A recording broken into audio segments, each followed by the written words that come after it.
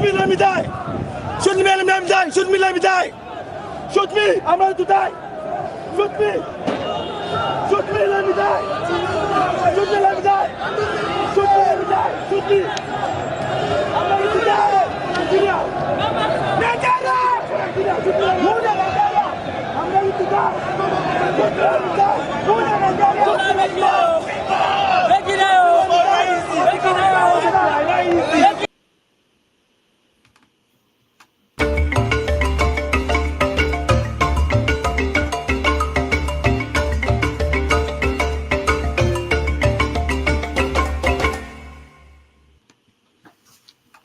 Hello, welcome. My name is Rudolph Okonkwo. This is 90 Minutes Africa. Today, we had to change our scheduled program due to an emergency meeting of the P2B campaign. Of all the spokesperson of the campaign, the scheduled appearance of Mr. Dele Farotimi on 90 Minutes Africa for today, Sunday, October the 23rd, 2022, has been postponed. Mr. Dele Farotimi will be our guest on Saturday, October 29th, 2022, for the edition of Have Your Say 247 at noon, New York time, and 5 p.m. Nigerian time. We apologize for the inconvenience. But for today, you are going to be our guest, and we invite you to join us so that we can talk about Nigeria and the developments in Nigeria today and in the past 1 week. We are asking our viewers, audience members to join us and discuss if Nigeria is worth dying for. We're also going to look at the speech made by General T.Y. Danjuma yesterday. And we want to put it in context of what's going on in Nigeria. Let's play a little bit of that speech. I warned that the armed forces are either not capable or unwilling to protect us, and that we must defend ourselves.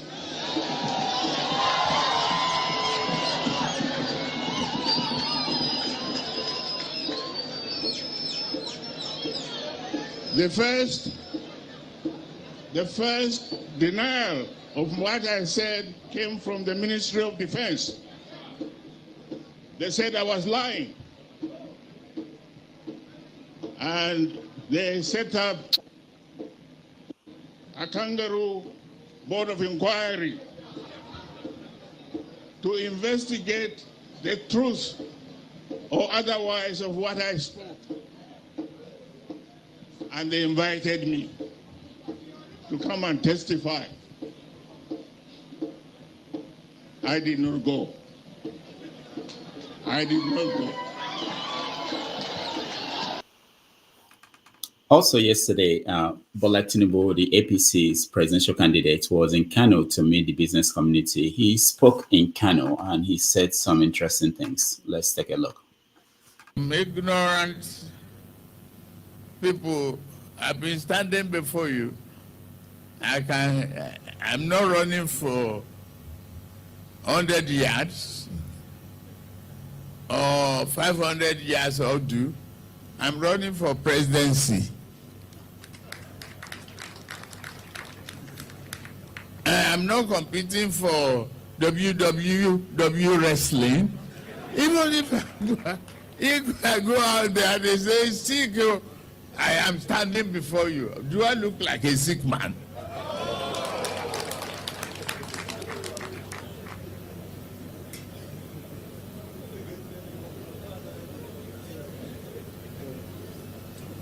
Nigeria,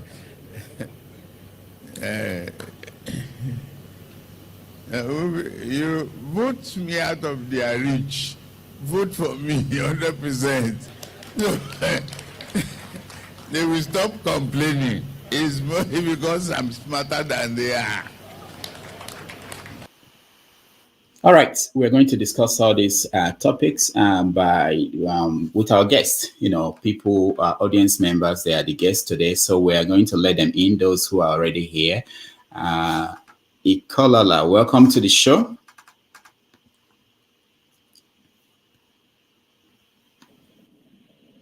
Janaba, welcome to the show.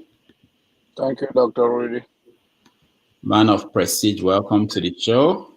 Yeah, thank you, Rudolph. James, welcome to the show. Thank you, Dr. Rudolph. Sorry, Good afternoon from the Gambia. From the Gambia, James from the Gambia. Paul, welcome to the show. Thank you and good morning. Yeah, once again, I have to apologize. It was something outside, not within our control, why our guest couldn't make it. But I was able to get him scheduled for Saturday at 5 p.m. So we will have him join us on Saturday. All right. So our topic for today, we want to start with the conversation. Is Nigeria worth dying for? Let me play. Hold on. Okay. Let me see where the noise is coming from. Okay. Let me play a video from just a long time ago, more than 10 years ago, where Sahara reporters went on the streets of New York and asked some people questions about what they think. Would they die for Nigeria? Let's see what they say. Oh my gosh, what a tough question. To achieve the promise of Nigeria, the real promise of Nigeria, because I think that Nigeria could have been and should be one of the greatest countries in the world. That potential, that promise is worth dying for. Too many Nigerians have died already for Nigeria. People need to stop dying for Nigeria. We need to start living. There's no cost that is not worth dying for. It depends if you. Would you die for Nigeria? Would I die for Nigeria? That's a question I've never really thought about, but it's a possibility. It's my country. I love Nigeria. I believe Nigeria has potentials. It is worth dying for. It's worth dying for because we have men, women, people like you and I living in Nigeria. Yes, it is. I would die for Nigeria. You would die for Nigeria? I will die for Nigeria because my family is back there. It really doesn't matter who's back there. There are people like us. People striving to leave. All right. So this a small section of responses. So let's hear from people who are here. I don't see anybody here from who lives in Nigeria, but let's see. Ikolala, are you going to die? Is Nigeria worth dying for? Hey, thanks, Dr. Rudolph. Dr. Damages, it's good to be back here. Is Nigeria worth dying for? I think anybody would die for their interest. If something is a matter of life and death, and you see that it's personal to yourself, you'll be ready to die for it. So, but unfortunately, Nigerians don't see Nigeria as their interest. They could tell you, talk is cheap. Oh, I love Nigeria. Or you're living far off in Switzerland, you're living far off in America, you're living far off in Britain, and you love Nigeria. Where is the love? How can you have a woman far off in the southern part and you're living in the north? So we haven't seen our interest attached to Nigeria as a nation. And it was well explained by Zeke. Zeke said, it is only when your nation progresses, then you will progress. Nigerians don't understand that message. You see, no matter where you are, no matter where you go, no matter what you become, you're still seen as when they ask you, what is your country of origin? And you say Nigeria. It doesn't matter your caliber. That person starts looking at you in a different way. Because, how can you be this intelligent, be this progressive, be this, achieve all this, and the nation where you come from is nothing to write home about? And Mandela said it in another way. He said, it is only when Nigeria, or a giant of Africa, progresses, then every black man, wherever they are, would gain respect. You see, we haven't understood those. Let me ask you Sorry. again. Are you willing to die? Will you die for Nigeria? Is Nigeria worth dying for you? That's what I was trying to get to. That was what I was trying to get to. That was what exactly I was trying to get to. Okay. Now, okay. If my personal interest, my next meal comes from Nigeria working, there's no choice. I mean, a man just jumped into the river yesterday. I mean, some of you must have seen the footage. Yeah, I wanted to That show is you him dying for Nigeria. Whether we take it, whether we see it as personal or societal, that is him dying for that country because he has nothing to live for anymore, and the nation he's living in has nothing to bail him out with. Just like that guy set himself on fire in the middle of Tunisia, and it started a revolution. That is them dying for their country. So should I go? We have to see death. We have to see death for a nation in a certain context. So what should we? Yeah. Where are you in the column? I'm saying, where are you in the column? Is Nigeria worth dying for? Yes, no?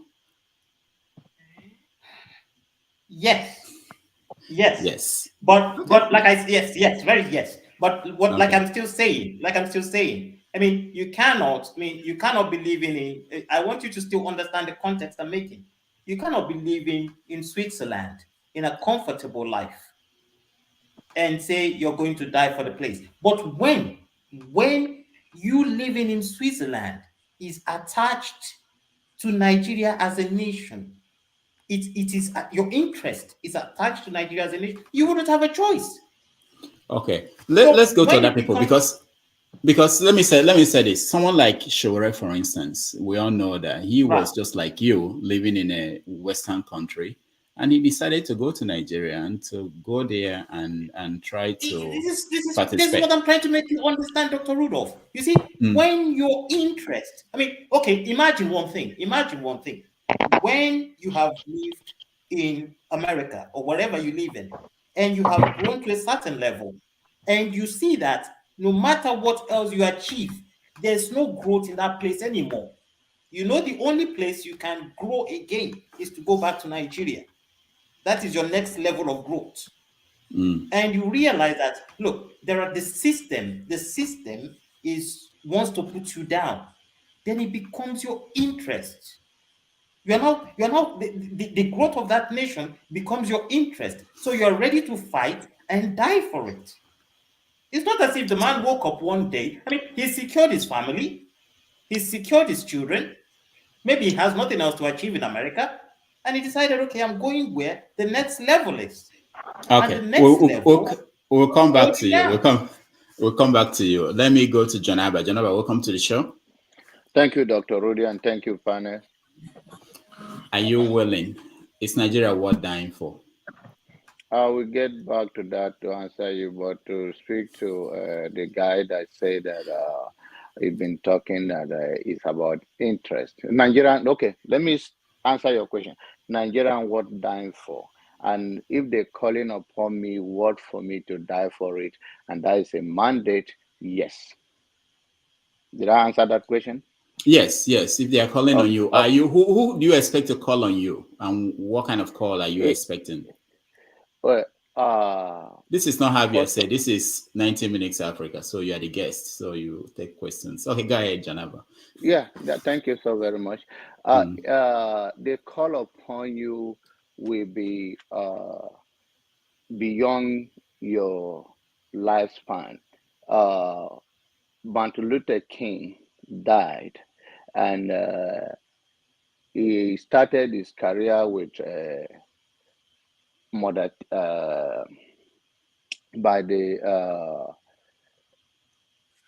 as a civil rights activist.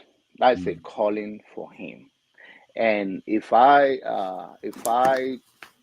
go to Nigeria or trying to push what I may consider my own vision, or the vision how nations should be. And it was taking my life because that is what I believe, and that is what uh, those that are trying to protect their own interest said that you would die for it. Nobody want to really die. Even Martin Luther King said in his speech, it's not he want to live like any other person. But if we call for him to die, he will die for it. I'm saying, Janaba, who will call you? What are you waiting for? What kind of call are you waiting for? Okay, now Dr. Rudolph, let's be nice to each other. You see, the job is difficult. Yeah. It's okay. Now, what is the call of Nigeria? Okay, Let me Janaba, go back. I'll come back to you. Let's get to that. No. I want before we go too far, because I'm going to leave shortly. Yes, I've told you that they calling. Or let me answer you. When you go to Nigeria, like our friend and our brother and the civil rights activist Sowore is in Nigeria, and said the first guest says a personal interest, and he put himself together before he went. I completely disagree with such a word of is his interest. It's not a personal interest. If it is personal interest, it's not jobless in America. And now it's not like okay. Yeah, I know. Leave Sowore alone. Let's talk about you. Are you hearing the call? Do you think there is any call? What are you expecting? That's what we're talking about. Sowore can answer for himself. Yes. So are you going to? Is Nigeria worth dying for? Yes. Yes. Okay. Are you hearing any call to go and die for Nigeria or save Nigeria? Don't you journalists approach to me? Hearing call meaning what? The way you had a call and you became a pastor, did you hear any call that Nigeria needs you? When you get to Jude, we talk about that. All right. Thank you. Man of Prestige, welcome to the show. Yeah. Good morning, panel. It's the morning here, and Rudolph, I believe where you are in the eastern part of this country, it's close to the afternoon, and it's probably good evening in Nigeria. So everybody in this panel, I greet you all. Thank you. You started this question about talking about call. Who is going to call me? Are you talking about call from God? But anyway, it's just a rhetoric. Let me begin. The question is Nigeria worth dying? Dying for. I'm going to begin my sermon said, in a country where leaders have become virtual enemy, our future has been mortgaged. So if I have to answer the question, my own answer is going to be unequivocally no. Nigeria is not worth dying. And if you want me to give my reason, Nigeria is just simple like a plot of land. Anybody can prepare to die for a plot of land. Has a little regard for their life. This is what I believe. So Nigeria doesn't worth dying. Not for me, and not in anybody in my family. I don't see why I should die for that country. So I will elaborate, through my. Well, when we come back, yeah. Thank you, James. I'm coming to you. Let me give a little bit of background. The guest that we should have had today wrote a book, "Do Not Die in Their War." Okay, but there's another war. There are other wars going on. The war for Nigeria, the war against Nigeria. Is any of these wars worth dying for? And we know that politicians, someone like Bola Tinubu, or someone like even Peter Obi. Yesterday, we saw Peter Obi, the video of him touring Benue State where there was flooding. And some people were worried about the risk he was taking. He was taking a risk for Nigeria. So the question is, for you, James, is Nigeria worth dying for? I can't hear you. Can you unmute yourself, please? Thank you. To start with, I've not read the book, so I will not be able to comment on the contents of that book. Let me quickly draw the attention of Mr. Ikolala to something. He was quoting Nelson Mandela. There is an African saying that you should be wary if a naked man offers you his clothes. African countries are very good at flattering us you are the big brother. Without you, we cannot do X, Y, Z. And, I mean, they talk all sorts of nonsense. And they treat us with despicable ignominy wherever they see us in Africa or anywhere. So we should be very wary if they are flattering us. Okay, so that's that. Is Nigeria worth dying for? I don't like mindsets. The answer is no. It's not worth dying for. Fortunately or unfortunately, I happen to be one of those who benefited tremendously from the free education program of Obafemi Awolowo. And people believe that because I'm a beneficiary, so I should be prepared to lay down my life for the country. No. The substantial amount of wealth the country has pulled out of my region is unquantifiable, and what they have given me is even less than a peanut. It is not even up to a grain of sand. The way the country is managed is despicable. Let me just cite only one example to give others the chance to talk. Here in the Gambia where I live, the Nigeria High Commission is not, they don't have the facilities to issue passports. So we have to go to Dakar to get the passports renewed. Some so-called immigration officials came from Nigeria to issue passports here for reasons best known to them. So those with expired passports like myself, we went to the High Commission to get the passports renewed. On getting there, they said I should bring a letter from my tribal union certifying that I'm a Nigerian. Then I told them I'm above tribalism. I see myself fundamentally as a Nigerian outside the country. So I don't associate with people on tribal lines. They insisted that they will never issue me a passport. So I went to my place of work. The registrar of the university issued a letter certifying that I'm a Nigerian member of staff for X number of years. I've been traveling on, he quoted about 3 or 4 passports I've used in this country in the letter. I took it to the High Commission. They declined to issue the passport. Then the immigration officials left. 2 weeks later, I went back to the High Commission. The consular officer of the commission issued me a letter to the ambassador in Dakar certifying that I'm a Nigerian traveling on a Nigerian passport that has expired. They should issue me a passport. I went to Dakar and the passport was issued. So how do you reconcile such irreconcilables? So in my opinion, the country is not worth dying for. I remember I remember a case of some people in 1980. They died in a plane crash on their way to Sao Tome and Principe. Fokker 23 or 28 aircraft, Russian-made aircraft.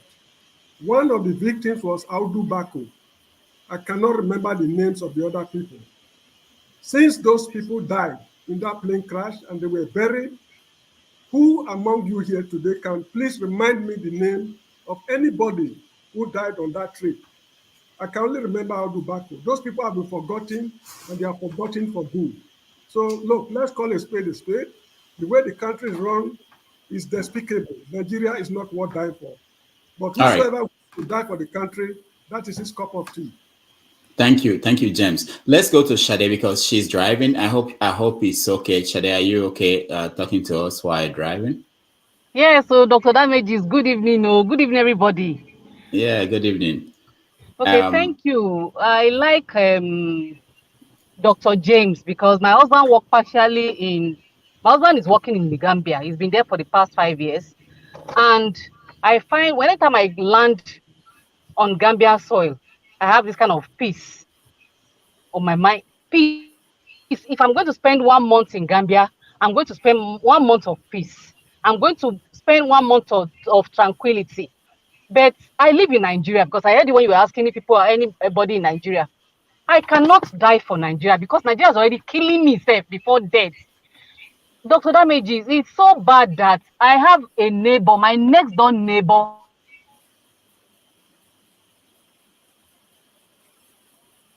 Okay. I didn't know Shade is in Nigeria, so we always give preference to people in Nigeria because Nigeria just kill our internet again. They just kill our internet. She must have said something that Fantami didn't like. He pressed the button. Months ago. Okay, Shade, go ahead. Okay, all right. So we get whenever she comes back. Hello. Yeah, okay. Yeah. Okay. I cannot die for Nigeria and I cannot advise anybody to die for Nigeria. Like I was saying, my neighbor has been with the kidnappers for the past 6 months. His children were released after the payment of 100 million. I contributed part of the 100 million, and other people in the estates. Now they've released the 3 kids. The allergy is still with them. They are demanding fresh 100 million naira. And so many instances. I work in a government establishment that should work, that should function. Unfortunately, the rot there. When you are coming to Nigeria, when you are going outside Nigeria, is one bribe or another. The roads are not safe. I'm not safe when I'm in. I cannot die for Nigeria. I'm very sorry. Wow. Thank you so much for sharing your story with us. Okay. So who am I? Paul. The point is that people are already dying for Nigeria. We have the military who are dying. We have the police who are dying. We have protesters like NSAS protesters who are dying for Nigeria. And knowing that people like us, a lot of people are not willing to die. The politicians, they have a few there because people are not willing. They understand the psychology of Nigerians. They have a few there. So, Paul, tell me again, are you willing to die for Nigeria? Is Nigeria worth dying for? Doctor, first of all, I will follow my senior brother's step, what Mr. James said. I will not die for Nigeria, and I will trickle down to the nitty-gritty. I cannot even die right now for my own family. My siblings, I cannot die for them. My siblings in Nigeria, I cannot even die for them. Nigeria don't worth dying for. I'll tell you something. I just came back from Nigeria this year. I traveled to Nigeria this year. While I was waiting on the queue in immigration, I make mistake. I didn't know why I went through that route and everything. I should have just used my US passport and pay for visa and just get out from there. Immigration is collecting money from people just to get Wi-Fi for you to probably maybe call your siblings that I just arrived, I'm in this place. They are collecting money, knowing fully well very many persons who only have foreign currency to give you Wi-Fi. You know the funny part of it? They gave one lady, then I asked the lady, I said, so how did you do it? Did you give them $50 or $100? She started laughing, said she have Naira. That reminds me, oh, that's true. I even have Naira. I have almost like 15,000 Naira because I always carry Naira every time I travel to get my card. And I asked the immigration guy, I said, can you give me? He said, yes. He said, bring your phone. I said, no, I don't need to give you my phone. Just tell me. He said, okay, I should give you money. I said, how much? He said, 5,000 Naira. I said, I cannot give you more than 100 Naira. And if you don't want to give me, go, no problem. When I get outside, I will always find my way. I prefer to dash the ordinary man 500 Naira to use his phone to make a call. So I don't really need you and everything. So the man said, oh, you the best, so who provoked you? I said, now you. You know the funny part of it? He said I should bring the 100 Naira, that he liked my confidence. Access Bank and GT Bank is giving free Wi-Fi. It's Access Bank Wi-Fi that they are giving free in the airport. Immigration officer is taking money from people. Nigeria, my family in Nigeria does not worth dying for. They've been killing me slowly for a very long time. Now I am not worth dying for them. That's my answer. All right. Thank you. CM, I got someone who rephrased the question. Vic, he wanted to say, are you willing to die to make Nigeria better? Maybe that will make it clearer. Are you willing to die to make Nigeria better? I will answer this question. I will answer the original question. You cannot reframe when it gets to my turn. You reframe it. I won't answer. Yes, now it's my choice. I will answer. You are right, bro. All right, I'll come around. Don't worry. With the second question, the rephrased one. Second question. Because the note you sent to my phone is Nigeria worth dying for? Greatness. That is what I prepared to. That is I'll give you the answer. You see, the simple answer is, in my opinion, Nigeria is not worth dying for at all.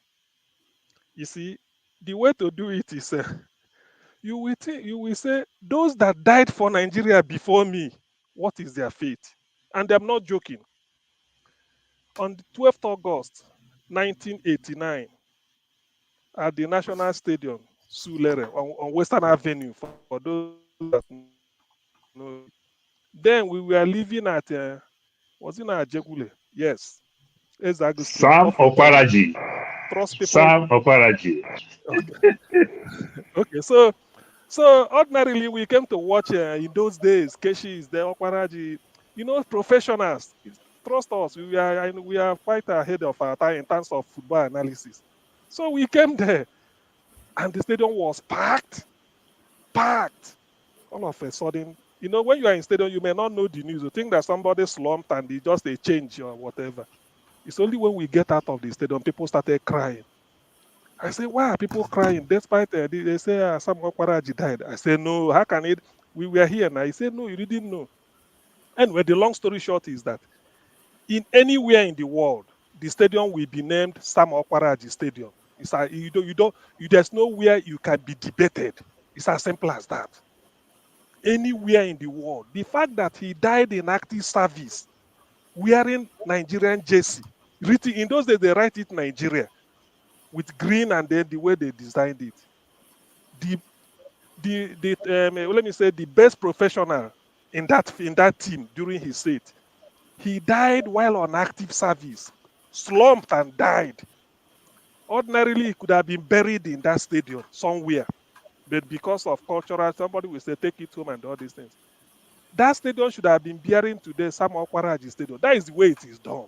Nobody, even if anybody you ask, you say, no, he deserves it.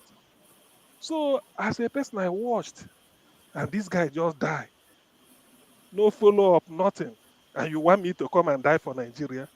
God forbid. So, you see, it's not, I don't really think, my conclusion is, Nigeria as a country is here to come into being. So, which country are you going, which nation are you dying for? You can't die for Nigeria.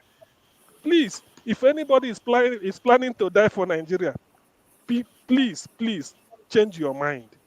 Nigeria as at today, 23rd October 2022, is not worth dying for. It has never been worth dying for. The only people that may like to die for Nigeria, even they won't even die. Even the accountant general that looted over 109 billion naira, if you tell him to die for Nigeria, despite gaining from Nigeria, he will still won't like to die for Nigeria. Is he me, the son of a poor Anambra farmer, Aguata farmer, Nifte, that did not benefit shishi from Nigeria? You want me to come and die? I beg you, please. Next question, please, if there is. All right, thank you. Jude, your turn. Is Nigeria worth dying for? Hello, good morning, everybody. Good afternoon, good evening, depending where you're watching from. And good morning, happy Sunday, fellow panelists. The answer, or the bold answer to that, is emphatic no. Nigeria is rather killing me, suffocating me every day. When I mean me, I'm just using me as a metaphor, just to so many Nigerians out there that Nigeria is killing. You can only die for something that has a promise for you. Nigeria has no promise for you. Let me point you to a country where you can die for. It's a country like Ukraine. Now they've been fighting war there. Did anybody see any of their leaders run out? No. All their leaders are there fighting for their people, risking their life. But let anything happen, Pagam, now in Nigeria, all of those evil leaders will jump into their private plane and leave. Already their families are no longer in Nigeria. And these are the so-called owners of Nigeria. And this is there a country that you want to die for? Well, if you want to die for Nigeria, good luck. I say, please transfer some of your money in the bank to me. I can help you take care of those ones while you die. I cannot die for Nigeria because every day, Nigeria continues to kill his own. Nigeria is represented by the president of Nigeria, which is Muhammadu Buhari. Now, this man who represents Nigeria a terrorist, a known terrorist, killing his people, especially my people, the Biafran. Is that a country I want to die for? A country that is killing his own people? A country wherever you are, any part of the world, if you are being killed, if you are being persecuted, Nigeria will never ask what is happening. But the country today, if anything, if I come to Nigeria or go anywhere in the world, anything happens to me, even if I am not born here, no matter the kind of racism that still go on, but somebody will ask a question. Why was this person killed?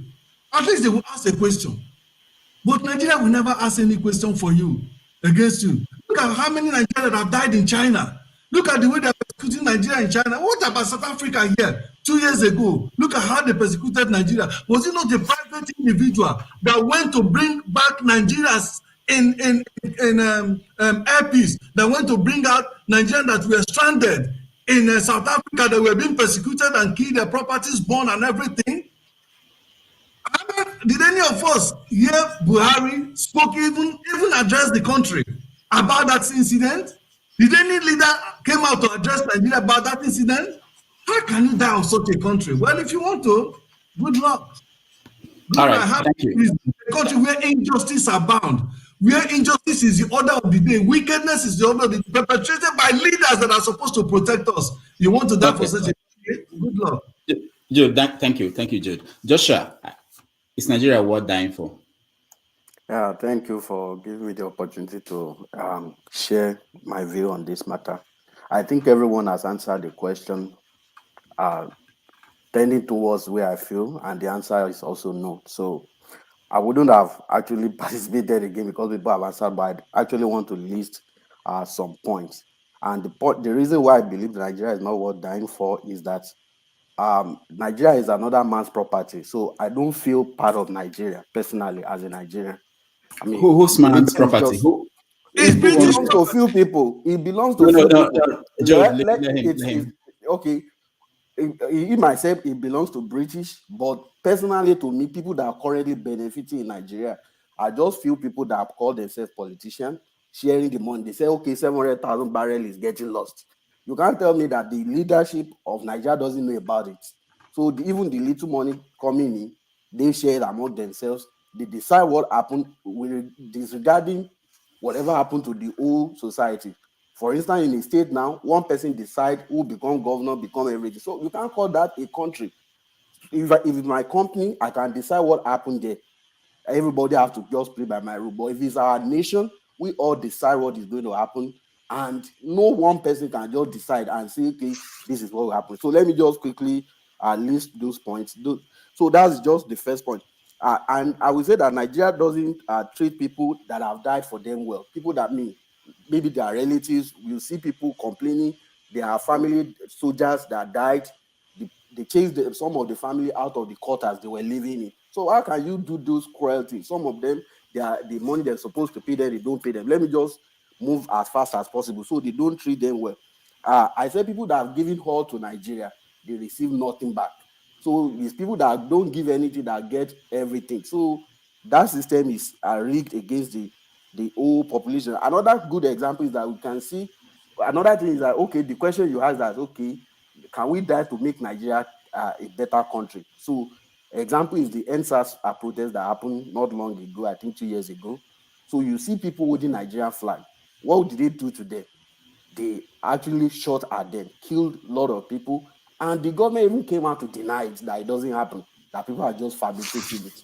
So those kind of things, you say, okay, for me to go and die for Nigeria, for it to change, personally, I don't see it changing. So, and I can't go and fight a battle that I know that I cannot win. So I can't go alone, say I want to go and die, that Nigeria will change, just kill myself for nothing, and everybody will still carry on. So I think the best way is either I can live my life in Nigeria, get what I can get, or go elsewhere and get a better life. That is it.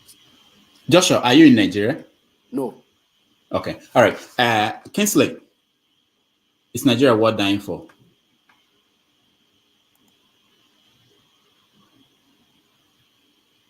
Akaboku Kingsley. Is that not Kingsley? Yeah. Can you hear me now? Okay, good. Yeah. All right. Thank you for this conversation. Firstly, personally, I would prefer that Nigeria is worth dying for. Whether you want to look at it as Nigeria is worth dying for, or a better Nigeria is worth dying for or not, I prefer to say that Nigeria is worth dying for. Okay, firstly, I want to say that even people who are campaigning for a new state out of Nigeria, like the state of Biafra, the Oduduwa Republic, and all that, when Nigeria disintegrates, you will find out that the corrupt politicians all belong to these new states that will emerge, and they will all become politicians in those new states. So eventually, Biafra will be having the likes of the old establishments that made up the Nigerian politicians that has kept their legs on our necks up to date, that make Nigeria look like it's not worth dying for. So this question will come back to Biafra to say, is Biafra worth dying for? When we begin to see the same things repeat themselves in the new states that we are all clamoring for. Again, I would also want to say that in the dark days of America, America was not worth dying for, but some people put their lives on the line. The likes of Martin Luther Jr., they kept believing, because if not for yourself, there are people whose lives, because life will continue to exist, your ethnic group or your states will continue to have people who will be born, new people that would emerge from that state, from that ethnic stock. So when you say that Nigeria is not worth dying for, it makes you to deny the opportunity that your contribution would have availed the system of getting better. So in my own view, Nigeria is worth dying for.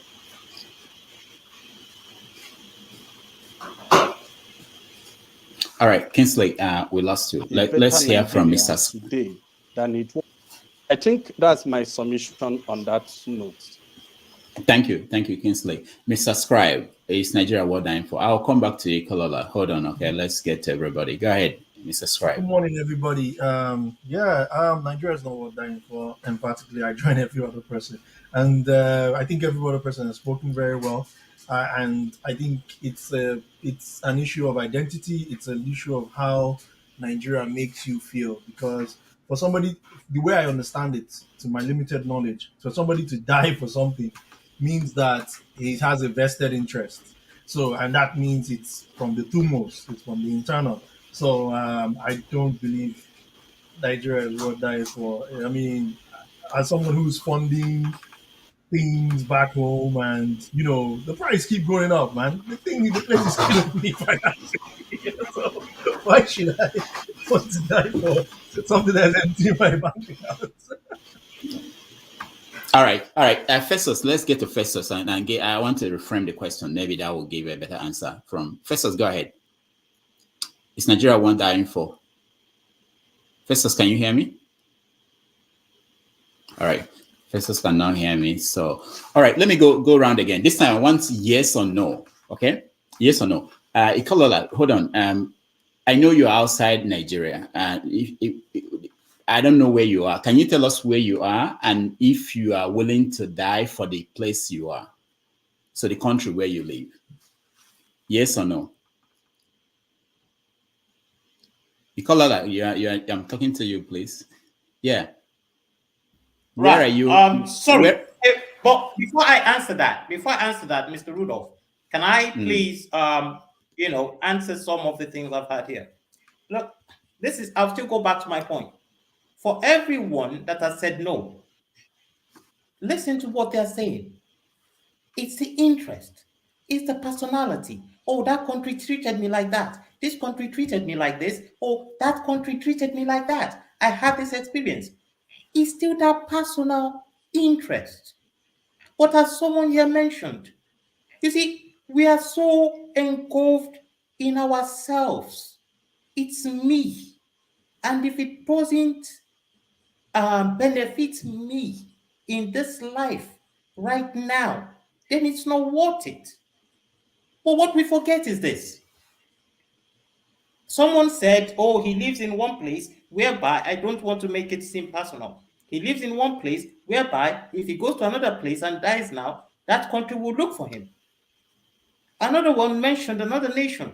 But let's not forget that before you benefit, you are benefiting all this. Those places, the people that were living there before now would say the same, oh, that country is treating me like this. It's not worth dying for. But some people stood and said, no, we would make it better. I wouldn't benefit from it. It's not worth me benefiting from it, but I'm going to give it to other people. And some people are starting from Martin Luther. No, America did not start with Martin Luther King. America started with Alexander Hamilton. They fought the British Empire. He was at the war front with George Washington. Those names we hear today. I mean, if you were in the days when these people existed, you have all this benefit you have of living in a luxury house. Probably most people were sleeping in the snow outside. So all this benefit everybody goes somewhere and enjoys now was done by some people. And believe you, in those days, that place was as worse as what you are seeing right now. And somebody now just mentioned Ukraine. Yes, they are fighting now. But at the end of the day, look at the damage that is going on in Ukraine. But that is not even a very good example. Look at the damage that is going on in Ukraine now. Do you think that place will be built back in the next 50 years? No. So they've made up their mind that I am the sacrifice. So we keep and like you have said, you rightly said, Mr. Rudolph, our leaders have seen our selfishness, our low esteem, our unwillingness to fight for our rights, and they always use that. Oh, they're not going to do anything. Let me do it. I mean, at the end of the day, all they will do is run and leave me with the loot. Okay, that's a good. I like that. Sorry, just one statement more. But in those places you live in, they are not. It's not as if their leaders are angels. They are not saints. They are not. They are not from God's side. No, it is because they know one thing. If they decide to rob the people are willing to come to the streets and fight for their lives. So It is the cowardice. I'm sorry to use that word, but it is the cowardice that Nigerians have resented to that has left the nation as that. So they are in a chicken and egg situation. I can't do that. Let the situation continue. And all I will do is complain about it. Okay, you know why I have to stop you? Because I like what you're saying, but I won't be able to give everybody the same kind of chance to say this kind of thing. I want this to be quick so that we get to other topics. Thank you for letting me express that. That is all I wanted to say. Okay, now the question for you is, will you die for the country where you are? Can you tell us where you are? I don't remember. And will you die for that country? Oh, yes. Oh, what country are you in? What country are you in? UK. Okay, and you die for because the UK. You don't need to. I'll tell you why. I wouldn't just say yes. No. We don't need why. We know why. I think we know. Yeah, because if everybody would tell us why, then it would be. I'm still on my yes. As much as it's for the UK, it is for Nigeria as well. Okay. All right, man of prestige, will you die for? I'm not sure where you are. I think you're in America. Go ahead, man of prestige. Tell us where you are and whether you will die for that country. I'm in USA. I'm struggling to answer this question. I mean, I love where I am right now. The question is probably no, but let me elaborate. So hold on. I like the no answer because the yes, we know what the yes people are saying. The no people, I will have to ask them follow-up question. So if it's no, does it mean that if there's a war in the US and you are needed to fight, you will leave? If I'm needed to fight in the war? No. Yeah, if they call you up. well, I'm not. I don't have the military involvement in me, to do fight. But if I'm compared to fight, yeah, of course I will do. But let me say one thing, Rudolph. The question I have to ask the people that say they will die for Nigeria: will your death bring any positive change to Nigeria, or will it go back to what it is right now, what it's going to be? So if you can answer that, if you die for Nigeria, will it bring any positive change to Nigeria? That's the question I'm going to ask. Because in my own opinion, Okay, I've all been right. struggling. Rudy, some of us that say we will die for Nigeria, You can we won't know answer him? until you Because die. CM, just relax. We are not the one that talk. You say you're not going to die, so don't worry about that. It's the way that say that we say we're going to die. Let's follow what am I saying? I'm going through. I'm going round. I'll get to you. James, will you die for the Gambia? James, we can't hear you. Okay, I'm sorry. If I were a Gambian, the answer would have No. been yes. No. I'm coming. The issue is this. I'm here to market my labor. I'm marketing my labor, and I'm being paid for the work I'm doing in this country. This is why I live in the Gambia. If they no longer need my labor, I go elsewhere. So it's not. No. The question is, will you live there now? Excuse me. You can say no. No is an answer. Yes is an. You see, I want this to be easy so that we can get to other people, other questions, the other things we are talking about. We are dealing with human affairs, societal problems. We are trying to resolve here. It's not a question of yes or no. Okay. Let me tell you something. There are Nigerians living in this country, born and bred in this country. Let me cite one or two examples. If you are a Nigerian child born in the Gambia, your parents have been apply for their residence permit regularly. When you get to university, they treat you as a Gambian national. The Vice Chancellor of the University of the Gambia has scholarship award for those with 8 credits or 9 credits at a city and the school certificate level. Free scholarship. Ministry of Higher Education has another batch of free scholarship. Basic education, the same thing. Gambia Ports Authority, MRC Holland, and so many of them. That if you are a good, academically all right, you don't need to apply. Automatically, you are given. So those Nigerians who are benefiting from it, if they say they are willing to die for the Gambia, it's fine. So you are not benefiting from the Gambia, James? Is that what you're saying? Excuse me. I am marketing my labor. No, wait. But are you benefiting from the Gambia? No. The issue is this. I pay my tax.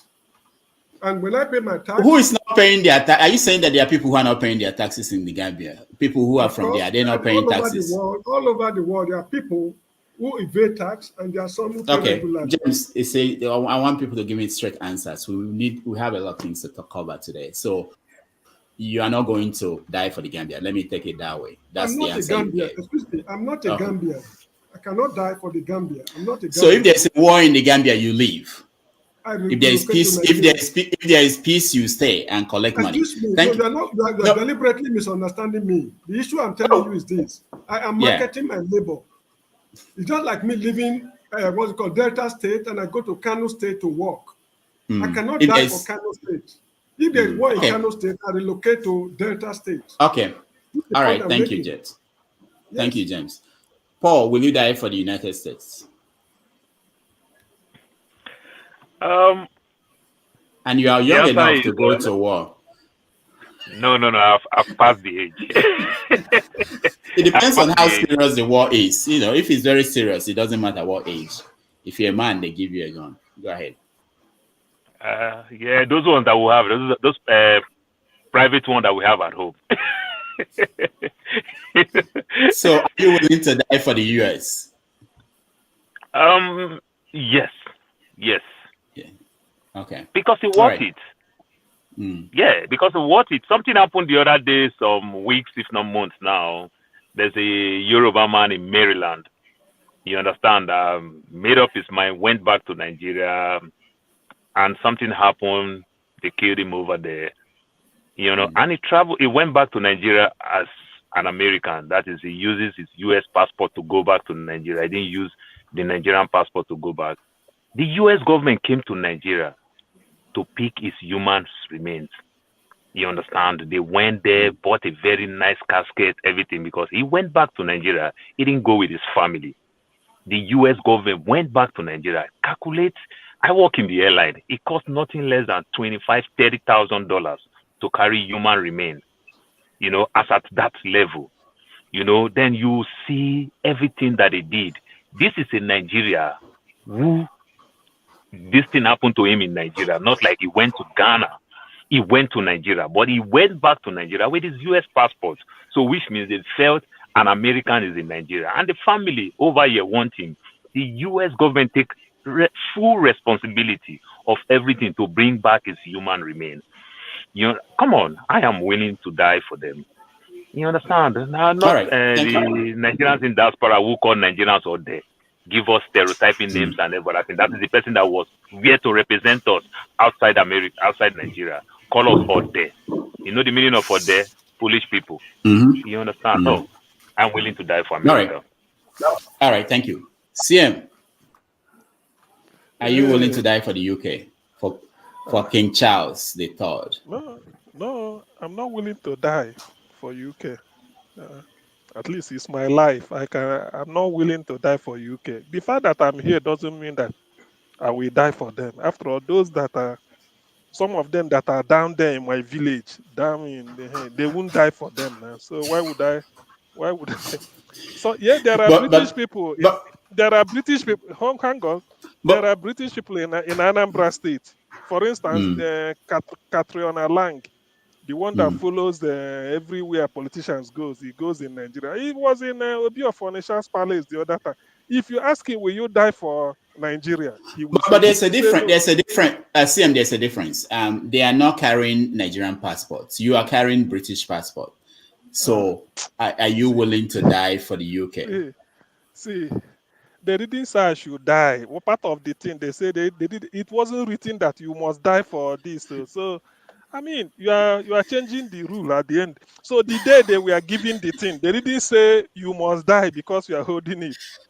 Did you read what you swore? Did you read the statement you read that I swear to whatever I don't know how they do it in the UK.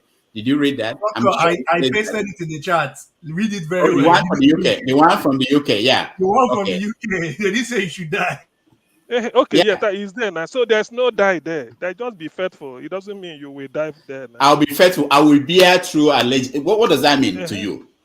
Your allegiance, that is, maybe you obey the Queen's laws and the rules and everything. And if the Queen decides that you are going to fight now in Ukraine, what are you going to do? If the King now, King Charles. Before they send you to fight, you have to be trained now. You can't just pick. They will train you. They will train you. That's not the problem. And part of the training, they have to examine me physically, health-wise, whether I need the height, everything. So I will fail. You see, no, this is a serious.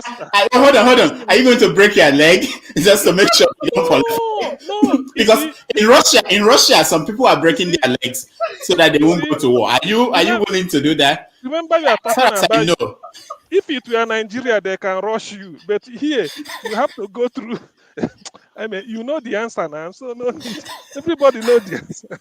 So I'm not willing to die. Let's Jude. Jude, you are in California. Are you willing to die for the US?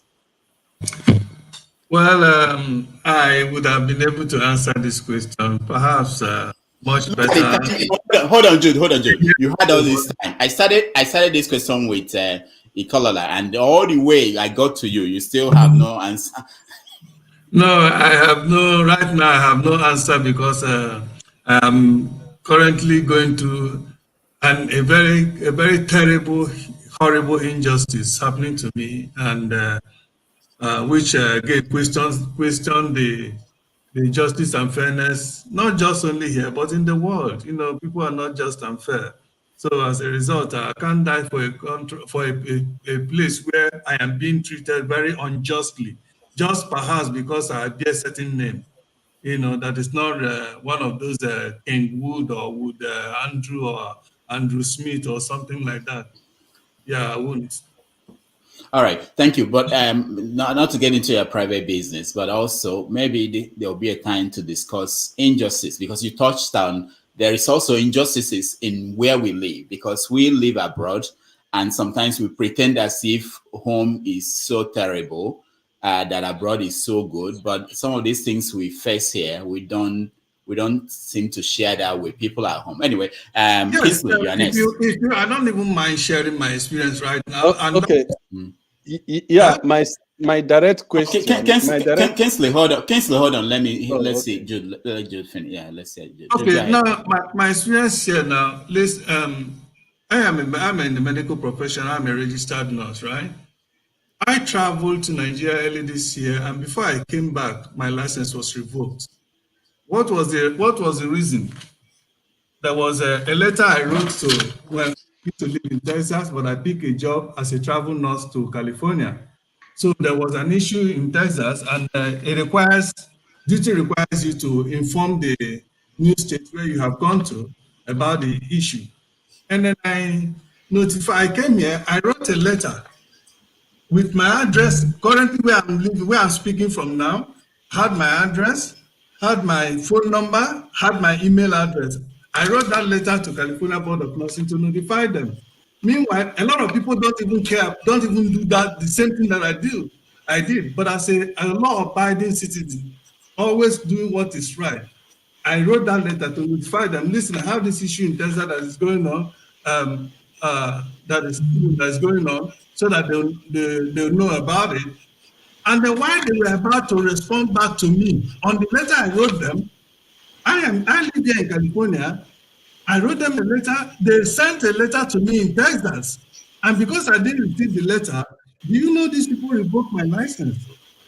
This is the letter they sent to my attorney, describing why they revoked the license. Now, license revocation in any profession is the highest level of penalty you can give to that profession. Even when you kill, whether a medical doctor or a nurse or any physical therapist in the healthcare, before your license would be revoked, they would have taken you to the court. You will plead your case, and if the judge finds you wanting, or if you are found wanting, and it will warrant revocation, they will not go ahead and do it. But to give somebody the most punitive measure on a situation that does not reflect, has nothing to bear with the person's professional conduct, that to me is the worst injustice ever. And look at what they wrote the argument for revoking my license. That on the letter I wrote them, I did not state, please note the current, they say, please notice my reverse mailing address. This is their reason. That I did not state such thing as, please note, this is my current address. I wrote, they have my address, they have my phone number, they have my email address on current place where I live. They choose not to use this, and then they use my Texas address.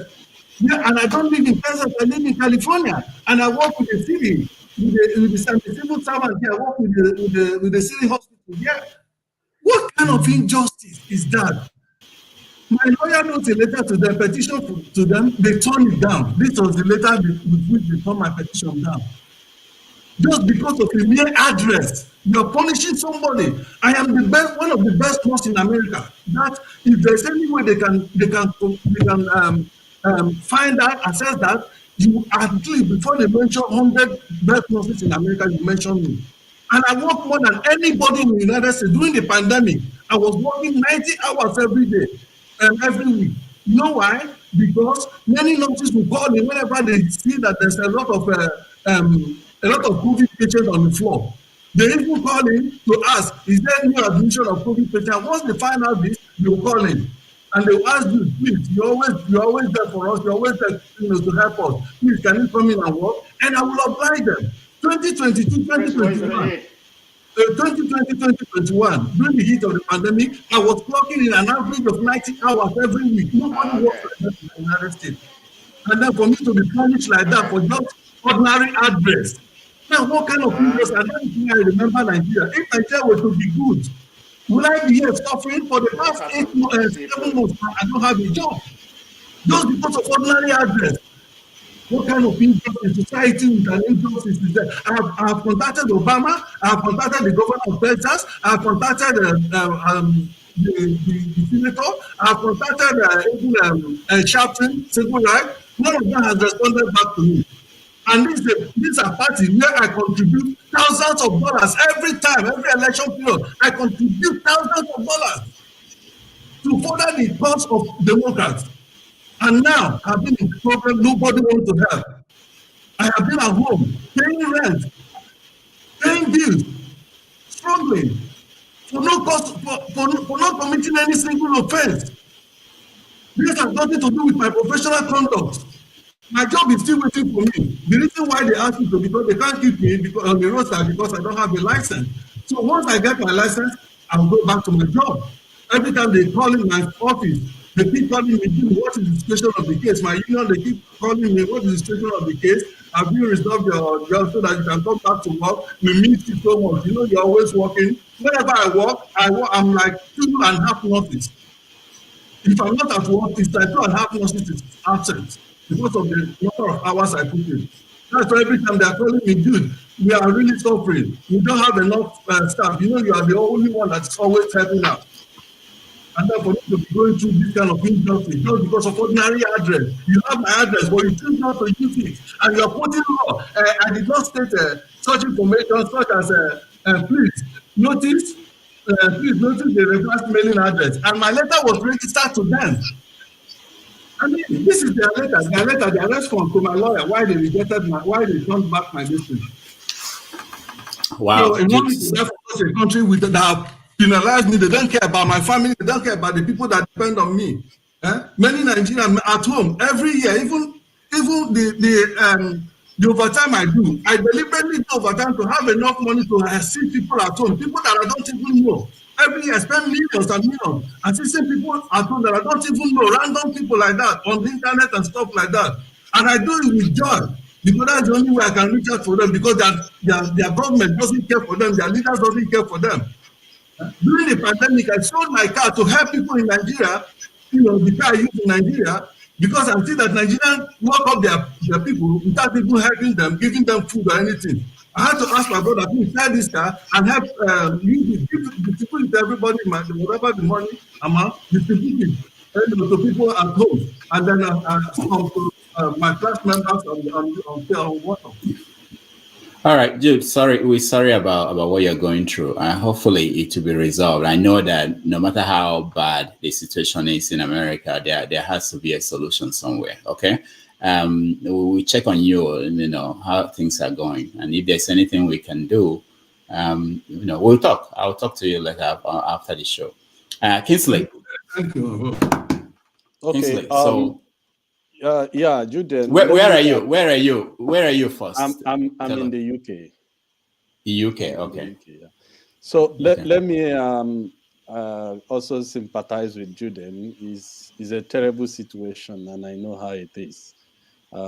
Sometimes you can just be in a terrible mess when you can't afford your bills and everything.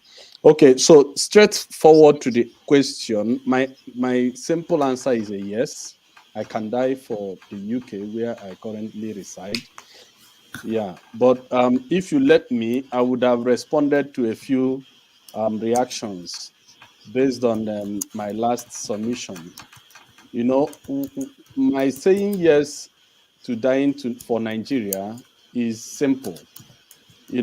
When I made a referral to Martin Luther and others, they didn't die for America, and nobody is going to die for Nigeria. You die for a cause. Mazen Nnamdi Kanu is incarcerated. He is dying for a cause, but he's being persecuted by Nigeria. So eventually, he might die for Nigeria, God forbid, but that is the price he has to pay for a cause he believes in.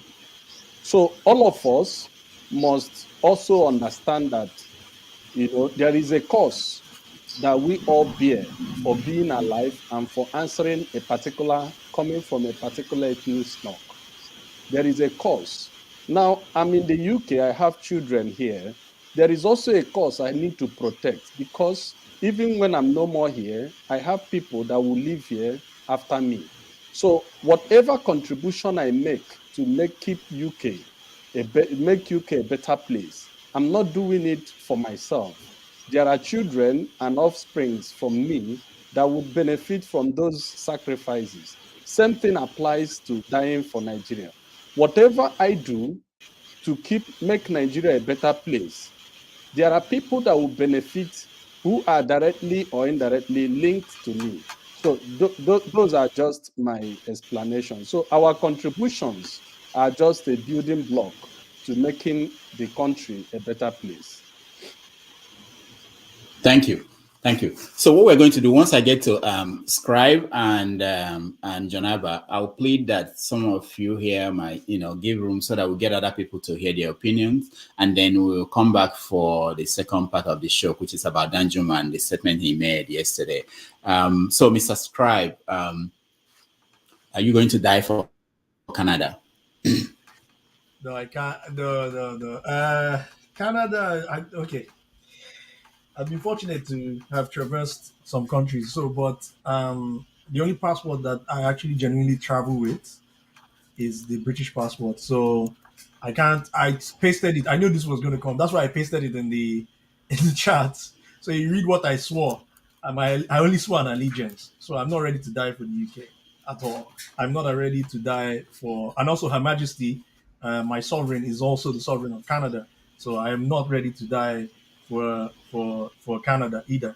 So if there is a war, hold on. So if there's a war in Canada and you are required to fight, you run. Well, look, where will you run to? There are ways around these things, and I think CM has already explored, implicitly giving you my own perspective on that. And, what did he say? You already know the British were not kind to our village. So,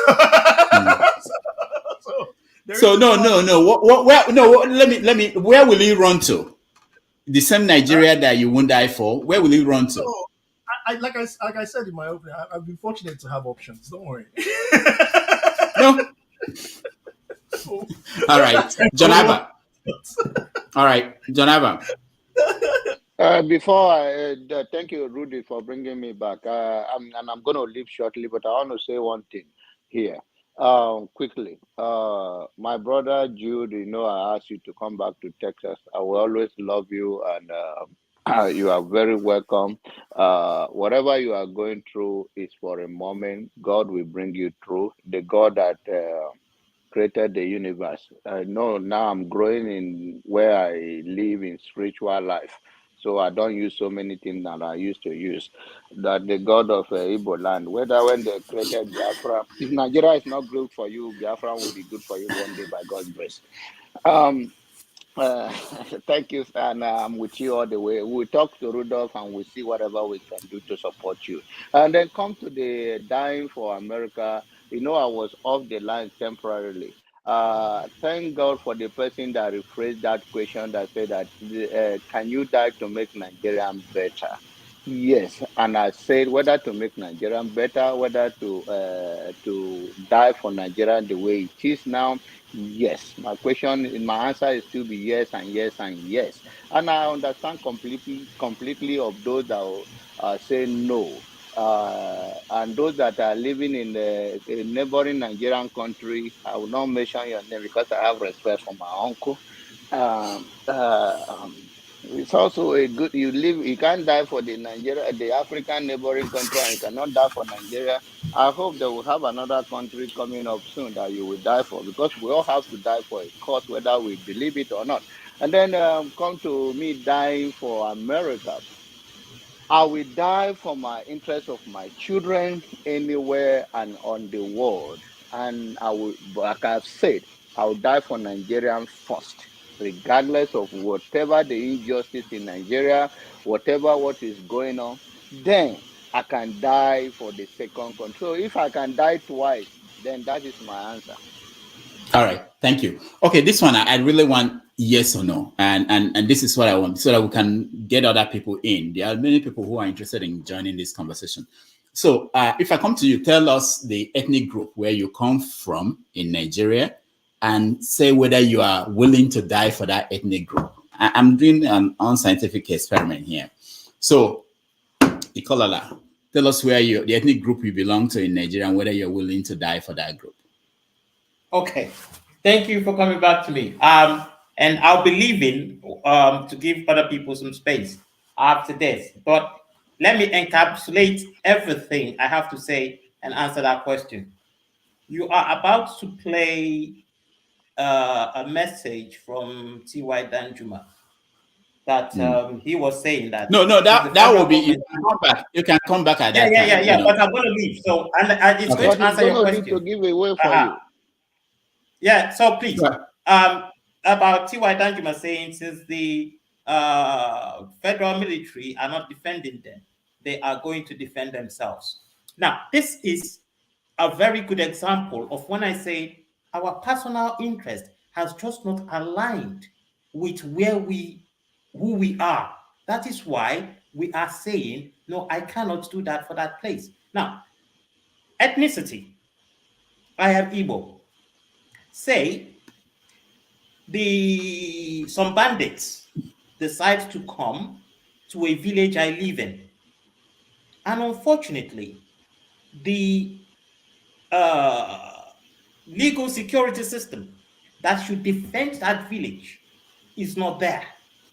And that village holds my parents, holds my family. Would I walk away? Because unfortunately for me, the leader of that village is irresponsible. That makes me irresponsible. Then I would stand and defend for the sake of my family and the future generations unborn. But if I keep looking at myself, then the best option would be for me to run away and leave them to their fate. This is what you are hearing here, everybody saying no emphatically. That is what you're listening to.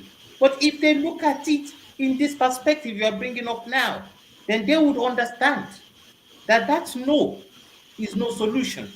You're just looking at yourself, and that is selfish. So that is my answer, Dr. Rudolph. And I'll see you next Saturday. All right. Thank you so much. I appreciate it. Thank you, everyone. Thank you for your time. All right. Man of prestige, tell us where you are from in Nigeria and whether you will die for that ethnic group. Yes, thank you, Rudolph. I'm from the Igbo extraction of Nigeria.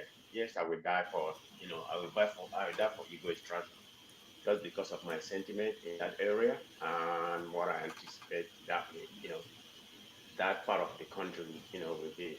I will definitely die for Nigeria. But let me make one more statement. The reason why on a political aside will not die for Nigeria, I mean, the issue is clear.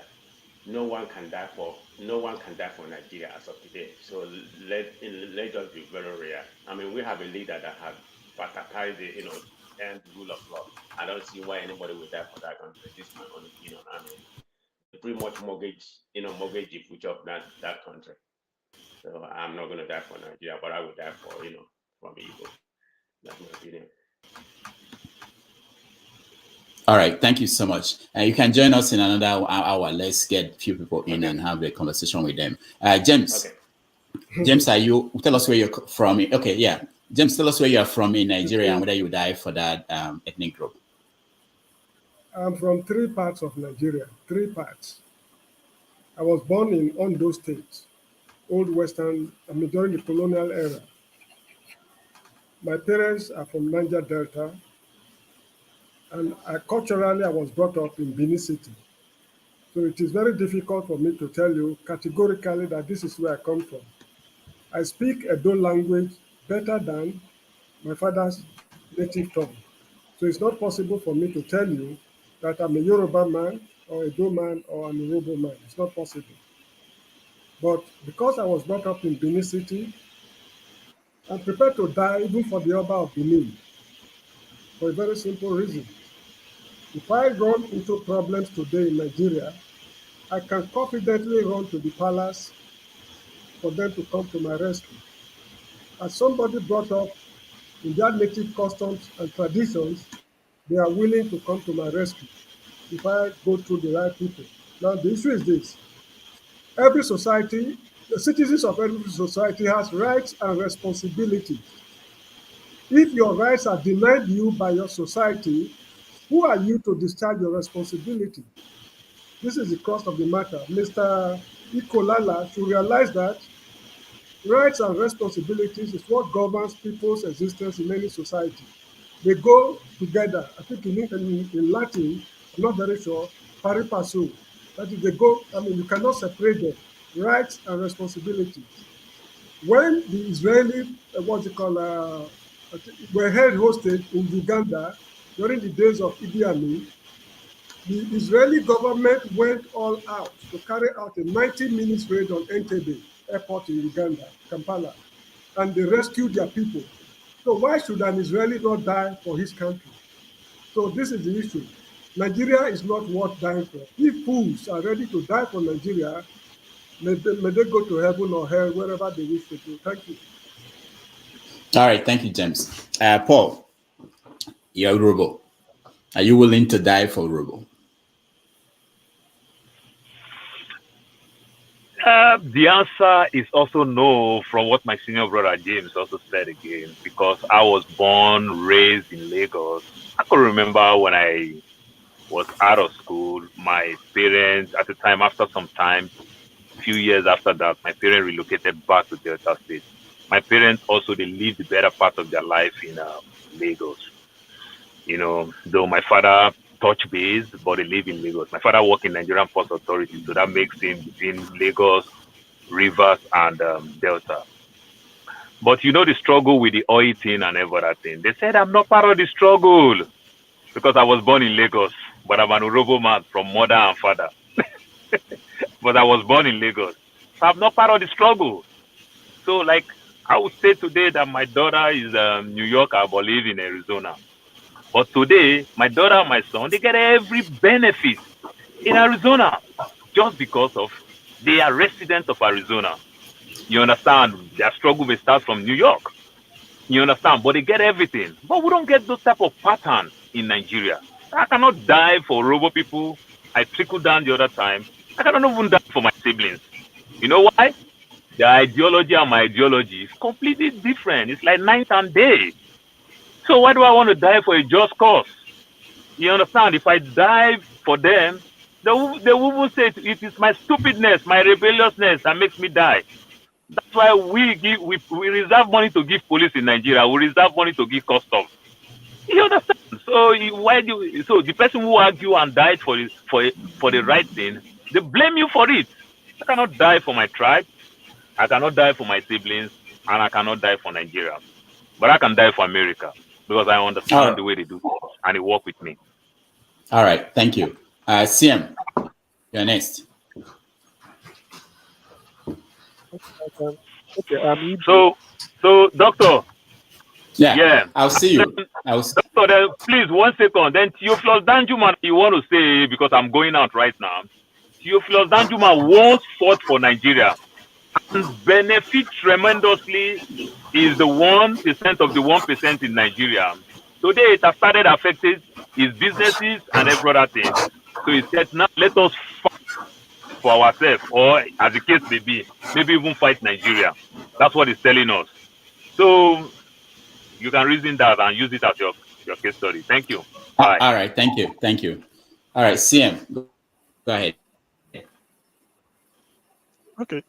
Like I said, I'm Igbo and I'm willing to die for Igbo because I love the Igbo civilization. My forebears, what they've done in history. I mean, if somebody like Olade Kwaino is Igbo, I should be happy. And there are lots. Only I'm not a historian to recount so many of them, but the ones I've read, I mean, I'm quite happy where God placed me. I'm quite happy. That's why I can't swap it for anything. I can carry any passport, but eventually I want to die as an Igbo because it's people that are. Well, I don't want to offend so many people or provoke thoughts, but let's just say I'm Igbo and I'm willing to die for it for the reasons best known to me. Thank you. All right, thank you. Laughing. Okay. Jude. Jude, you're next. Yes, I am. Yeah, I'll be willing to die for my Biafra people, or extension, also for my native tribe, Igbo, because this is a place where I know if we have our own country, I'm sure we would have been developed long time ago, because there's a promise there. And moreover, for those who are always saying that if you break up, you will not, the other politician will still come and infiltrate, and the whole thing will be worse than what it is in Nigeria. The answer is no, it's not going to be, because by the time we start, we're going to have a constitution. Everybody will gather together and have a constitution, sit down and say how we are all going to be good. So that if you're disobeying any law, the constitution, there's an agency that will handle you. Not like Nigeria, the free fall. The governors, the leaders are the one breaking the laws. Okay. Anyway, let me not go into that. Let me before I continue, let me just give 1 minute CM and Jude to respond to this. You're willing to die for the Igbo, but the question is, when will you? Okay, let me reframe it. There are people who believe that this is the time. There is a call now to come and save the Igbo in Nigeria. When will you hear the call? What will be the situation that will make you think, okay, this is time to go home and go and fight and die? ECM, just 1 minute. Under what condition will you be able to say it's time? The call, I can hear the call now. I have to go and fight for this, my people. Because there are people who believe that this is the time. Let Jude go first. I like that. You go first. CM, no. It was systematic. So you go. Are you kidding me? Well, all right. Forget it. I take it that you don't want to take the question. Okay, the thing is this. Even during the civil during the Biafra genocide, during the so-called civil war, my elder brother went to the war. Thank God he came back alive. I have a lot of extended family that went and they didn't come back alive. Okay, and they fought for a just cause. And if that cause were to have been achieved, by now we would have been better off. All right. So if there's a call like that warrants me coming home, I am willing to go home and fight for that and fight for the cause that I believe in, because I believe before I used to be one of the people that believe in one Nigeria before, because I wasn't raised to think like an Igbo man. I was born in Benin, brought up in Delta State, school in different places in Nigeria. So I am someone that I believe in one Nigeria, and I've done it throughout my growth. I've done everything I could to show myself as a one Nigeria. Okay, I was one of the people. I said 1 minute. Thank you. Thank you. Okay. I got the idea. Okay. CM. So when will you hear the call? What kind of situation will warrant you to go and fight? Well, normally, if they are threatened, the type that happened 1967 to 1970, because that is pure genocide, to wipe them out of existence. I mean, my humanity has been questioned, so I must do something, no matter how little, no matter what it is. Just like, the best known African poet, Christopher Kibu, he said, this thing called gun, I've never handled it before, but because of this, I'm going to handle it. So if that type of situation presents itself, I mean, I'm a human being. If you challenge my own very humanity, that we shouldn't be in existence, I mean, why life is nothing if it's not examined. So I will go. But for us to note, I was born at the largest baby factory in West Africa, which is Lagos Island Maternity. But if I should claim a Lagosian now, I know it won't sit well with some people, because I can claim anything in Lagos. I mean, so that's where I was born. But You know, in Nigeria, you understand what I mean. You know what Nigeria is. So let me stick with the identity of my tribal identity of my parents. Otherwise, I'm as good as any Lagosian because I was born there, Lagos Island Maternity. If they doubt it, I go there and bring the date of birth and say, this is my name. Let them bring the record. Thank you. All right. Thank you. Okay, Kingsley, you're next. The question is, where are you from in Nigeria, and will you die for that place? Okay, yes, I'm an Igbo man. I'm from the eastern part of Nigeria. So, yeah, I can die for the Igbos. In fact, the main reason I said I would die for Nigeria is for the cause of the Igbos. As a Nigerian, there are certain things you must also understand. Waiting for existential threats on the Igbos, the real existential threats on the Igbos, before you decide to die for Igbos, will be like taking the last, last straw of the last straw of the gun. For me, I believe that Igbos, as long as we are still in Nigeria, we need to have equal rights. We need to have equal benefits from that same country until we have the privilege of having the Biafra. We can't live in a Nigeria where Igbos are marginalized, are disadvantaged, the worst of conditions in Nigeria. So for anybody who wants to fight for Igbos, the best approach is to fight for Igbos inside Nigeria, because that is the only route to getting Biafra. You cannot get Biafra by fighting for UK or for America. You have to fight inside Nigeria to be able to get that Biafra. And to be honest, there is no Nigerian in existence.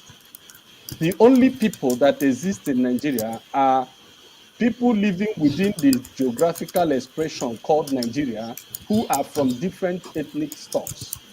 And the only way to exist in Nigeria happily is to make sure that there is equal benefit for everybody who lives within that geographical expression.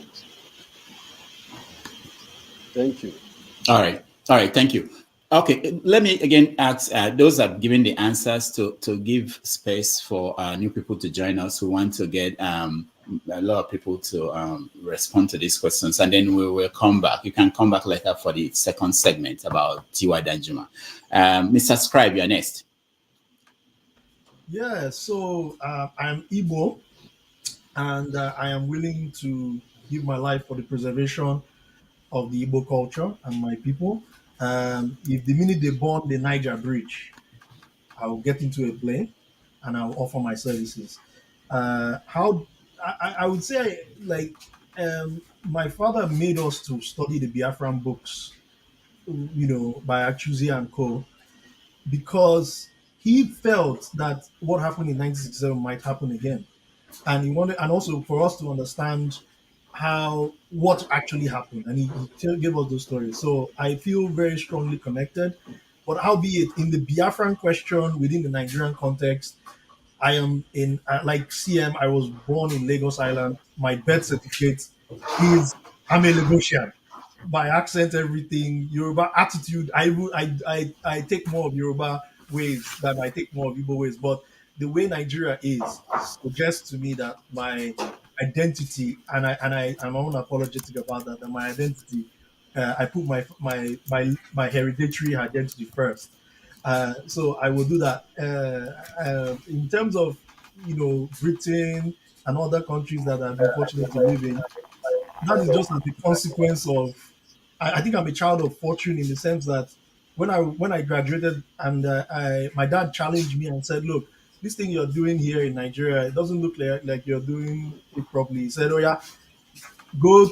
I want you to compete with the best in the world." Because when I was a software developer, when I started as a software developer, Nigeria wasn't as good as it is now.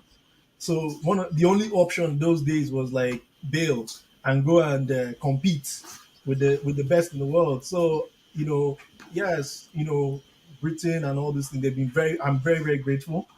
His Majesty the King is my sovereign but I swore, I pasted that thing there. I swore to give allegiance to him and his successors. So I'm not going to die for you guys, but my tribe comes first. All right, thank you, Mr. Scribe. Thank you so much. Can you make room for some other people to join, and you can come back in an hour? Jonaba, you're next. Tell my brother Jude that his brother did not go to war. My mother kept him safe, and after the war, he returned back home. Tell my brother Jude that one. When it comes to me dying for my where you have to say, where are you from? Where in Nigeria are you from? I mean, I know you are Benue, but what is it? Tell us. I'm an Idoma guy. Idoma, okay.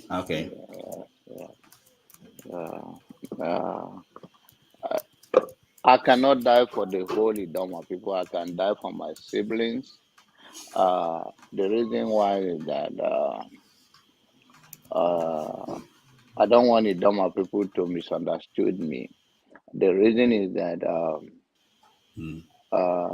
Idoma people is a big body with we speak not even the same dialect, and we have different belief, different culture, and in that regard. But I can die for the place I come from for a change, but I cannot die for who they are. All right, Janaba, thank you so much. And there's no wrong answer. I'll see you in a little bit. Yeah. I'll see you in a little bit. Thank you. All right, I appreciate this. All right, so we have a new team, and let's see. Welcome to the show, Dr. Tokin. Can you hear me? Yes, Solomon Wagbole. There is there's quite a lot there. As I use this handle to go online, Token Traders, trading research is my main business, so that's another day. Yes, thanks. Nice to have you. Nice to have you. Forefathers, welcome to the show. Is it my turn? No, just welcome. I just want to hear your voice. Thank you. Sure Abby, welcome to the show.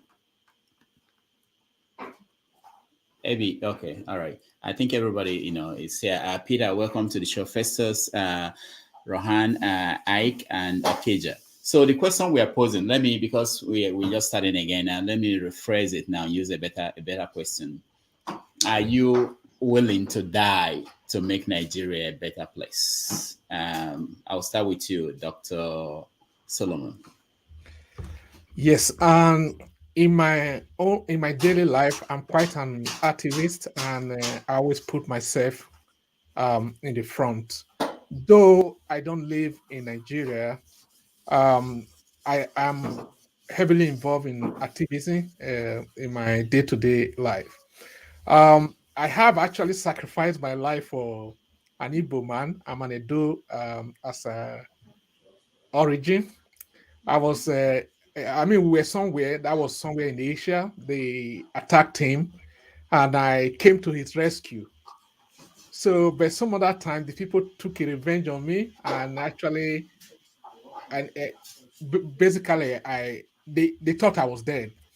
And when it came for a time for testimony, it was unfortunate that the guy I sacrificed my life for some few months earlier didn't testify or didn't bear witness, and Indonesia has to bear the witness. This was somewhere, but it was not in Indonesia. It was a neighboring country. I don't want to mention the name.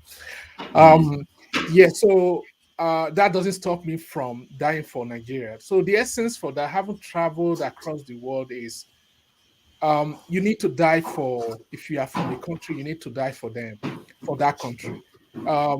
America or UK, I live in UK, people die for their country. Even when there was hunger in Europe, people have to go out to enslave Africans and come back and build their country, where some of us now run to. Yes, for me, I would die for Nigeria. I still do it day to day. So I put my life online, defend the Africans and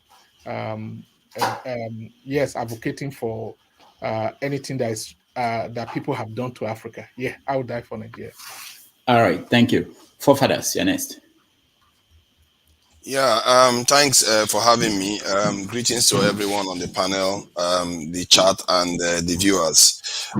Rudolph, I really thank you for asking this question because it really goes to the core of our problem in Nigeria. Because some of the people that say they will not die for Nigeria today are the ones offering opinions about Nigeria. Their opinions are probably diluted from today henceforth. One should note them down. Because when you go around criticizing and pissing on a country constantly and offering solutions, but you're not willing to die for that country, what does that say about you? When you go look at the world, what has Nigeria done to so many of our people that we are acting as if it is so bad? 20 million died under Stalin. 15 to 50 million died under Chairman Mao. What has Nigeria done to us that is so bad? It's only our people with this their slave mentality that think that, you know what, dying for another man's country is better than dying for their own. Do you know how many people that it takes to get to these people that are denying their heritage like Esau today? You know what it takes? 10 generations. It takes about, let me see, how many people? This is about 1,000 people or so. By the time it goes to 2 generations, it takes over 1 million people to create them. And they are willing to sacrifice all that to go and fight for another man's distant country and destine their children to genetic extinction. What they don't understand is they think that they're having children. In a space where you don't control genetic flow, eventually that your race that you think exists will become 2% in that genetic flow. You are killing yourself, but slowly. Why do you think people fight for their heritage? This is what people die for most in this world. Look at Ukraine fighting a nuclear power, knowing full well these people could do nuclear bombs on them, but yeah, they fight. With our people, when you choose, it's only slaves that I know will be willing to die for that man's this heritage. Only slaves do that. Normally it's by force. But now, some of our people have actually been brainwashed to the point whereby they willfully die for other people's distant countries. Personally, I consider that a traitorous attitude and a cowardly attitude, because what is the use of a man's life anymore? Tell me, what is the purpose if you cannot defend your family, your women, your children, and your land? Tell me what other purpose there is for a man that is more important than that in this life. And these people come around and they just say things and they don't understand. They criticize Buhari, they criticize everybody, but at the same time, they are not even willing to defend their own heritage. Esau, we have some of the best heritage on this earth. We are like Esau, literally like Esau. We have some of the best. We have been given everything, and we are willing to sell it for trinkets. We go to America, we're willing to die for America. We go to Europe, you are willing to die for Europe. When you have Africa, where if you dig inside the ground, gold is coming out. If you go to your backyard, oil is there. Everything is given to you on this continent. And you are fortified with the strongest genetic line. And you give it up, and you ask as if you are not cursed for some reason. Anybody that says those type of things, they really need to ask themselves what they are doing. All right. I don't understand that kind of mindset where you feel that you give up what God has given you. So much He has given you. I'm telling you, if I was God, oh my God, what I would do to those such people, I would reserve a special place in hell for them. Because I didn't give other people that much. Forefathers, thank you. We'll come back to you. Abby, unmute yourself. We can't hear you, Abby. Sorry, I had a hard mute on the button and I was unmuting on the software. Hey, forefather, you didn't tell us your stance. You've engaged in the other people's opinion. We didn't hear you. Are you going to die or not? It's obvious. No, just tell us, all right? Of course, I'm willing to die. If I'm telling you right now, even at my age, if they tell me that they want to recruit 1 million man army, I will go and join. Because what is the purpose of my life? Okay. You are eating into my time. It's my fault. Okay. so this is why I've been listening. Okay. This is how I will first of all respond. All right, I have some quotes here, okay, and then I will tell you my opinion. He said, "No bastard ever won a war by dying for his country. He won it by making some other poor dumb bastard die for his country." And who said this? General Patton. And somebody said, he said, "But seriously, if you think the best way you can help your country is through your death, you have a bleak view of your self-worth. If you want to make this country better, dedicate your life to making an improvement wherever you can, as big as you can manage. We will all benefit more through life than through death." Now back to Ebenezer Olaoluwa Komalafe. I will not die for nobody. I'm not Jesus. I will put in all my effort, which I am already doing, to make sure that the country works well. And let me tell you this, nobody goes to war to die. They go Maybe to war. also just you resign in the country you are hiding so that they can come and raid you too. Let me finish, bro. You are not willing to die. Make all of them resign. Let's see how you are going to be comfortable there talking. Bro, I am telling you the fact. Let him Even finish. Jesus Christ did not come to, I don't do too much of religion anymore. Even Jesus Christ did not come to die without a reason. Okay? And it's reciprocal. Even here in Canada that I am, that they say they come and kill the other people, is to take what the other people have. That's why they kill so many people. And they, come and sack on their things. In Australia, where I also lived for some years. Now the same thing. Okay? I am not going to die, but I am ready to offer my skills, my time, my resources to make Nigeria die. But I will not go and put my neck in the guillotine for nobody. That is where we stop it for now. Thank you. Thank you so much, Ebi. Peter, welcome to the show. Peter, where are you? Can you put on a little light so that we can see your face?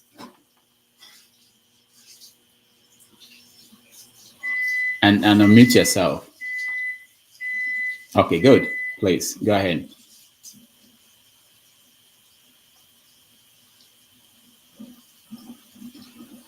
We can't hear you, Peter. Can you unmute yourself?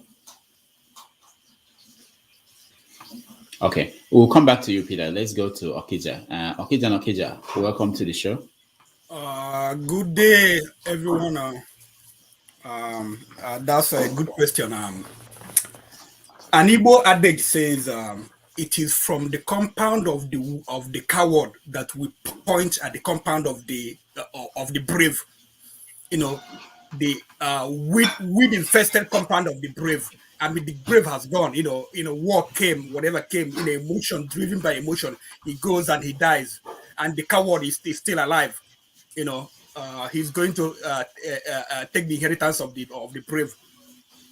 And if you really things fall apart, you see the brave Okonkwo, and he was so brave. He wanted to stop Christianity, and then he went and then he committed suicide, and then the Christianity still went on. And then you go to another book by Chinua Achebe, The Arrow of God. Ezolo, the priest, he was bent on having him maintain the custom. And the white people came and they put him in prison. And then before he came, he started to want to start it all over. But the people moved.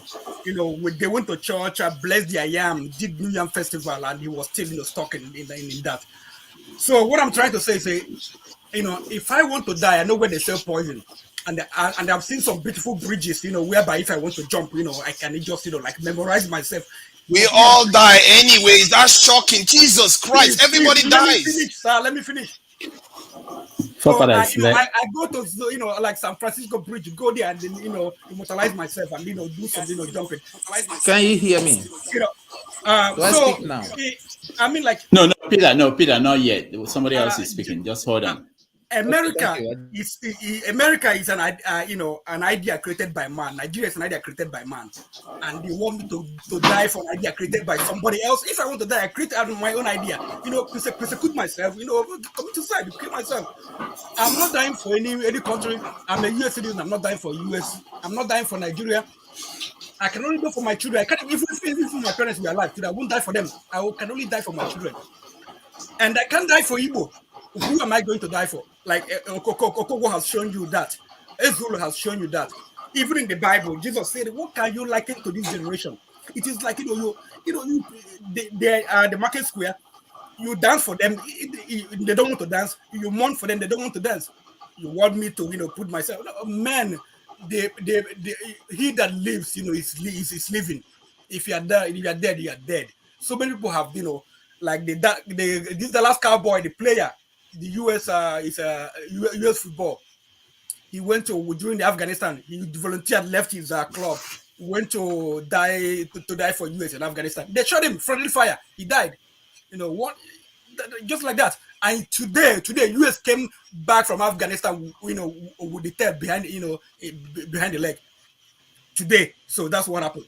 So don't die for anyone. Fight your work. What's the name of that book by the guy who was supposed to be the guest today? Don't die for Don't die in their war. Yeah. Don't die in their war. If I want to die, I create my own one. Go and die in my war. Thank you. All right. Ike, welcome to the show. Thank you, Dr. Damages. It's a pleasure being here. Okay. So because we don't have time to go around again, I want you to answer 3 questions in 1 minute. Is he gone? Okay, he's here. Okay, 3 questions in 1 minute. So the first one is Nigeria worth dying for?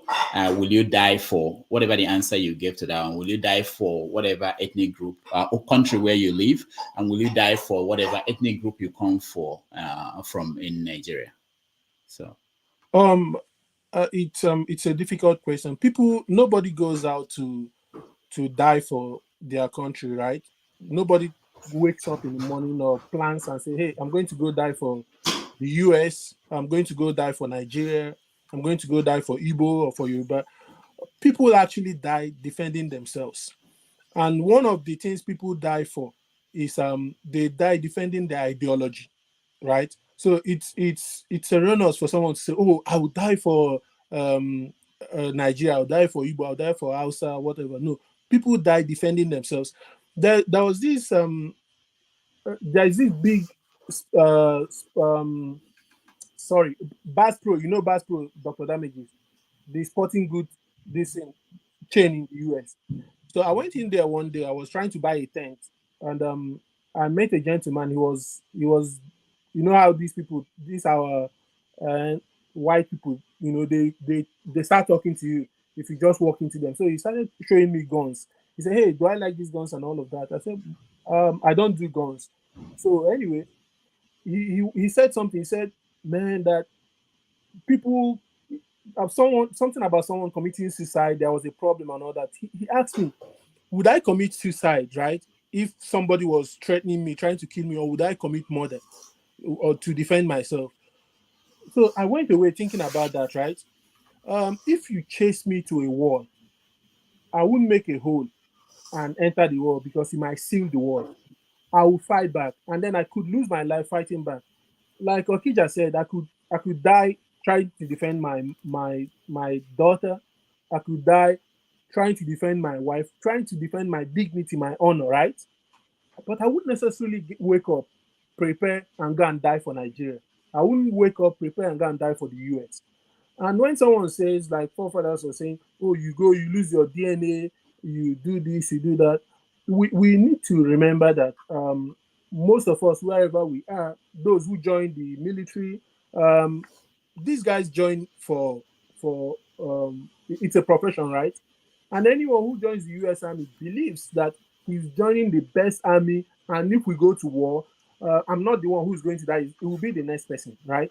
So if you go and die, you didn't set out to die for the US. You just went to war to defend yourself, to defend the things you believe in, to defend the US democracy and ideology. So no, in that sense, I will not die for Nigeria. I will not die for Igbo people. No, I won't die for Igbo people. I will not die for the US, but I will die to defend my honor, my integrity, my ideologies. Thank you. All right, thank you. So let me add something so that it will be clear too. We are framing this in such a way that, like you said, going to war, if you have to go to war, yeah, you have to be willing to die before you go to war. It doesn't mean that you want to die, but exactly. if you're not ready to die, you shouldn't bother to go to war, you know. So all right, let's go to let me change the direction and go to somebody in the dark. I appreciate you, RBL. Can you tell us where you're joining us from, and then answer the questions? Yeah, hi. I'm calling from the UK, and the question okay, is, hold on. I didn't know you were in the UK. I thought you were in in Nigeria. That was why I came to you. Why are you in the dark no, then? I'm in my car, and I parked up in a side road somewhere, so and the lights are Is off. it? All right. Yeah.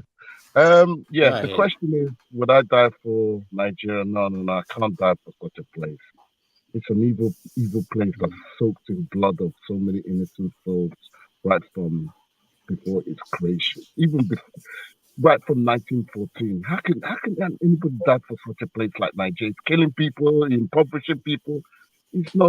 In World War II, when they went to fight against the Nazis, that was understandable. Anybody that joined the army of the Allies, you know, there's a good chance you would die, but you know what you were going to go and fight against. It was against the Nazis with the the white supremacy ideology. That's what people were going to fight to defeat. But fighting for Nigeria for what? To keep it going, to keep it around, to keep killing people, impoverishing. You know, there's so much evil in that place. Now, to fight for Igbo people, I'm conflicted. I don't know I can fight for Igbo because I've seen so many of them are very evil. They see the mess we are in this contraction, and they're fighting against us, killing us because we say, look, give us referendum. I mean, I don't understand the mindset of such people within our midst that they're killing their children, that say, look, we want another outlook of this Nigeria. Give us referendum. They cannot go to their children to say, okay, what do you guys really want? Do you want referendum? But they'll join with the military to go and bring them to go and kill their children. That's why I can conflicted to fight for Igbo people, because there's people like, when I see people like the Igbo governors, I can mention many that are very wicked. So no, I cannot even fight for Igbo. But when I see people like Mazin Amdekai, it gives me a lift that Igbos have some kind of hope, you know. But to Nigeria, that is a capital no. Such a place, I will fight to go and destroy it. What about the UK where you are? No, I cannot fight for them because they are the people. No, that's a very good question. I cannot fight for. I can fight for Britain to some extent in some areas, but in some other areas I cannot fight for. But they're the people that got us in this mess that we are in. They do people, and they see that what is going on in Nigeria to this day. They cannot come up and say, "Look, we are sorry, we created this mess." You know, give referendum, let people decide. Do you want this nonsense to keep going, or you go your own way? But no, because they are enjoying, they pretend that they care about human rights, which they don't. So I can't fight for Britain in some areas, but Nigeria is a capital no. I cannot fight for such a place. I'll fight to defeat such a place. It must end. Nigeria must come to an end. It must. All right. Thank you so much. Peter, welcome to the show. Let's try again and see if you can hear us. Unmute yourself, Peter. Yeah. Can you hear me now? Okay. You have a problem, Peter. You have two browsers open. So that's okay. That's what we're hearing. You hear both of them? Yeah. So you knew that. I don't know what to do now. All right, come back again. So what you need to do, you need to close the actual WhatsApp app. Sorry, YouTube app, and leave the browser on. Well, that's the way it works for me. So you close the actual app. Sure, go ahead. You're next. Okay, can I go on? Yeah. Go on, sure. Can I go on? Sure, go on. Like it's frozen. Yeah, go. Yeah, you are frozen. I'm not frozen. Am I? Sure, you can go on. Sure cannot hear me. All right, Festus, you're next. Festus, can you hear me? Oh, Dr. Damages, I can hear you.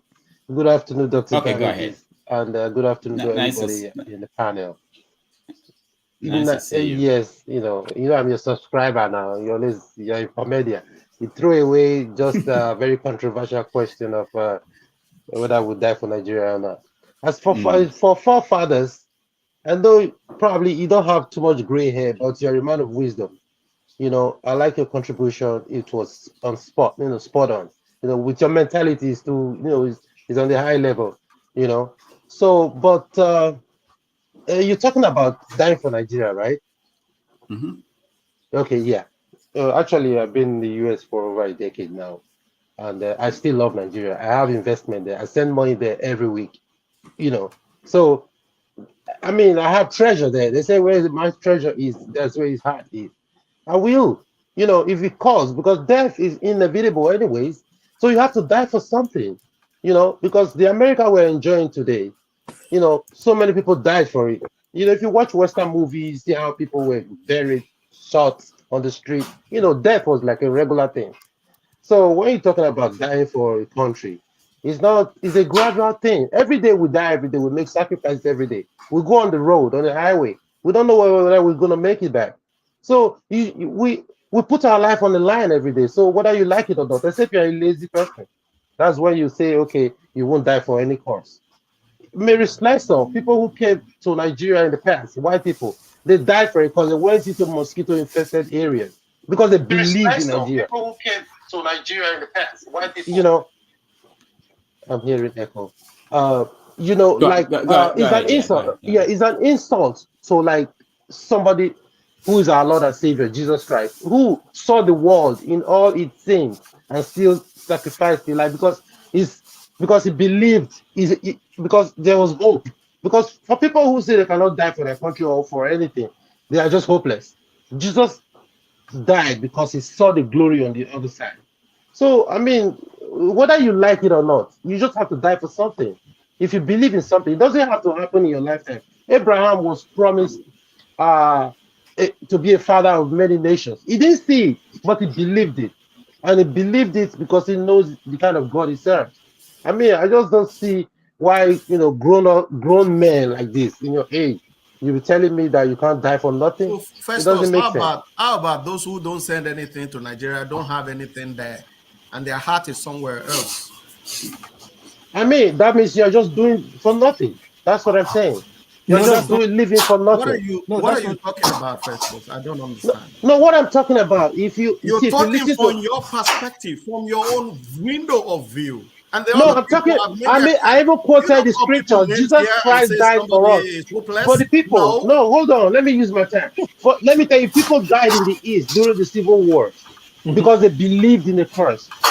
Somebody can just come out and just cancel all those sacrifices and say, I will not die. When your own forefathers who fought for the country to become whatever it is now, I know it's not the best, but right now, at least we are going somewhere. So you just said it that we are dying gradually. So leave us to die gradually. I don't want to die suddenly for Nigeria. How about Look at what you see the general that he quoted. You see the general that he quoted. That general has also stated that death must not be feared. Death in time comes for all men. This is the same man. You are quoting a different quote, but he didn't quote what he also said. Of death? The subject matter here is he also said give your death to. But you are fighting against your own blood already. Which blood? Where's you are willing to another man's blood. That is what you are doing right here. Okay. All right. Hold on, guys. That brought you there. Millions of people. Hold on, guys. To get it. Hold on, guys. Let's get through with Dr. Damages, they took my time. No problem. Yeah, all right. Yeah. Thank you, Festus. Mr. Right. Show, you're next. All right. Thank you very much. It's quite interesting to listen to people try to force their opinions over other people, and we complain about these things. It should be democratic. If somebody says, I don't want to die, Don't force them. Don't try to make them do what you want to do. Who's giving you the right to dictate? And if somebody says they want to die, please go ahead and die. Now, the way forefather and Festus, starting with F, there's something symbolic about that. The way you put it out is almost like it's mutually exclusive, that until I die, I can't effect change. Sorry, you talked about our forefathers who died for Nigeria. Awolowo, Azikwe were the people that negotiated the independence. They didn't die. They achieved result. See, I'm not against dying. We will die eventually. Nobody's going to make it out alive. But don't make it seem that until I set out to go and die, almost like committing suicide, I'm not relevant. Nobody said that. That's the way. Go listen to what you said all over again. You came. They are saying that they are not willing to die for their country if it comes to it. See, there's a reason why people will say such things. When there's a country, and I know you don't like things like this, but there are facts. When I have a country where the accountant general is accused of stealing 80 billion, but the military is underfunded, and you're telling me to go and take up what guns, what ammunition, I'm underfunded. I am already on a suicide mission. See, if I believe in the cause, if I know that there's a reason good enough for me to lay down my life, I will do it. Now, if Nigeria is fighting against another country, we can have a conversation. But if you're telling me to go and fight the Abachas or the Buharis of this world, and they will just kill me, and that, I was talking to my nephew who lives in Nigeria. He's 22. I said, have you ever had the name Ken Saro-Wiwa? The boy was blank. He's never heard it before. Saro-Wiwa died a hero. This is what we're talking about, dying. But nobody under 30 probably would ever hear of the guy because he's forgotten, he's done with. And there are thousands of people like that who died. Now, where's the encouragement? Where's the Ken Saro-Wiwa Day? Where is it? For people to remember people like that. That is what inspired people in the West to say, Martin Luther King is remembered. This person, there's a statue there. There's something there. And people can read about them and say, he died a hero. You're talking about Mary Slessor. You're talking about the woman who stood up. Because there's a record. They are remembered. People die in Nigeria and they are forgotten on the day they die. This is where the problem lies. People remember Saro-Wiwa. I watch it on Yeah, TV all sure. the time. On Ken Saro-Wiwa, there's a big program that has just been made by Mu. After this show, just look at YouTube. There is a it is called How Share Captured Nigeria. Okay, so it's a recent development and it's a welcome one. But that does not take away from the point I was trying to establish. You understand? So there's a way things are done that would encourage people to say, you know what, I'm willing to lay down my life. And like the other guys have said, I'm not going to go out, even as a military guy, to say I'm going to die. That's suicide. We're going to war to win. If we die, we die. There's a difference. I'm not going there to say I want to go and die. Why do I want to go and die? Sure. What about the UK where you live? Are you willing to die for? If there's a need for me to join the military to defend this territory, yes, I will. Because I know that the military is funded. I would get the equipment that would give me a chance to come back home to my family. I have no suicide thoughts in my head. Why is death so exciting or so interesting to you? You see how clear it is to serve other people's lands, but not to expose others' land. I would do it for Nigeria. If I need to, and I know that somebody won't steal the money that is allocated for the weapons. That's a difference. Sure. Thank you. Sure. No, James. No, don't even try. Let's get to people who have not said anything first. Austin, welcome to the show. Good morning, everyone. Hi. Now, in 2010, I was talking with one of my Reverend Father in the church, and the Reverend Father told me, passionate then, we want to make Nigeria work and everything. The Reverend Father told me he's giving me 6 years and I'll lose my patriotism. I thought about it. 2011, 2012, we're still encouraging people.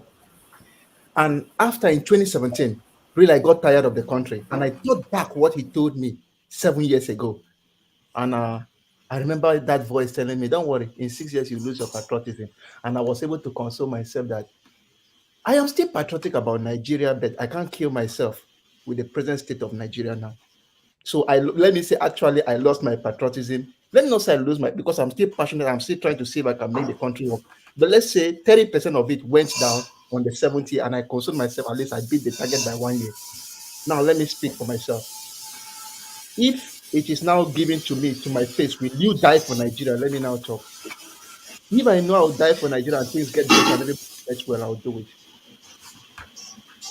But with the present state of what we have now, I cannot do it. Because as the last speaker spoke, everything you do, look, let me put it straight. If you're the nice person in Nigeria and you do the right thing, the system and the people will fight you. I don't want to tell you what I went through in UNM, because if I tell you the story, do you realize that I was being flogged for not embezzling money?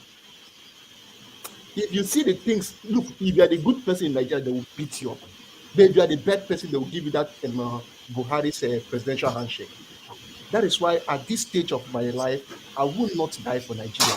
But I know very well that if I put in my life for the line of Nigeria, and once it happens like Jesus Christ, as the person said, Jesus Christ did, and salvation comes for everyone, then we can do it. But with what we have now, I'm sorry, I cannot.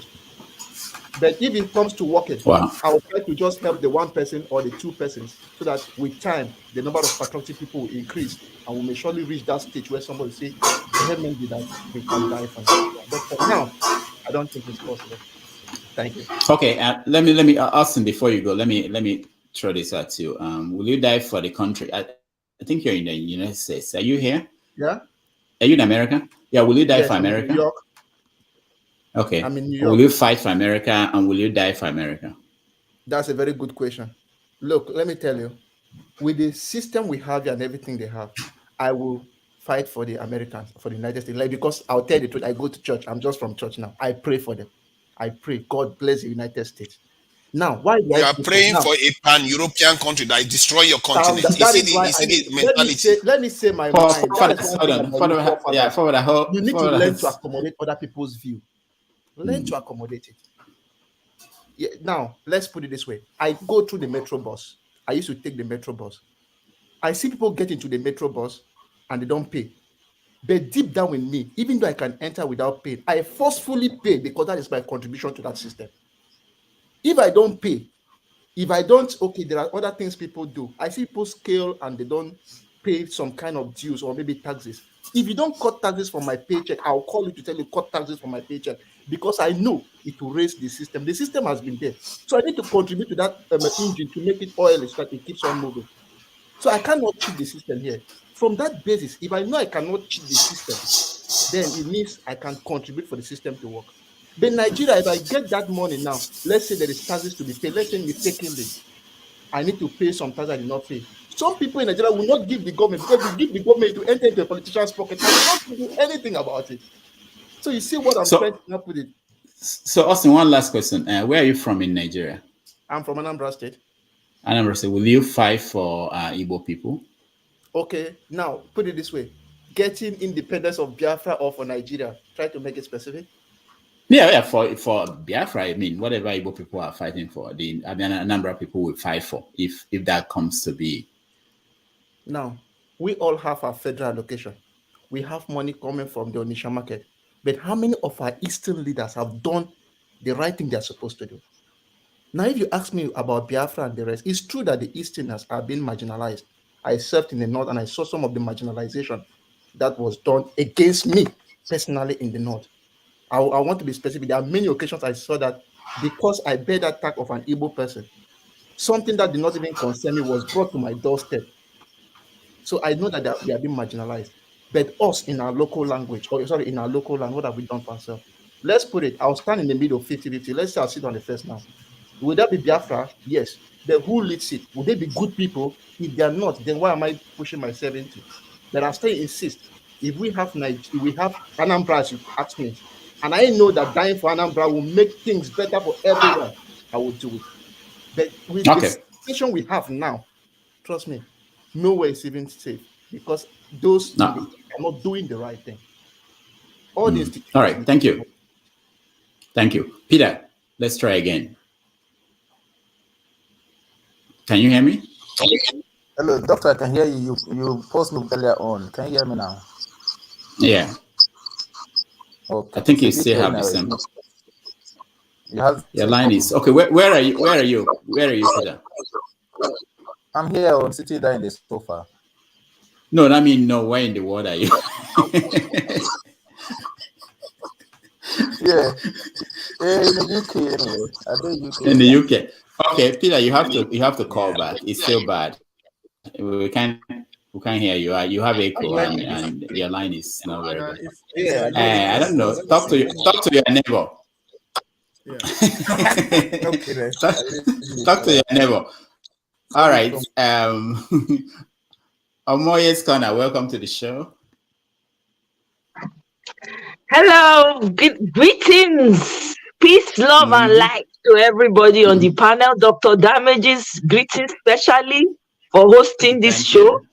Very interesting question indeed. And it's been interesting listening to everybody's contributions. I think everybody has a point. To be honest, I can totally agree with everybody who's commented. For those who said they will, for those who said they won't, I totally get it. And we all see life in different ways. But I will say this. We forget. But I say we did forget. May I remind us, we are dying every day, whether we like it or not. Because the truth is, you really never know how you're going to respond to a thing until you're faced with it. It's easy to say, yes, I will. No, I won't. But when you're faced with it, the choice you make at that very instance is what determines where your heart is.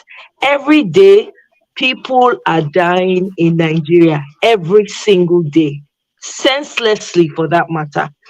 Dr. Damages, Shebi, yesterday you were saying that you were talking about Amponsto. I don't know the man, but because you mentioned it yesterday, I will remind there were people who died senselessly when they were transporting him, right? When they were all those policemen and the lady that was killed. Will you say that, oh, those people really intended, they set out for the day and said, yes, this is what's going to happen? No. So whether we like it or not, we're already dying anyway, because we have people back home. I lost my dad to a negligence of a hospital in Nigeria. Whether you like it or not, you're giving your life. You're giving your life up. Whether indirectly or directly, you already are. So we keep saying that, oh, I will not. But the sacrifices are being made every day. Look at NSAS. Those young people that died, you think they set out during the day and said, this is what's going to happen to me? They never anticipated that anything like that was going to happen. Even in America here, the kind of person I am, when I see somebody in danger, my instinct is to rush towards the person I want to help. That's my instinct. That's the kind of person I am. I'm selfless in that way. So I cannot say that, oh, by the way, because I'm obsessed with Nigeria, I'm obsessed with what's going on. I cannot say categorically that if the situation presents itself, I don't know what I'm going to do. Because I remember examples where houses were on fire where we live. There was a house that was on fire, and my instinct was to rush towards it and try to assist the people. So you really never know what it is you're going to do if you find yourself in that situation. You might end up sacrificing for your family. You don't know that until that situation presents itself. You might end up running away and hiding. You don't know. So it's very difficult, in as much as, yes, it's a very valid question and it makes a whole lot of sense.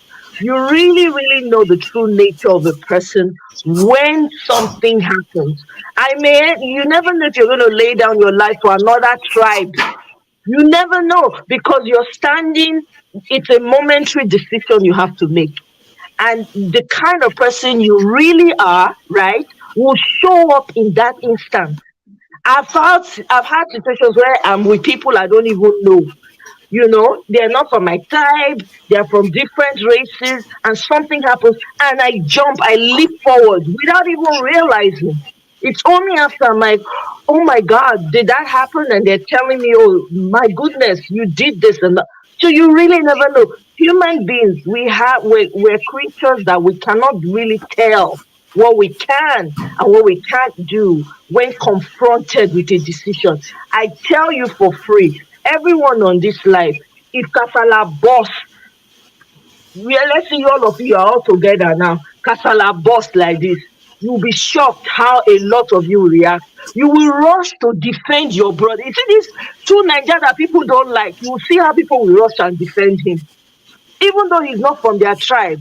So I think that yes, the question is very, very valid and it's interesting to hear the responses of people. I even was in the comment section earlier saying, "Lie, who's side? Which Nigeria? I beg you." Yeah, but I don't even know how I'm going to react. Because if anything happens to my family, I'm like, let's go into the happen. Who beat you? Who touched you? Where the khaki? Where the leather? Let's go and fight. Let's go and you understand what I'm saying? So I'm saying this. We cannot categorically say what we can or what we cannot do. Human mind is a mystery. Instant reaction is a mystery. Someone will just live am like that. All die na die. When God say you don't reach, if God say na like this, now when they fight for Nigeria, now you take on visit am. Or when you are fighting for America, now you take on visit am. You don't know. Some people travel go Nigeria, say they won't go make am better. Some of them are still alive today. Some are not alive. Some go kidnappers, kidnap them, demand ransom. So we know. So let's just, so damage is well done, but let's just, the conversation is interesting. Keep it going. I just want to add my 2 cents. So, okay, thank you. Oh, hold on. Oh, okay. Ask Debbie. Debbie. No worries. Well, Omoye is she's just. Thank you, by the way. I like to see very happy women coming to make put light into the men. Dr. Damages has to pay me all this light and bring it. Dr. Damages will go negotiate too. Because they see women for this your life every time. One woman here and there. Sometimes whether you they cut they off, I don't know. Omoye, you should do the job for Dr. Damages. Dr. Damages is a very shy man. I've known him for over 10 years. So help us bring more women like you, okay? Omoye, hold on. What you have just said now is that people like forefathers, Festus, if he reach the time now, if it be me or Austin self, now he will go, them go run. Abi? Because the mind. Thank you. All right, Omoye, hold on, okay? I wanted to ask this question. You said something that I got stuck there, that you didn't know Apostle Suleiman. Are you serious? Well, I kind of hear about him here and there. I try to stay away because it's too toxic. There's just too much on one man. It's too. I can't. My mind. So that I protect my mind, right? So if it's something that I see, like I can't make sense. I cannot imagine the level of death and filth on the person. I just switch off because I don't want it swirling around in my subconscious. You know how sometimes during the day you're looking at stuff, and then when you're about to sleep at night, that's when thoughts will be, I don't want to try. I stay away. So that's why, just for my own self-preservation. Okay. All right. One last person, then we change topic. So Danjuma. Adeni, welcome to the show. Thank you very much. Adeni is joining us from Nigeria. Adeni was a former army officer in Nigeria, colonel. So I would like him to, if he could hang around when we talk about Danjuma, we will, like to hear his view. Adeni, thank you, sir. Thank you for your service, sir. Dr. Adeni, thank you very much for your service. So it's your extra salute for you. Yeah, that's what we're doing in America. Thank you. Army officers for their service. So Adeni, we're talking about dying for Nigeria. Of course, you have already put your life on the line by serving in the military. So what is your view about, dying? Is Nigeria worth dying for?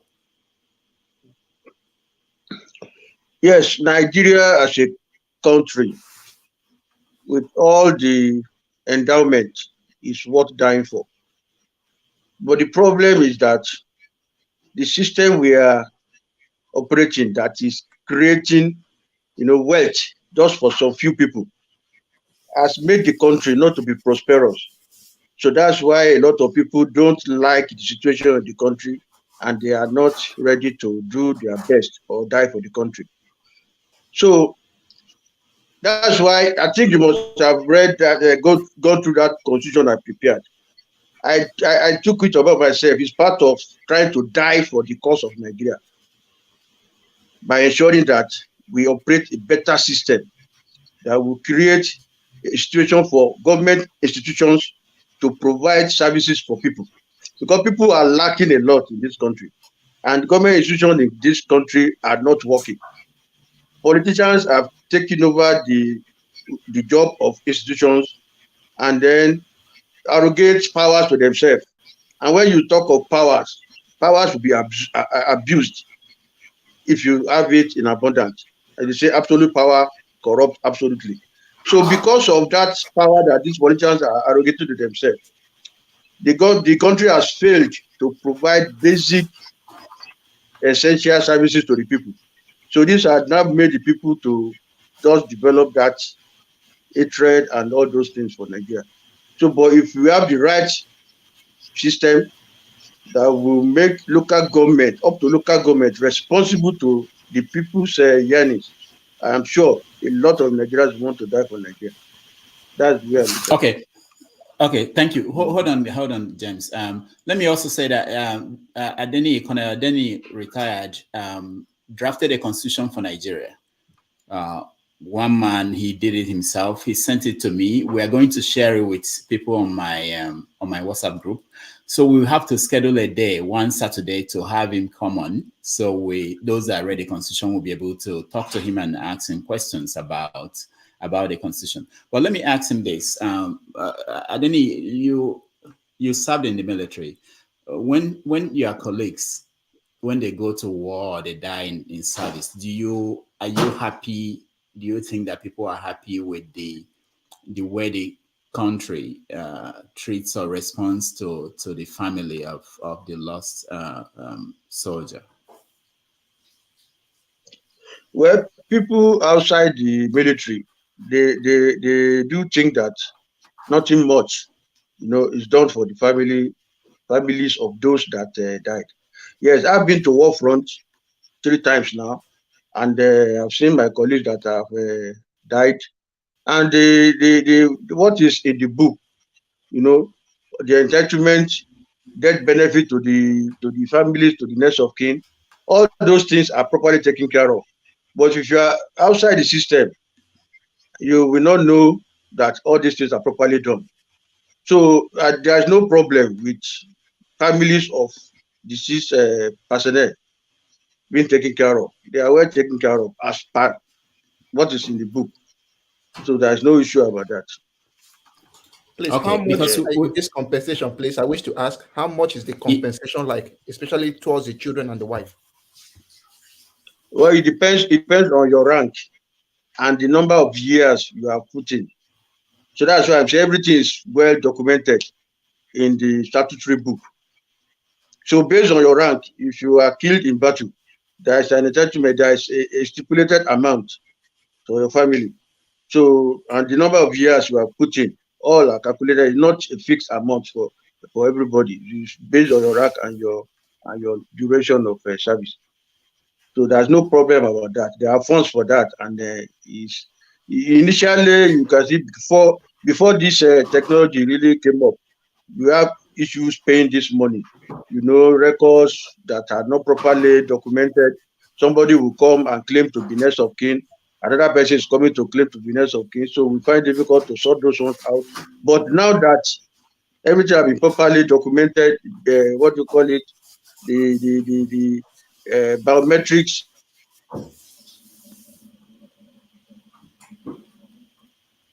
Okay, I think he's in Nigeria. He's frozen. We are going. When somebody is late, the next of kin come. They confirm that you are the original next of kin.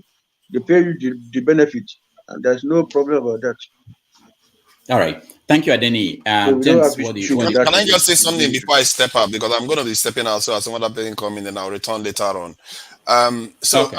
I think I've never had an opportunity to talk to any military official on this panel. Hello. I would like to say that I really appreciate the work that they have done so far for kept the roof up, as they say.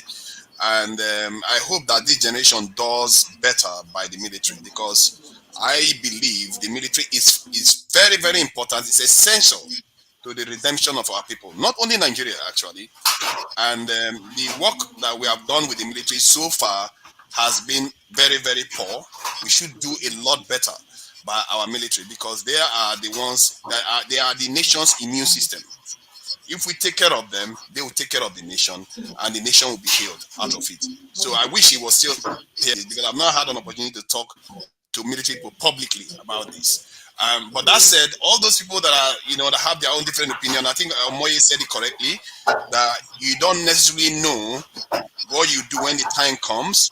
But I think it's also good to be able to prepare yourself, because when you prepare yourself, you give yourself the opportunities to defend your country. And when I say you die for your country, I'm not saying you should die for your country for nothing.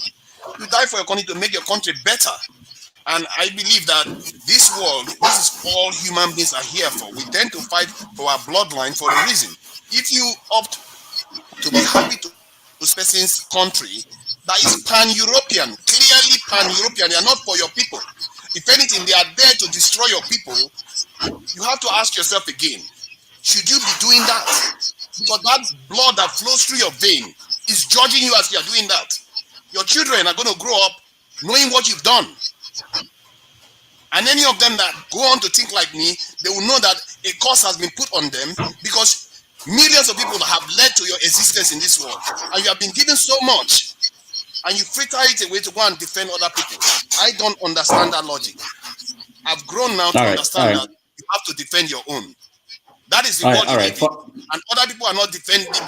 Ask yourself, what are a European man who come to Nigeria and say they want to defend Nigeria and die for us? They will never want to do that. Chinese man will never do that. Even a Filipino man that is 5 foot tall will never opt to defend us. Because there is nothing Nigeria will give to them. Their countries, they suffered more than us. They suffered more than us. We have not even seen suffering. We have not seen suffering compared to them. Forefathers, so that's it. That's enough.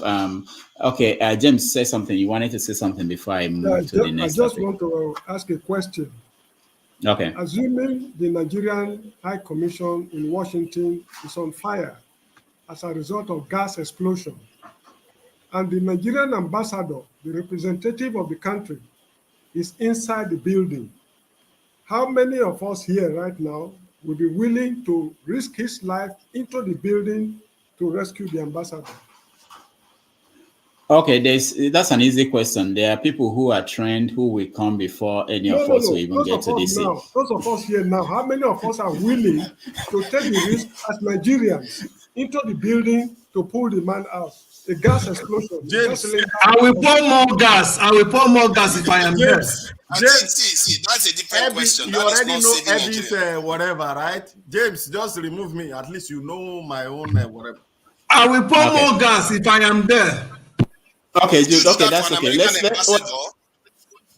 do that for an American ambassador, but you not it for your own. That is where the problem is. Okay, so let me see if Adeni had forefathers. Hold on, Jude. Hold on. We're not moving this topic anyway. Adeni, did you hear what forefathers? The question he asked. Adeni.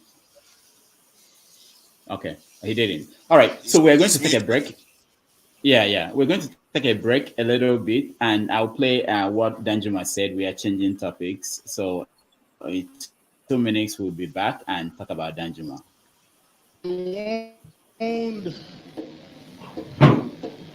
That the armed forces are either not capable or unwilling to protect us, and that we must defend ourselves.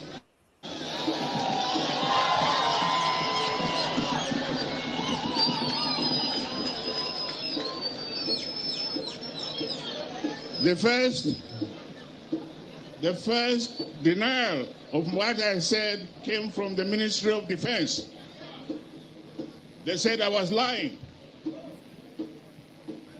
And they set up a kangaroo board of inquiry to investigate the truth or otherwise of what I spoke. And they invited me to come and testify. I did not go. I did not go.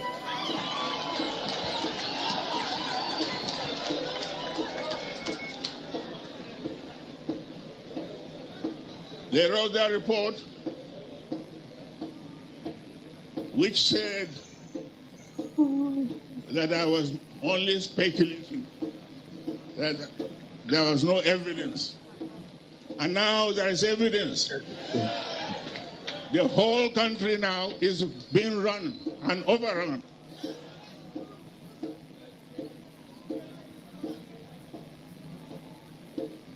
And one very clear thing that is happening is that these foreign invaders, they are not even Muslims. A lot of the casualties inflicted on the land are on Muslims. They are destroying even mosques, but they were allowed to come into the country by our government.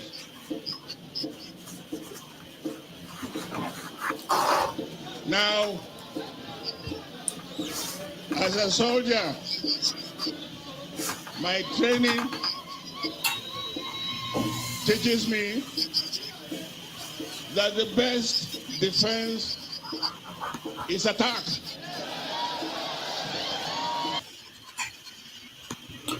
All right. That's T.Y. Danjuma, former Chief of Staff, former Minister for Defense. He played a role in what Nigeria is today. So, Solomon, let's start from you. What is your take? Okay, right. Yes, it is. I think the problem we have today is because no one cares about the country. It's the entire Black nations. Because if we care about our country, we won't have this brain drain. I'll pose a question. If the Black people have done to the white people what they did to us, you will never find a single white person in Africa. I mean, enslaved. I'm just trying to start from there. If the white people the Black people have enslaved the white people, you will never see the white people coming back to Africa for greener pasture. So coming down to the issue we have across Black nations, including Nigeria, if we actually fought for our nations, there will be no looting. People won't jump ship and run somewhere. People will be ready to die there. And you find, I think those in diaspora, there are I have looked at new people who come to oversee as foreign students. When they come, they have all that zeal to accept the country they have adopted. But as time passes by, they begin to become more patriotic. You find that when you came to anywhere in the diaspora, at the beginning, you were a bit just sucked into the new environment. But as time passed by, you begin to become more patriotic. Now, the reason for that is most of us don't have history. The curriculum have been purposely whitewashed, that we do not have the history to know. Hold on, Solomon. Hold on. I'm a teacher in my other life, and we don't have a lot of time. You went so far away from the question, Yeah, so I was wondering. I'm beginning to wonder. I'll try to tie it together. It's like most of us in diaspora who has become even more patriotic. They are ready to die for Nigeria. We realize that we have made a mistake to actually leave the country. Some of us have done well, but we still feel that we've made a mistake to have left the Nigeria. And some of us have not realized that Are you still talking about Danjuma? Hold on, Soma. Are you still talking about Danjuma? Yeah, I'm talking about Danjuma. Is okay. We need to fight for our country. We need to, these countries we are going to, people created it. They fought. A lot of people died. In UK, they have Normandy, the Second World War, just for people to have their own country. Currently, before our eyes, we have Ukraine. People are dying. They are not stupid. People are dying for generations to survive. Those of us in diaspora today, are we actually having a good life? You might have some money in your account. We're not having a fulfilled life as any Black person in the diaspora. So for our children to have a fulfilled life, we have to die for our country. You know, most of us, we don't have country to go to. Every day I cry. Sometimes I want to travel to Nigeria. I can't go. So yes, you have to die for your country. I would say that at any time of the day. Wow. Is there any teacher on this panel? Nobody. All right. Augustine, I thought you were a teacher. So how do you grade Solomon now for his answer on Danjuma, reaction to Danjuma's video? I think he slightly went away from what we are supposed to do. Because he slightly went away, because I expect him to tackle the things Danjuma said. I remember he first spoke about unwillingness of the military. He talked about the panel of inquiry he refused to attend, or he did not attend. So I think Solomon could have gone towards that direction. Okay, so let me help the next person. Ebi, knowing the history of Danjuma, the role he played in Nigeria, for him to come at this point in time, towards the end of his life, kind of feeling disappointed that the military, his own military, he was chief of army staff, whatever structure that is in place today, he had a role to play in that. His own military has failed the country, and he's now complaining about that military. No, Kulata just called Solomon zero, so I just saw that comment. Okay, so Ebi, what is your take on his complaints? So I wonder how Kulata will score Solomon if Kulata has not seen what. I mean, I will score Theophilus Danjuma on this matter if Kulata, whom I like very much, very good analyst, and if you're there in the comment section, Kulata, you can shake body. I wonder how you had the temerity to score Theophilus on this matter when you have not seen what Theophilus seen before now and even right now when it comes to insider information. And everything this man said about 4 or 5 years ago when he said they collude and all those things, and some of us were like, what is he talking about? I remember that he was wearing a regalia, an academic clothes, and he said it and it was like a bombshell. A few years later, is it true or not? Okay, so that's by the way. So here's my take, and I will tie it to my stance on what I've said here today. I still insist, right? I'm not. I was born a Christian. My dad is deep in Christianity, so Christians should not think they own the Bible. Okay, Jesus Christ did not die for no reason, without any unconditional. He just died. No, he don't wake up now. Go. This matter we are talking now. You say make I die. When I go wake up now. Now, this is Theophilus that went but did not die. But it's so many that died. And he's lucky, he's back, and he's saying what he's saying now. That goes to the root of everything we are talking about. Dr. Soul, forefathers, everybody they're given, trying to fight people. Oh, sorry, the forefathers trying to fight people why we are loyal to somewhere else. It's reciprocal. We are human beings. Omoye said it. Is that she said the human mind is a very complex system. I'm a cybersecurity expert. I know how things can be complex. that even AI sometimes get confused. You need some heuristic management for you to track some kind of attack or vulnerability. Now, the foundation of Nigeria is not the same as the foundation of Ukraine.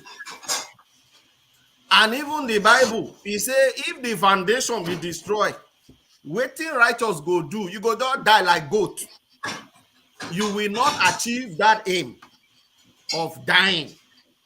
That is what we are talking about. And that is what has resulted into what Danjuma, who for once had put his life, like you said, Dr. Damages, that when you are going to war is because you are ready to die. So definitely, General Theophilus Danjuma, whom I respect, had put his life to be dead for Nigeria. So that's why I say, how can Kulata be rating him?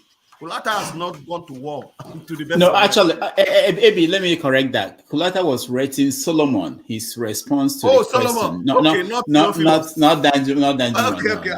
Kulata. I take it back because I know Kulata. I've listened to him on other platforms. He's very objective analyst. Okay, so that by the way. So back to what we're saying. If a general, I quoted Patton. He said that Patton where I quote say go war and all that. Okay, now Theophilus Danjuma don't defend Nigeria within life.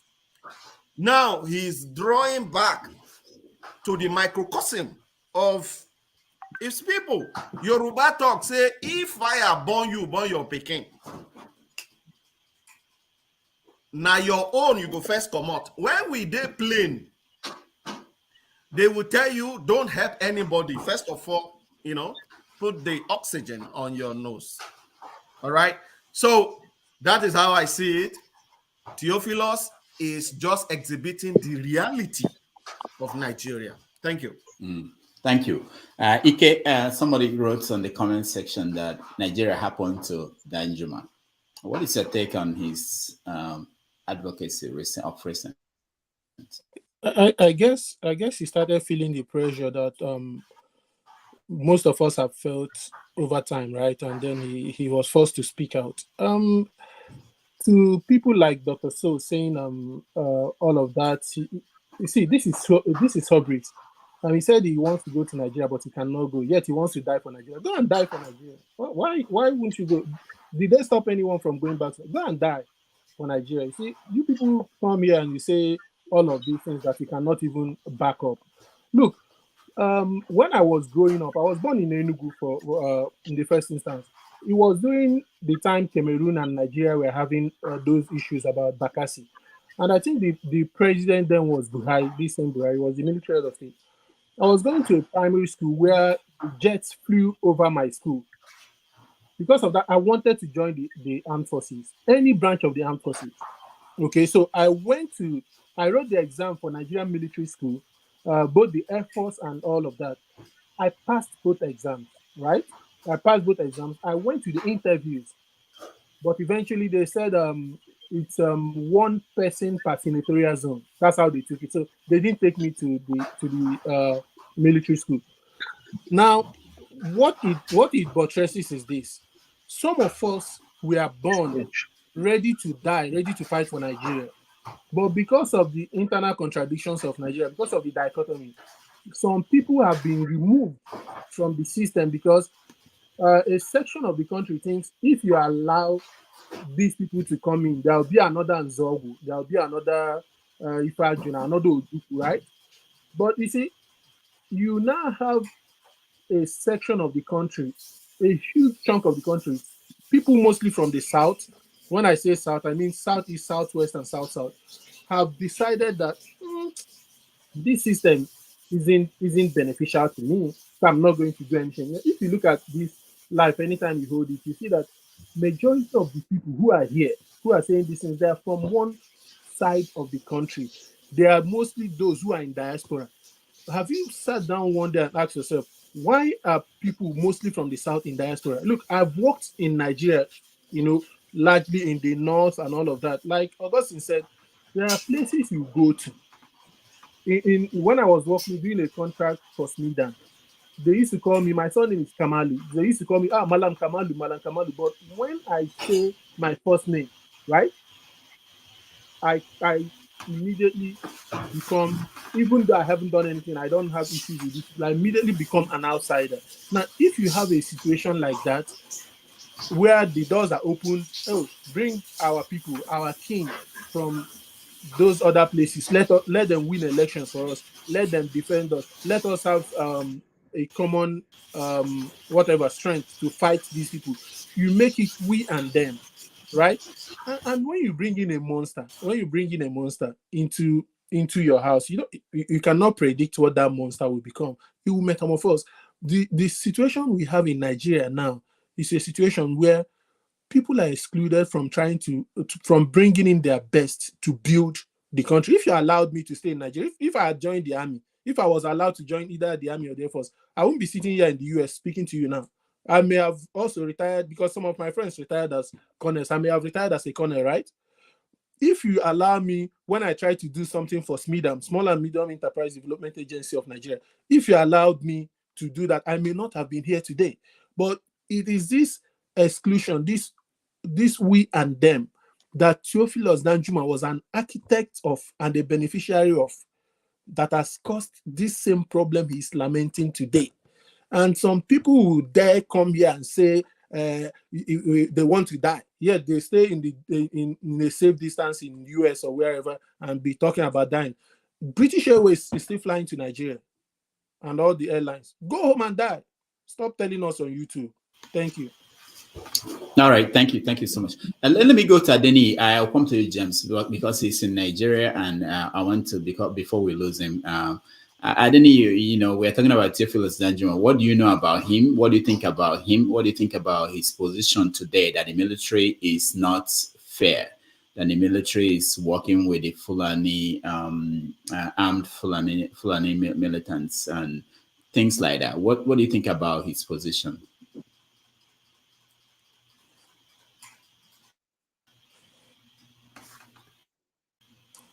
We can't hear you, Adeni. Go ahead. Of course, in the minute, the network is. Okay, go ahead. Okay, can you hear me now? Okay, yeah, we can. Can you hear me? Go ahead. Okay. Yeah. Yes. No Nigerian is expected to die for any cause or anything like that, except those of us in the military and maybe the police and those of us in the security outfit. And that is, you know, when you talk of the essence of government, two things: security and welfare. The security aspect, there's no ambiguity about it. The armed forces and the police. Then you talk of the welfare aspect, the other ministries, Ministry of Education, Ministry of Health Care, Ministry of Infrastructure, all those things. But when you talk of the security, if you are to ensure that the security outfit get all the equipment they need to defend the country and provide security. So what my guy is saying now, General Danjuma, he has been part and parcel of development in this country. He was once the Chief of Army Staff, and he was also a Minister for Defense. All those periods, he didn't do much for the military. I have to say that. There are a lot of equipment we are supposed to have procured, which their government did not do much about it. You all remember during the Jonathan government, the way they shared $2.1 billion, money meant for weapons, and they use it for elections. They share it among themselves. When all these things happen, you don't expect the military to do much when they don't have the required equipment and weapons to defend the nation. So by General Danjuma now lamenting that he should go and defend us, he himself know that they have not done much for the military. As a soldier is supposed to be well equipped and go out there to do his job. You don't need any politician to tell him or her how to do the job. So he should also take part of the blame of what is happening in Nigeria. That's just what I would say. But Ebi and Ike right. should still go and die. No, nobody is expected to die. Leave the debt for the military and the police. Let us be facing the enemy. But the only thing we want is that the politicians should not come and usurp the job and take all the resources to procure equipment and everything and go and be sharing it among themselves for elections and the rest. Let them procure the equipment, the necessary weapons for the military, and let us do their job. Yeah. And then let me ask you: Do you believe that the military is divided? That a section of the military supporting the headsmen who are killing people in the middle belt? Because that is essentially what Danjuma is saying. No, of course that would not be the official military. Can you hearing me? No, it's okay. Yeah, you we know, can hear you. That would not be the official position of the military. Among the personnel that are somehow sympathetic to the what we call them, the bandit, the terrorists and the Boko Haram and the rest. So I will be dealing with them the way we're supposed to deal with them. But officially, it is not that the military are supporting the terrorists and what have you. Okay, thank you. James, okay, go ahead. Yes, thank you so much. Having problem with this for me to make certain things public. Hello? Hello, can you hear me? Yeah, go ahead. Yeah, James. Good. You see, one of my greatest regrets in life is that at university, I did not major in history or mathematics because of their importance. Now, let us go back to some pages of Nigerian history. I want to read just less than a paragraph for you to just listen attentively. The head of state of the Nigerian Army, Major General Johnson Thomas Aguiyi-Ironsi, who was on a state visit to Western Nigeria, was this evening kidnapped by Major T.Y. Danjuma in collaboration with some soldiers from the 4th Battalion Ibadan. Also taken away were Colonel Francis Fajuyi, the governor of Western Nigeria, and Captain Andrew Wankwo, Ironsi's Air Force ADC. Another officer, Brigadier Hilary Njoku of the Ikeja garrison, who had accompanied Ironsi to Ibadan, did manage to escape in the melee, but under a machine gun fire. Ironsi, Fajuyi, and Wankwo were driven to an unknown destination in the outskirts of Ibadan, where they were beaten up and tortured. It was during the torturing process, Captain Wankwo, who was also once a bodyguard to Emperor Haile Selassie of Ethiopia, managed to escape. But Ironsi and Fajuyi were later finished with bursts of stem gun. Their bodies were later discovered weeks later in a shallow grave. Now, this is what happened in the year 1966, July 29, 1966. When they went to the house of the governor, what's his name, Adekunle Fajuyi, Fajuyi knew absolutely nothing about the coup. But because Ironsi was his guest, as a mark of honor, he said, "You cannot take my guest away from me. I would rather die with this man." Because he insisted, and in order for him not to blow the whistle that a coup was in the offing, this innocent man was taken with Ironsi and killed. Now, this same T.Y. Danjuma, if they tell you the horrors they wreaked on the Igbo tribe during the second 1966 coup, they wipe out the Igbos from the army just because somebody did something he shouldn't have done in the way he did it. And not only that, there was pogroms in the north. If they tell you the thousands of Igbos who were killed, packed to the train coaches to the east, pregnant women were disemboweled. Horrendous atrocities were committed. What did he do about it? They were in government. They brought Yakubu Gowon into office. I was a small boy then, but as a primary school kid, I had the habit of reading newspapers because I received very sound primary education, though I never knew what I was reading. And secondly, this same Danjuma got series of oil blocks in Nigeria, which is sold off to certain people and made millions of money out of it. So who the hell is he to vomit the unadulterated nonsense, which is destitute of common sense, is telling the nation today? May he die more than once, and may he go to the hottest part of hell whenever he chooses to die. He's an irresponsible old man who set Nigeria on fire and is now pretending to be a holy man. Thank you, Mr. Rudolph. Thank you, James. Austin, you're next. So, really, I think I appreciate what James said. What I notice about Nigeria is that once people are closer to their grave, then they now remember that there's something you used to put in your show, Dr. Damages, where this woman, this woman for NAFDAC, I don't know. Akunyele, Dora Akunyele. That corruption is not because you give or take money. But sometimes you see people grab excessively, only for them to reach closer to their grave and realize that everything was worthless. They now start regretting it. I will talk on two cases. One, especially what James said, that's what I wanted to say. T.Y. Danjuma is regretting what he did.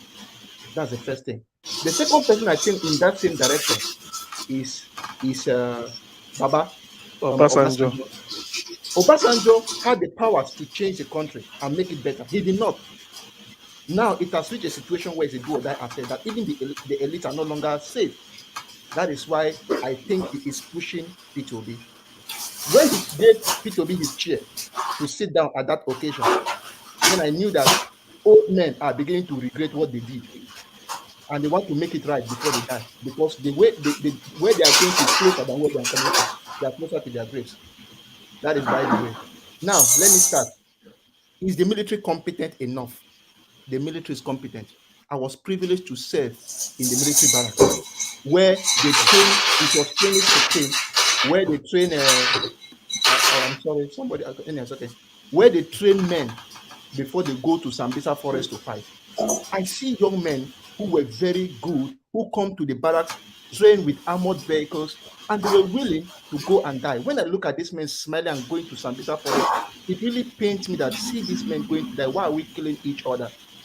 But my point is that are they good? Are they trained enough? From what I saw, they are trained enough. I spoke with one of the major in the army during all these Chelsea, Liverpool matches we are talking. And I asked him, Colonel, I don't mention names. I don't want to talk about names before people start saying, okay, this person told me this. Colonel, why is it that you people can't just clear this Boko Haram and everything goes away? The Colonel looked at me and said, terrorism is a big industry. That there are some organs, let me use the same word, there are some organs at the top who will never want it to end. That was his word he used. There are some organs at the top who will never want it to end because they get the last chunk of money. How was this thing? I saw it personally. When Buhari came to power, he said that it belongs to nobody, and there was some information that he will come to where we were serving. He will come to where we were serving to check about the money because former government like to probe government. Like Buhari came in 2016 and wanted to probe what Jonathan did in 2015. I was surprised when 6-story buildings stood up in 3 months. Come and see workers working day and night with lamp. And in the military barracks, 6-story buildings stood up in 3 months because they felt that if it comes and maybe you were supposed to build a house for the military officer and you don't build it, then they will hold you. I was surprised. I repeat, 6-story buildings, 6 of them, not one decking. I mean, 3 deckings stood up in 3 months. I was surprised how people looted money from the military and put it in their pocket. So that is just a glimpse to tell you of what the military lacks.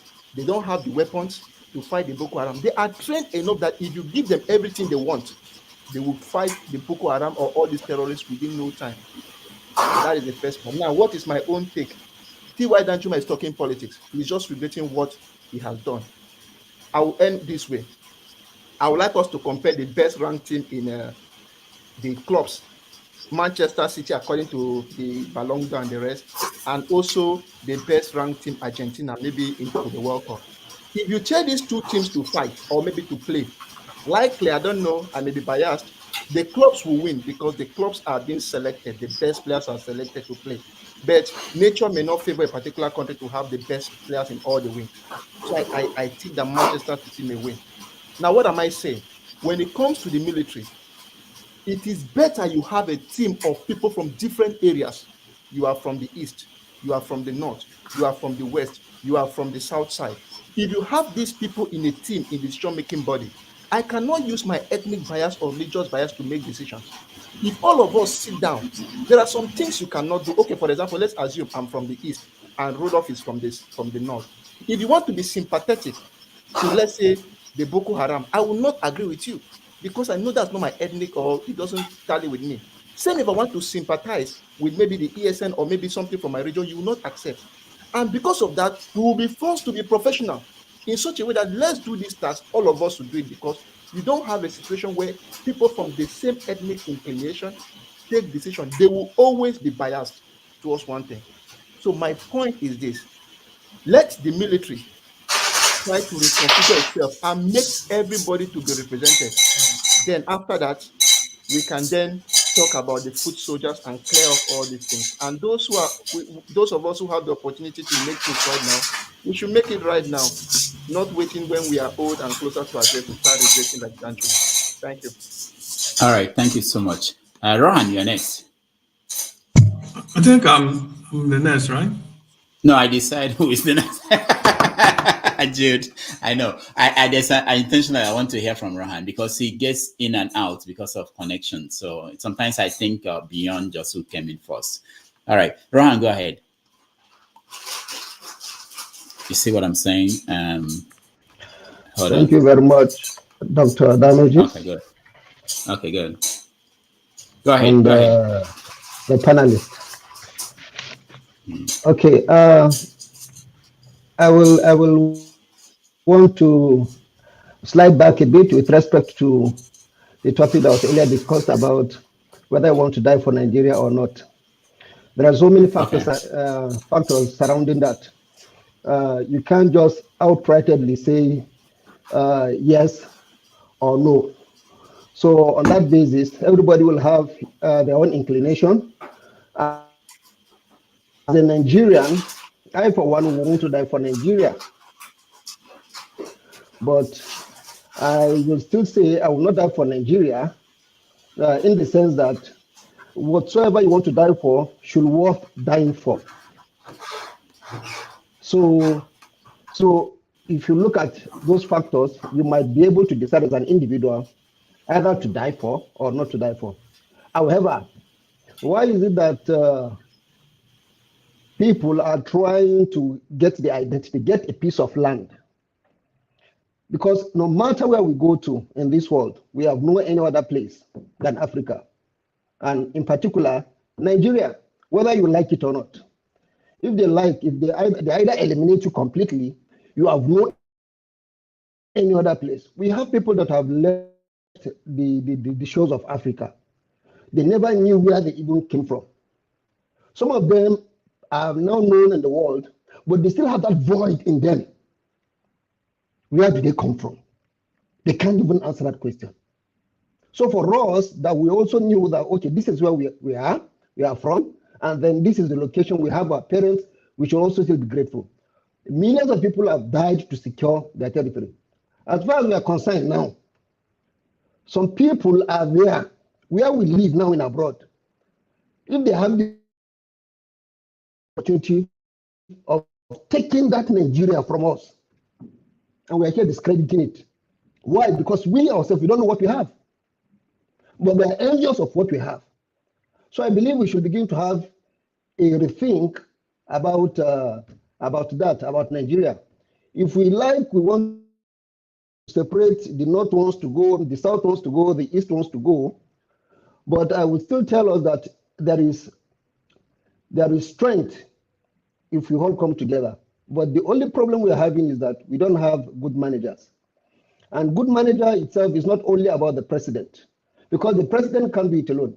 The president could come from the north, could come from the south, could come from the east. But those that are piloting the affairs of this country, they are not from one zone. The president could have the executive power, but you have the ministers, you have the senators, you have the governors, all of them are from all the country. They should have also been doing their own bit to see that things work well in the country. So I, for one, as a Nigerian, I want to die for Nigeria. Secondly, the issue of Theophilus Danjuma. All these are political gimmicks. It's very complex. We can only say what is surrounding us, what we felt, what are the impacts we felt, what are our experiences. Some people will feel that, oh, he has gotten his own quota and maybe he's not feeling the heat, so he has to talk like that. Some other people will come with a different narrative that he was there, he couldn't do anything. Maybe he never had the opportunity to do that. Because even though you're a minister or chief of army staff or chief of defense staff, if you don't have the backing of the executive, there's nothing you can do. So, but I still think that we as our leaders, they have to walk beyond what the present situation is, because we only look at this immediate situation and try to solve the problem at that point in time. We should be looking at 100 years problems, and that is where we can be able to get the shackle it is. But if you say we want to solve the problems that we have immediately, I'm sorry, we are going nowhere, and that is largely the mentality of most of our leaders. Thank you very much. All right, thank you, Rohan, for that contribution. Jude, you're next. Okay, yeah, before I move on to Danjuma's issue, I want to briefly say, Augustine, I take offense at the comments you made, trying to comparing ESN to Boko Haram. I feel so much offended, and I hope you retract that and apologize to the Igbos for such a unguided comment. You can't compare ESN to Boko Haram. There are no way. ESN is the same thing as like Amotefu. They are formed basically to protect our people who are being killed by Buhari terrorist organization in the name of Hausa Fulani herdsmen. And their station was in the forest to make sure that they provide safety for our people to go to their farm. They have never been a terrorist organization. They have never been involved in killing anybody. So it is very ingenious and erroneous for you to compare ESN to Boko Haram. So I hope you will apologize to that. Now going forward, can I respond to that? Okay, respond. Go ahead. Yeah, I think he was talking to me. I just wanted to I was just comparing the organizations in the north, in the east, and the west. No, there's no comparison. You mentioned Boko Haram. You mentioned this thing. You mentioned Boko Haram and ESN. There is no justification that. Let me speak. I always like giving you the opportunity to say your mind. Then I'll respond to you. That is one thing about me. If you talk, I allow you to talk. Let me respond to what I want. Remember, it's my time also. But Jude, you were the one that told him to respond. Okay. Yeah, but he's trying to drift from the response. ESN and Boko Haram, these two things are two different things. Okay, Jude, go ahead. They are not related in any way. And this is the erroneous impression. This is how Nigerians have tried to smear the Igbos, to smear ESN in order to continue to kill them. And that is what they are doing. They continue to do. Okay, go ahead. Out in the south, in the east, they will say it's ESM. They will say ESM is an unknown gunman, ESM is this, ESM is that. These are propaganda of the terrorist government of Nigeria to continue to kill the Igbos. I take exception for that. Okay. So you compare ESM to Boko Haram. Okay, Jude, now go ahead. I'm also from the east. It doesn't matter. You might be the agent.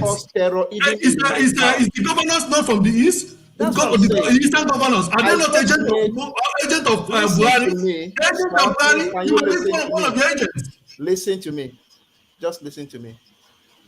The point is that I'm trying to look at a sectional case where Northerners may want to support some organization, Easterners may want to support. That is why I go for a team of different people. And apart from that, we have the ESN that were formed from governors in the East. They aim to make security. But you will not lie that there are some people who have infiltrated this organization, like the unknown government. Some people say, okay, don't kill unknown government because they are from the East. That's wrong. But some of these unknown government even kill Igbos. So who are the unknown government? That is what you should ask yourself. Who are the unknown government?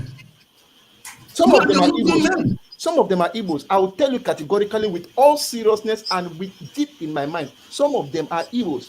Who recruited them? Who recruited them? Now, the ESAs, the people that infiltrated the ESAs, are they not used from Nigeria? Now, let me tell you. Who recruited those people that infiltrated the ESAs? They now begin to pay people. All right, I have to.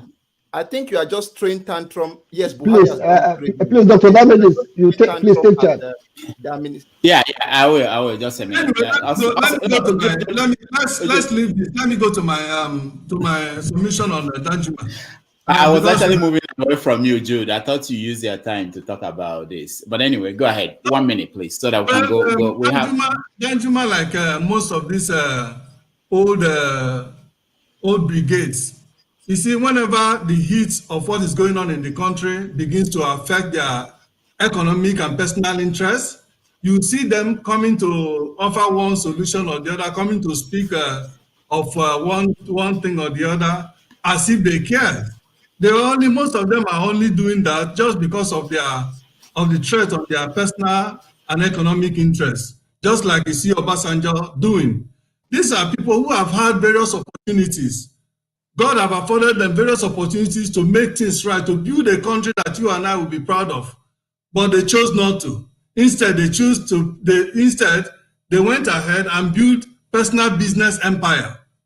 And because of that, their personal business empire is now under threat by the incessant security threat and the terrorism that is ravaging the whole country, and the fact that they see that Nigeria is at the brink of collapse. In fact, Nigeria has collapsed and is at the brink of disintegration. Now they are crying wolf. Now they are crying foul. Now they are trying to, speak as if they love Nigeria. However, what he's saying is true.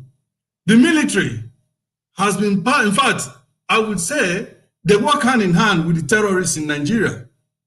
They are the one killing Nigeria. And if you even go to the Nigerian history, the military is even one of the major architects of what has brought to Nigeria to its kneel. Who are the people that have planned coup, that planned and executed coup in Nigeria? Military. Who are the people that have been ruling us since after the so-called independence? Majority of the years that we have had the so-called democracy in Nigeria are military.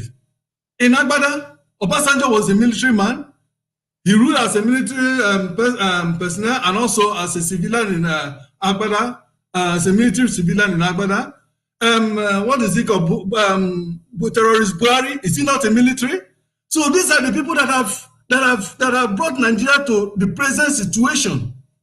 Okay, so whenever they come out to speak, I only take their speech with a pinch of salt, because what they are saying is because of their own personal interest that has been threatened. Like Obasanjo running around campaigning for Nigerian oneness. It's because of his businesses that is all over the places. He knows what is going to cost him if Nigeria eventually disintegrates. Okay? If these people really are genuine and they mean well for Nigeria, I want to see one of them or any of them come out and apologize to Nigeria for all the evil they have done while they were in office, and tell Nigeria the secrets of all the things that has happened while they were in office, and tell Nigeria the way to solve the problem. Until I see any of them coming out to wholeheartedly apologize and restitute, I don't take any of them seriously. And then again, military. Jude, round up. We have a lot to get to.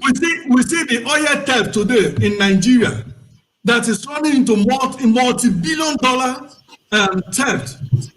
Majority of these things are done under the watchful eyes of the military, and they are part of, in fact, not only under their watchful eyes, but they are part of the people stealing this oil from Nigeria. They are the one that owns oil well. They are the ones stealing. They are the one manning it, the Navy and everything. How can you tell me a big ship that can contain several houses, that can carry several houses to come to our shore and carry crude oil and leave without anybody knowing? And we have Navy. And some of these ships would rather be caught in another country. Come on now. Let's go. All right, thank you. Thank you, Jude. Sam, you're next. Yeah, thank you, Rudolph. I think, James has left. James is no more here. Actually, what James said by way of a background on Danjuma is quite historical, and I commend him. One thing maybe he forgot or he may not know if he's listening is that Ironsi was not killed just by taking him out of government house. I mean, the government house Fajui's Adekunle Francis Adekunle Fajui's residence on 29th July, and maybe somewhere around his Imokola or somewhere around there outside Ibadan, he was shot. He wasn't just killed that way. Probably Fajui must have been shot because he resisted. He doesn't want to give off of Ironsi. He wants to protect his commander in chief. The way Ironsi was killed is not torture. It was too cheap. You tie one leg here, you tie one leg, then told the driver to drive in opposite way. Then the man, just like the way you tear chicken, that was how Ironsi was killed. That was how Ironsi was killed. I'm quoting you. You can quote me. So it's not a case of holding Ironsi, tie him behind and shot him. No, hold one leg here, one leg tied to the other jeep, military jeep, and then tell the driver, keep going this way, keep going on your masthead, go. Then they move. Ironsi was torn to shreds.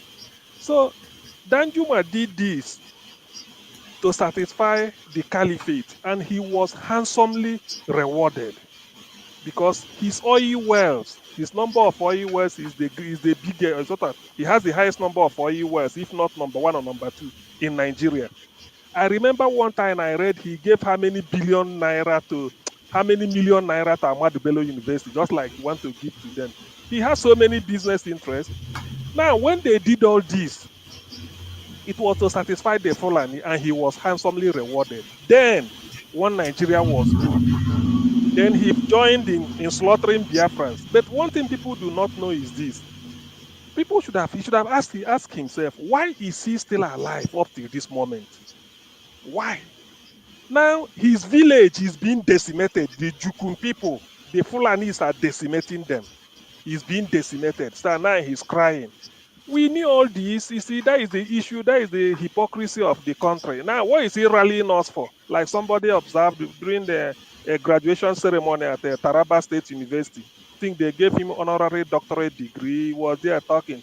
The language he used was, the military, they collude. They collude. They collude. This was his language. It's quite fresh. So what is he telling us to do? That the Fulanis are colluding with the Boko, the whatever, and slaughtering people. You see, what is good for the geese sometimes is best for the gander. That's why when you are doing certain things, you never know who it will get to. Now, Danjuma is crying. I remember Ojukwu saying in 1993, saying the feeling he felt in 1966 is what some people are feeling today, and they are murmuring in the hope that he will join. Say he won't join. So what Danjuma is saying, he just a rant.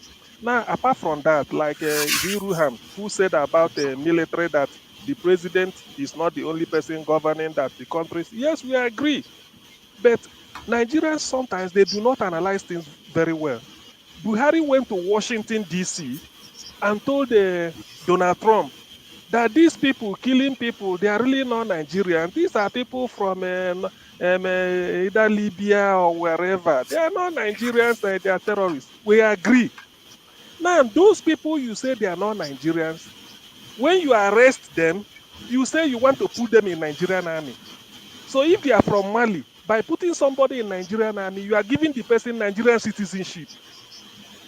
And when you put them in Nigeria, say you rehabilitated them, you bring them down to the east to be slaughtering those people you feel that they are the troublemakers. So you see, Nigeria is just a bunch of contradictions. That's why sometimes when people are talking or this or that, then you start to wonder.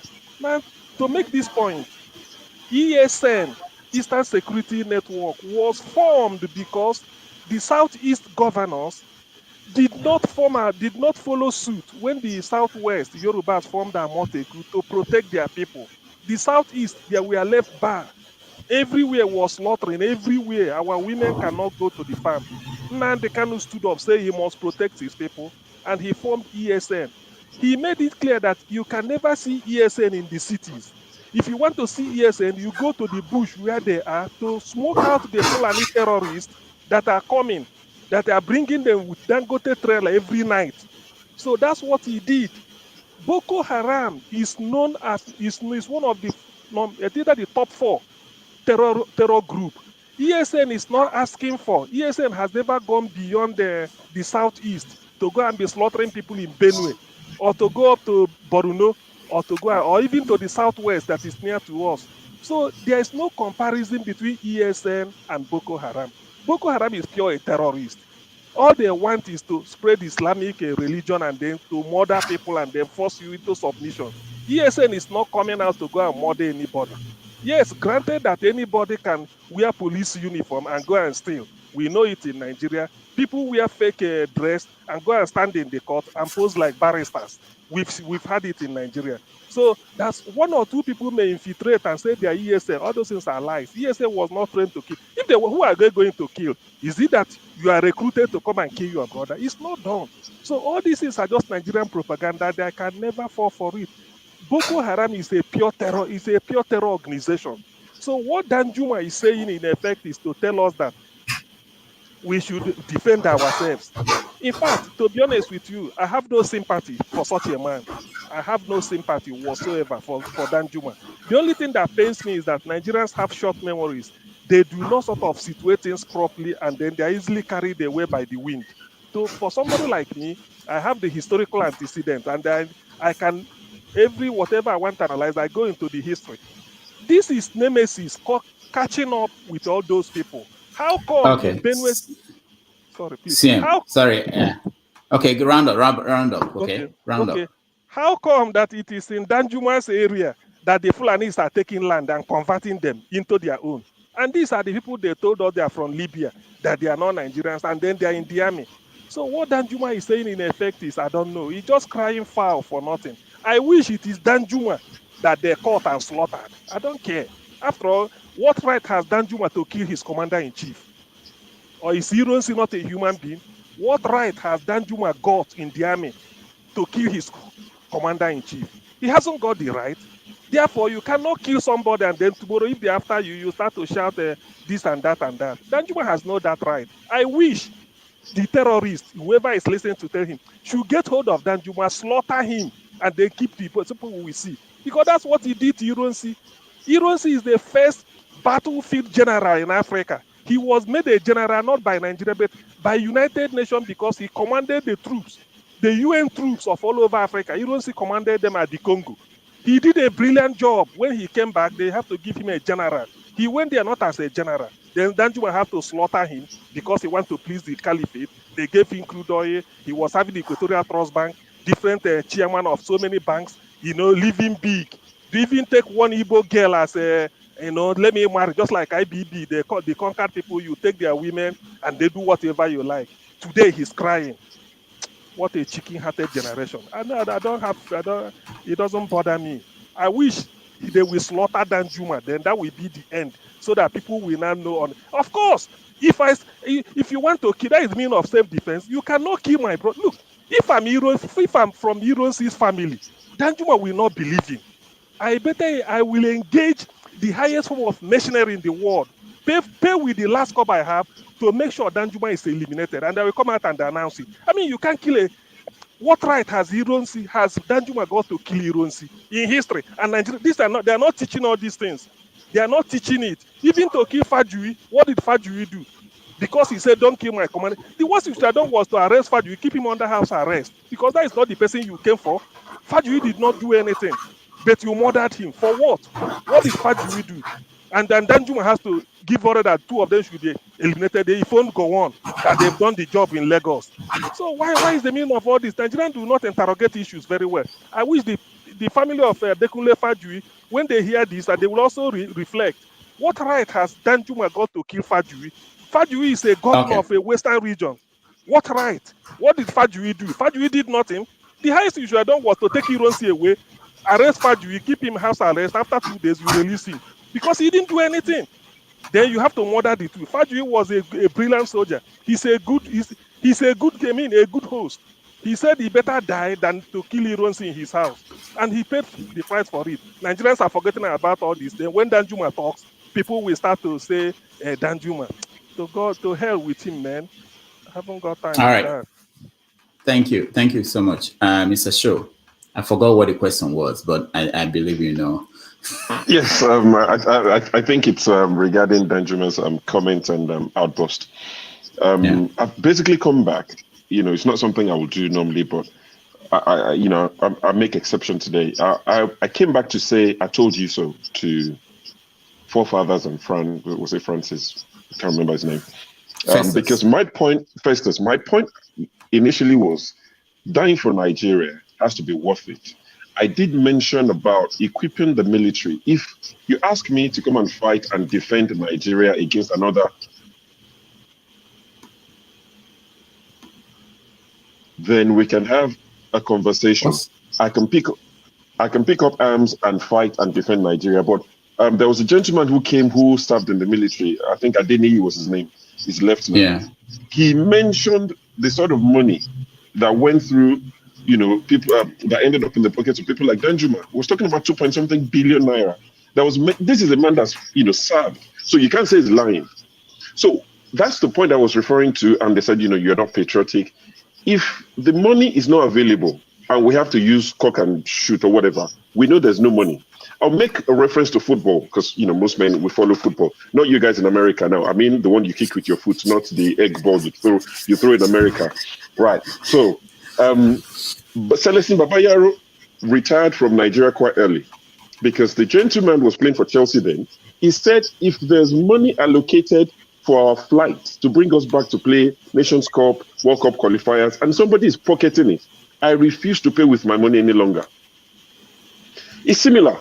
The money is saying it's not like I cannot afford it, but if the money is there, is allocated, and some people are taking it, then count me out. And that's exactly what we're saying. In Nigeria, you have people who just embezzle. Danjuma is crying out. Sorry, why is he complaining? He's held positions to make changes, to effect change, to lead the military. But you send these young men and women out to slaughter. They are lambs to slaughter. Look at the lady who died. Is it Tolulope Arotile? She was killed. There are so many conspiracies why she was killed. So when you're telling people to go and pick up arms and do these things, what do they get? If I know that fighting for Nigeria, my family will be looked after, my wife, my young children, they'll be well looked after, then I would consider it. But when I know that the day you die is the end, you get nothing. And you hear about governors, once you're a governor for 4 years, you get cars every 2 years, you get a house in Abuja, you get all these things. Nigeria is not broke. It's just the wrong people getting the benefit. So you cannot, guilt trip people or try to, blackmail people to go and pick up arms and defend Nigeria. I would not defend anything. Whoever wants to defend it should go and defend it, buy a ticket, go back to Nigeria and go and die for Nigeria. We will forget you before you're dead. I can promise you that. We would move on happily. Because there are people who did more. I mean, Adekunle Fajuyi, there's a road in Ibadan. I grew up in Ibadan. There's a road in Ibadan named after him. Ask anybody under 40 in Ibadan. Who is he? Who was he? They don't remember. People forget. People move on. And you're telling people to go and pick up arms, fight for Nigeria, defend Nigeria, a country where people are embezzling. That's when this man in jail in the UK, Ekweremadu, when this case happened, I shed no tear for him. I have no sympathy. See, I would defend forefathers if I saw him in trouble. He's an individual. He's not been in a position to effect change. If he's in trouble with some Asian guy somewhere, I'll defend him. I'll stand up for him. If we die, we die. But if you've been in a position to effect change, you shortchange Nigerians. You stole, you embezzled more than your 10 generations would need. I will now sympathy. No. Please, they should kill whoever they can kill. Danjuma should be taken away. Nobody cares at this point. Nobody. The fact that we're discussing itself is almost a slap on our faces. I don't see. Somebody said if one embassy was burn it down. You understand? Sorry, not embassy. The people there, the thieves, the ones who ruin Nigeria, let them die with it.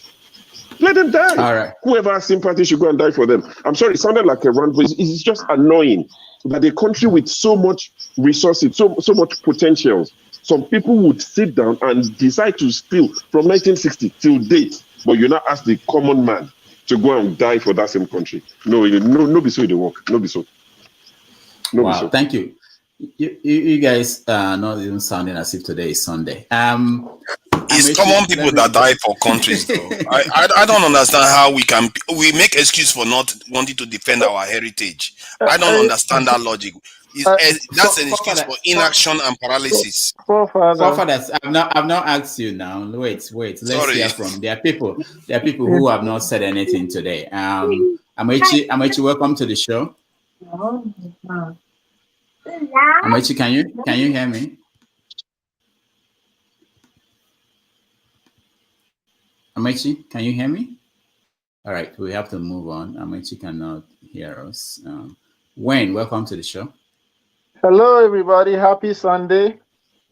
Yeah, you remembered. I was I was in the background all this time, and I came on this show to disagree with Mr. Show. So yes, you said to buy British Airways ticket to go and die for Nigeria. That's too expensive a ticket to buy to go and die. Maybe Ethiopian Airlines or something. My people,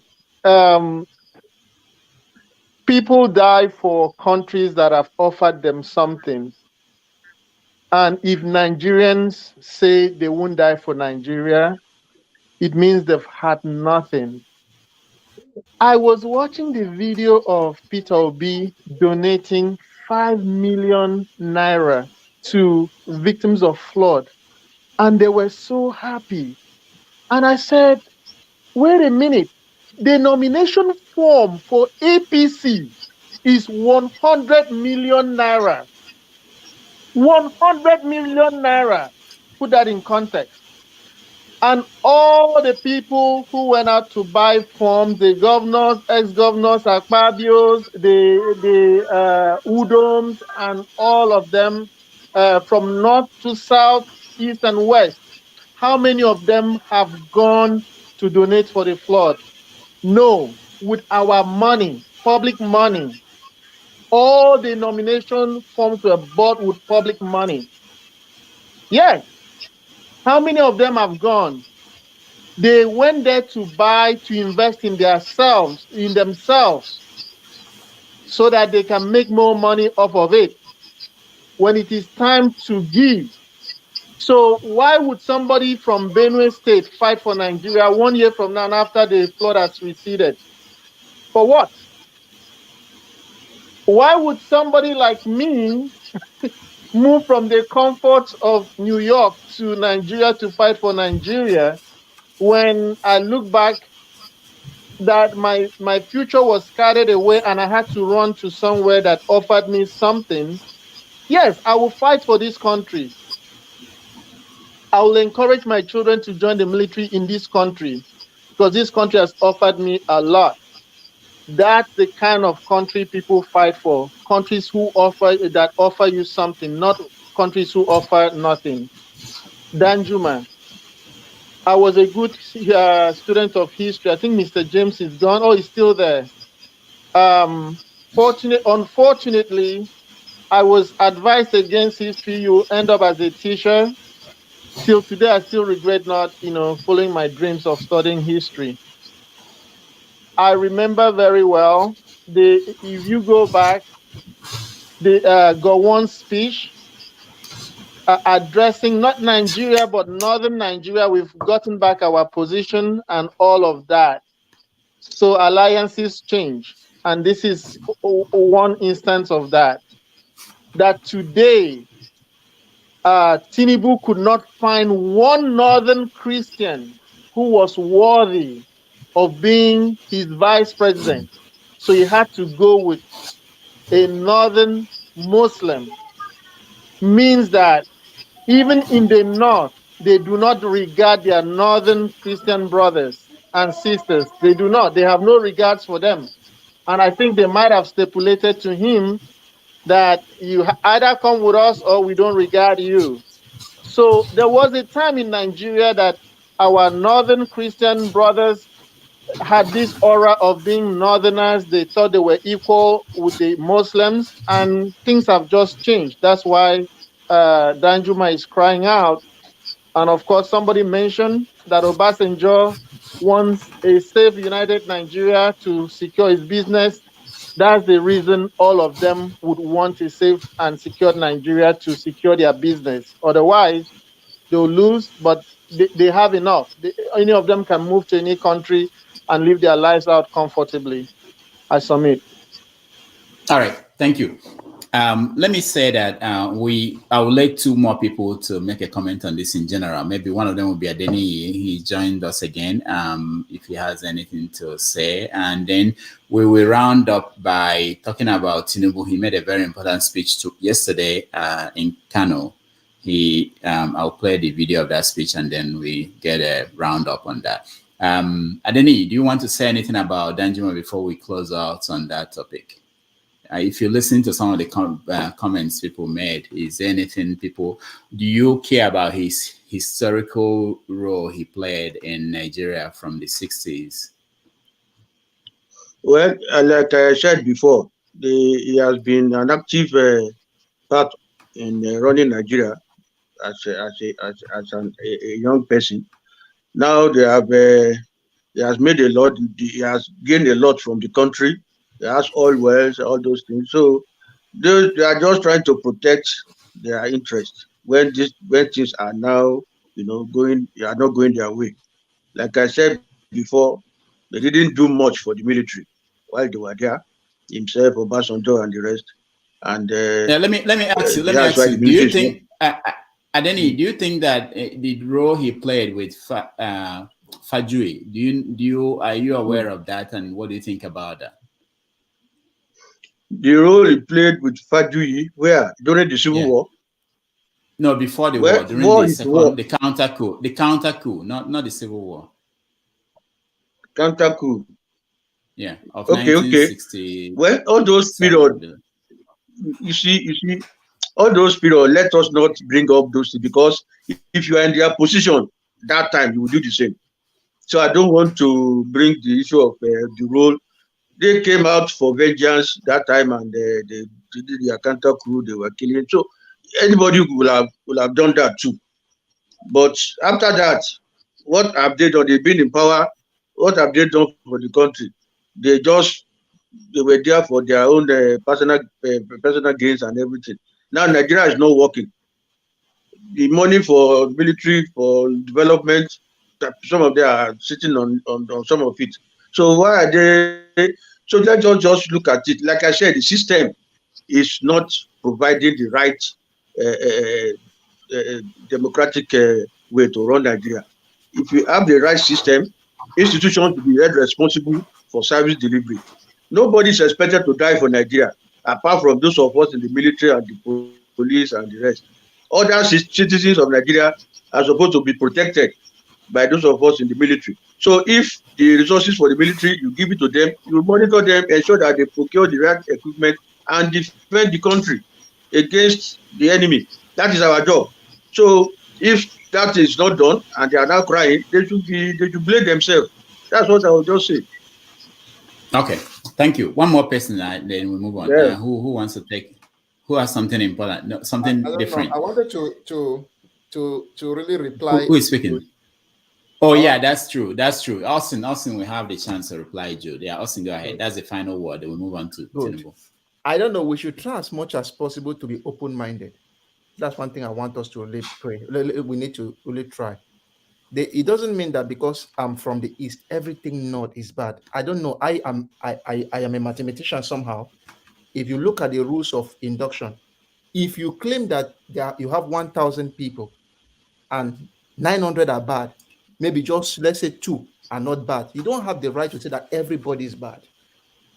So please, if I use the ESN and I use the Boko Haram for certain examples, it's just to tell you that the military should try to make it unanimous in such a way that people from different areas are there, so that we can have different culture and different beliefs to make the team stronger. I did not say the ESN is dead, because I know that the government set up the ESN to try to limit the activity of the insurgency. But I just wanted to cut across ethnic and religious lines to preach unity. So I'm not comparing anything about that. But I'm also saying that we should not try to make it look as if all the things from this side are bad, all the things from this side are good, only what is in our own side is right. Because I'll tell you the truth, there are situations where I've seen sometimes where people also from my extraction did something bad. And you should not say that because they are from my extraction, then there is correct. No. Did anybody imply that? Did anybody imply that? Yes, Did anybody? Wait. Huh? Who implied that? No. Okay, that's it. We're not going for that on this. So let's change the topic and round up with this. Can I respond to what they said though? I've been standing No, before you. I'm not running for 100 yards or 500 yards or do. I'm running for presidency. I'm not competing for WWW wrestling. Even if I go out there and they say, sick, I am standing before you. Do I look like a sick man?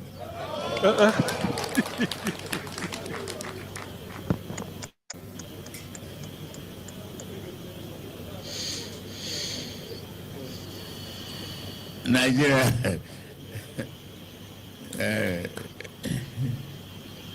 You vote me out of their reach. Vote for me 100%. No, they will stop complaining. It's mostly because I'm smarter than they are.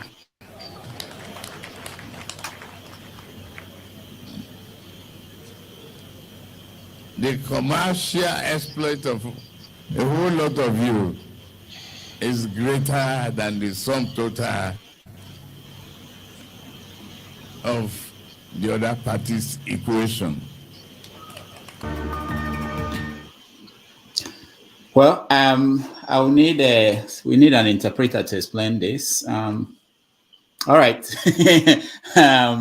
See who wants to go. CM start. Yeah, it's me. So thank you very much, Rudolph. Actually, let me start this way.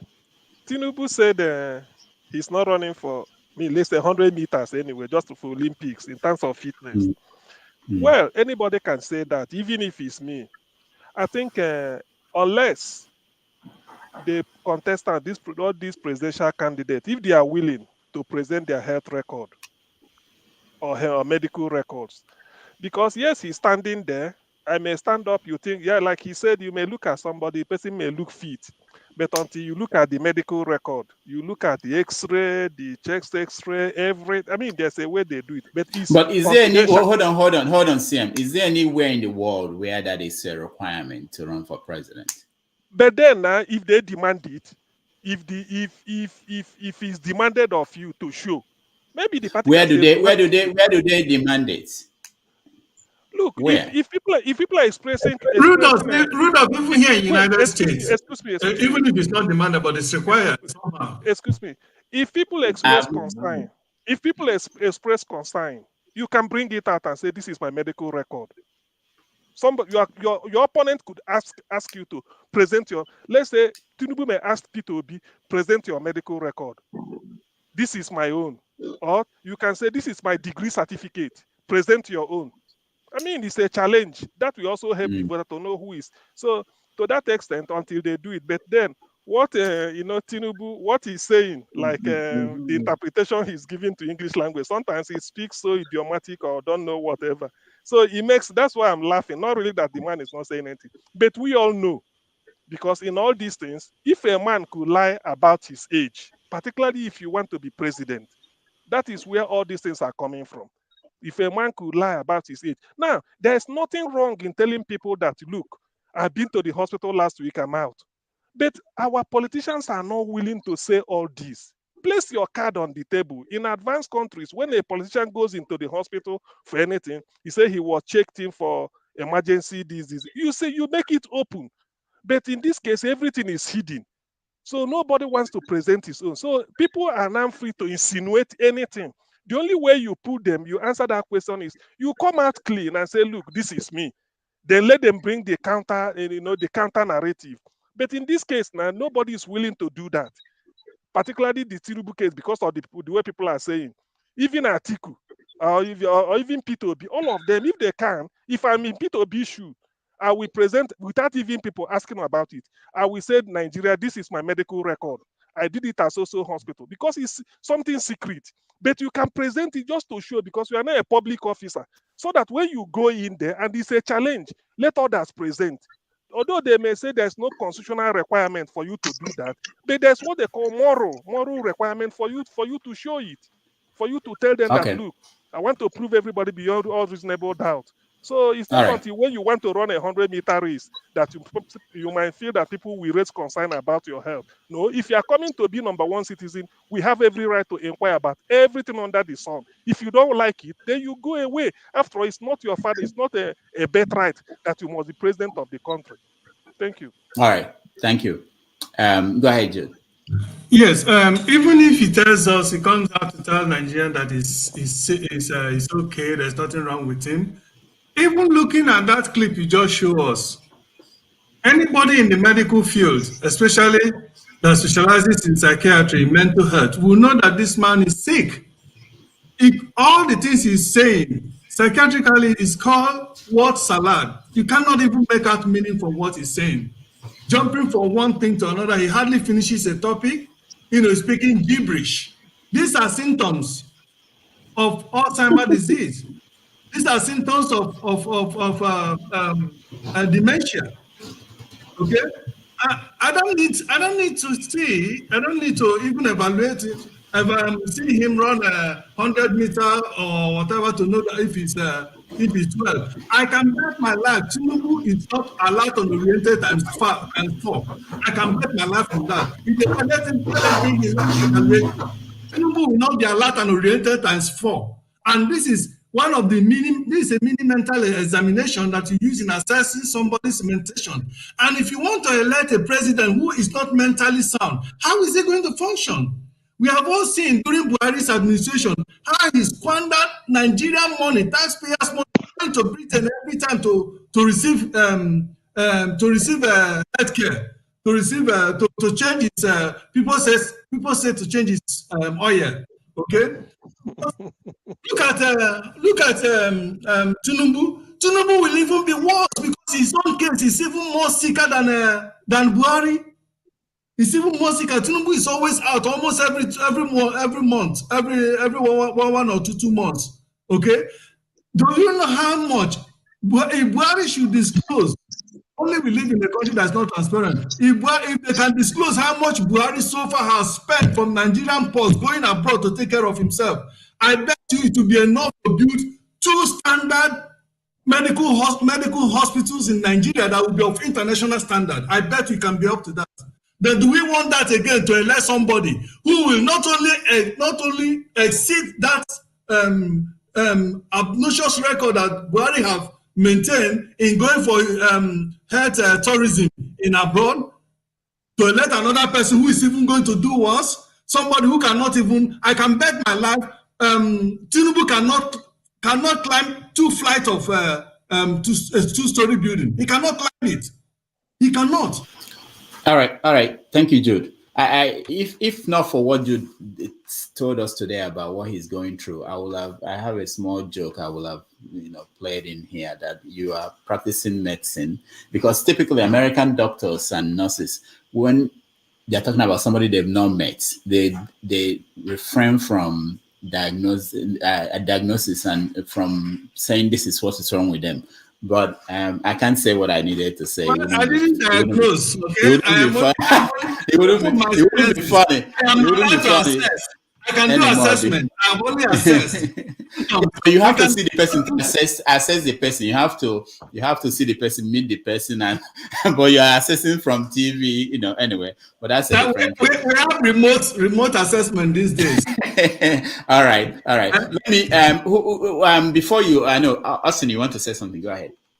So the point is, I think Tinubu in his path and those of his campaign team they tell us that he's sick.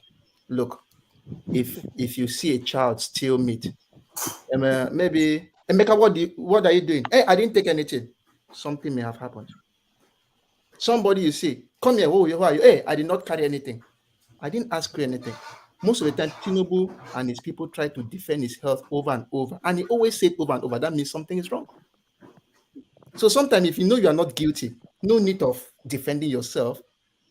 So if you go maybe he's hold on, Austin. Maybe he's defending himself because all of you are talking about him being sick.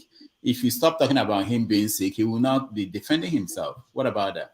Okay, now he's not. He's talking of you talked of being sick. He was not there in some special locations. That's why people now say, okay, he's sick. But if I tell you I am not sick and I go ahead my normal business, then I feel I've told you the thing I need to know. But if I keep on forcing down your throat that I am not sick, I'm not sick, I'm not sick, it means I'm hiding something. Because all right. Yeah, you want to ask me a question? Let me play another video where he talked about his opponents, and I want you guys to listen. Should I play that? Lagos are part of the bragging success of Nigeria. They have the consumer power if you can produce what they need. And Nigerians have to change to be able to do that to satisfy the economic requirements of this country. It is true, we are all running, two other people. Don't let me popularize their name. They said they are running two other parties. Forget them. Forget them. They don't know the way. I know the way. They can't make changes. As I stand before you, no geography professor can pass geography exam of Lagos as at today. I've uttered it. Make it better. Make it bigger. Make it economically buoyant. From 600 million a month to 5 billion a month internally generated. And you say I should not brag? How much? I have the knowledge. I have the foresight. I know the road. Don't worry about Nigeria succeeding. We will succeed. Elect me. Can I come to what I was saying?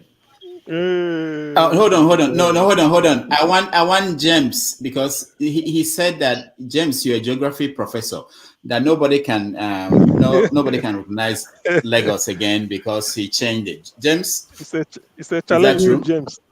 I will only make one statement. Former president of Sierra Leone, Shaka Stevens, said that a healthy man can pretend to be sick, but a sick man cannot pretend to be healthy. That is all I have to say.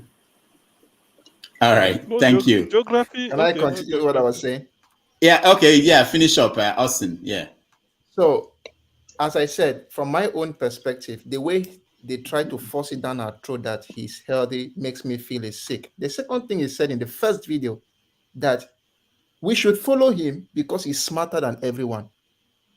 And most of the time in Nigeria, when I hear people speak, especially of the political class, when they talk of smarter, it means they can deceive you. So that statement, for me to abandon other presidential candidates because you are smarter, just tells me that you want to repeat the same cycle of looting for my own infamy, if I want to try to infer. So that statement really is telling me that he is not a genuine person. You tell me what you can do, then we can talk of the other one. Then the last case of altering the landscape of Lagos State. Now, during his time in power and the rest, things he did, it's not as if Lagos State is like a Dubai, as we have always said. There are places which are good, but sometimes they are all being invested by private individuals, not even by the government. And the little amenities we need to have from the government is not being done. So it's like somebody getting money and putting it in private pocket, still meaning again that you get money, but you give it to one person, one particular person, is not the right criteria I need for a presidential candidate now. Thank you. All right, thank you. Mr. Sho, go ahead. Okay.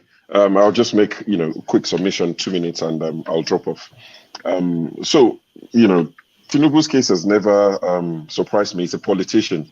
The last video you played, I don't fault him for anything he said there. He has to blow his own trumpet. He's competing against people. So I can't, I have to cut him slack for that. You can't expect him to go there and kid glove. He's actually fighting against people. That's allowed. To say I'm better than them, I know the road. I know, it's done in Lagos. Even saying that private entities have developed Lagos, that's creating an enabling environment. So if credit has to go to him for that, I don't mind giving him credit for that. But my worry is Tinubu's health. I'm not trying to diagnose him, but the way he speaks, the last word he uttered in the second video, he almost didn't pronounce it properly. His speech is slurry. We know what Tinubu sounded like 20 years ago. He doesn't sound like the same man. Age would come, health issues would come. Some of us would avoid it. Some of us would have to deal with it in life. It is what it is. What I don't want to happen is a case of like they have in Cameroon with Paul Biya. The guy cost Cameroon $40,000 per day, allegedly. He rules Cameroon from Switzerland. He lives in a hotel with his entourage.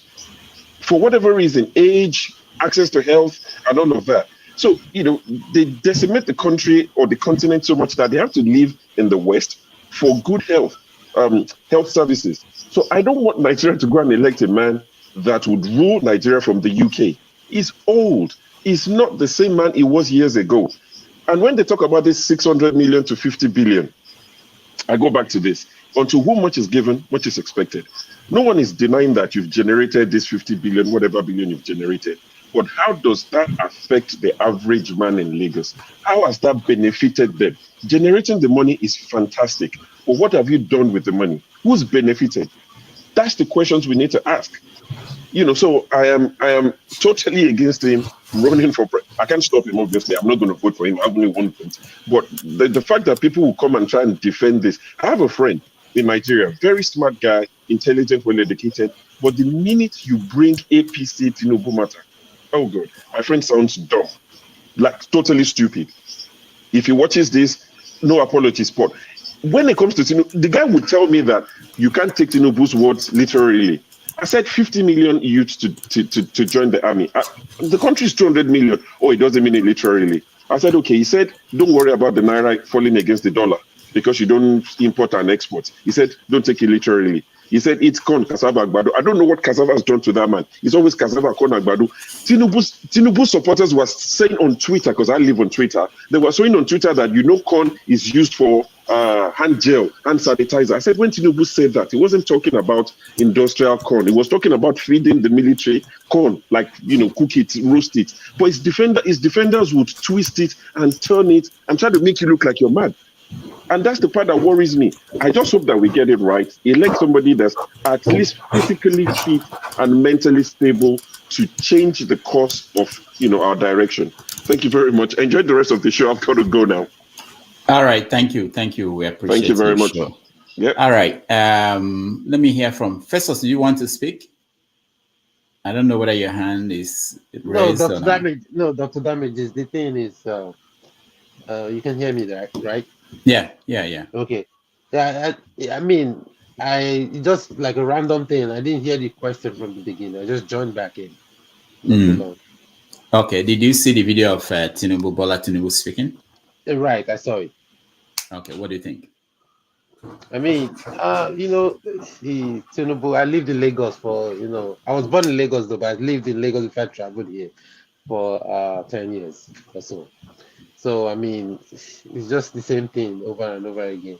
Tinubu is just looking he has all the money and everything he needs in his entire generation. So he's just coming to, it's an addiction. I don't know, this power of a thing is like a drug. Something is pushing him. He doesn't even care whether the way he say, do I look sick? People are just looking. Because it's like, Yoruba and Africa now, you have to respect elders. They could have said, you are sick, but, they don't want to say that because that guy is clearly. I'm not saying sick. I have a dad. My dad is 90-something years old. You understand? So, I don't make fun of old people, but I just feel like somebody should know how to draw the line. Because if somebody don't know how to draw the line, that's how you get into trouble. You understand? So everything is orchestrated. For me, I speak from the concept of the background of everything is orchestrated by God. If God does not allow something, it's never going to happen. You know, they say man proposes, God disposes. You know, so I'm just looking at it like a movie. I care about my country so much. I love my village. I'm from Edo State. You know, I love Nigeria. I mean, I know how Nigeria used to be, you know, at least. Yeah, you know. So I still love my Nigeria. It doesn't mean because something is going bad, left or right. I still love Nigeria passionately. That's why I send my dollar there every time, Mr. Damages. I'm telling you, help me waka too. If help me waka, I'm telling you, if help waka won't be paying you that endorsement. If it's not helping me waka in Nigeria, you understand? So Nigeria is still good. It's a good business. Nigeria is a good. It's just like we have people hijacking it. But God, see, there was some time in Israel. Some people were saying that, oh, God said that tomorrow by this time there's going to be a grain of whatever is going to be sold for so amount, abundance.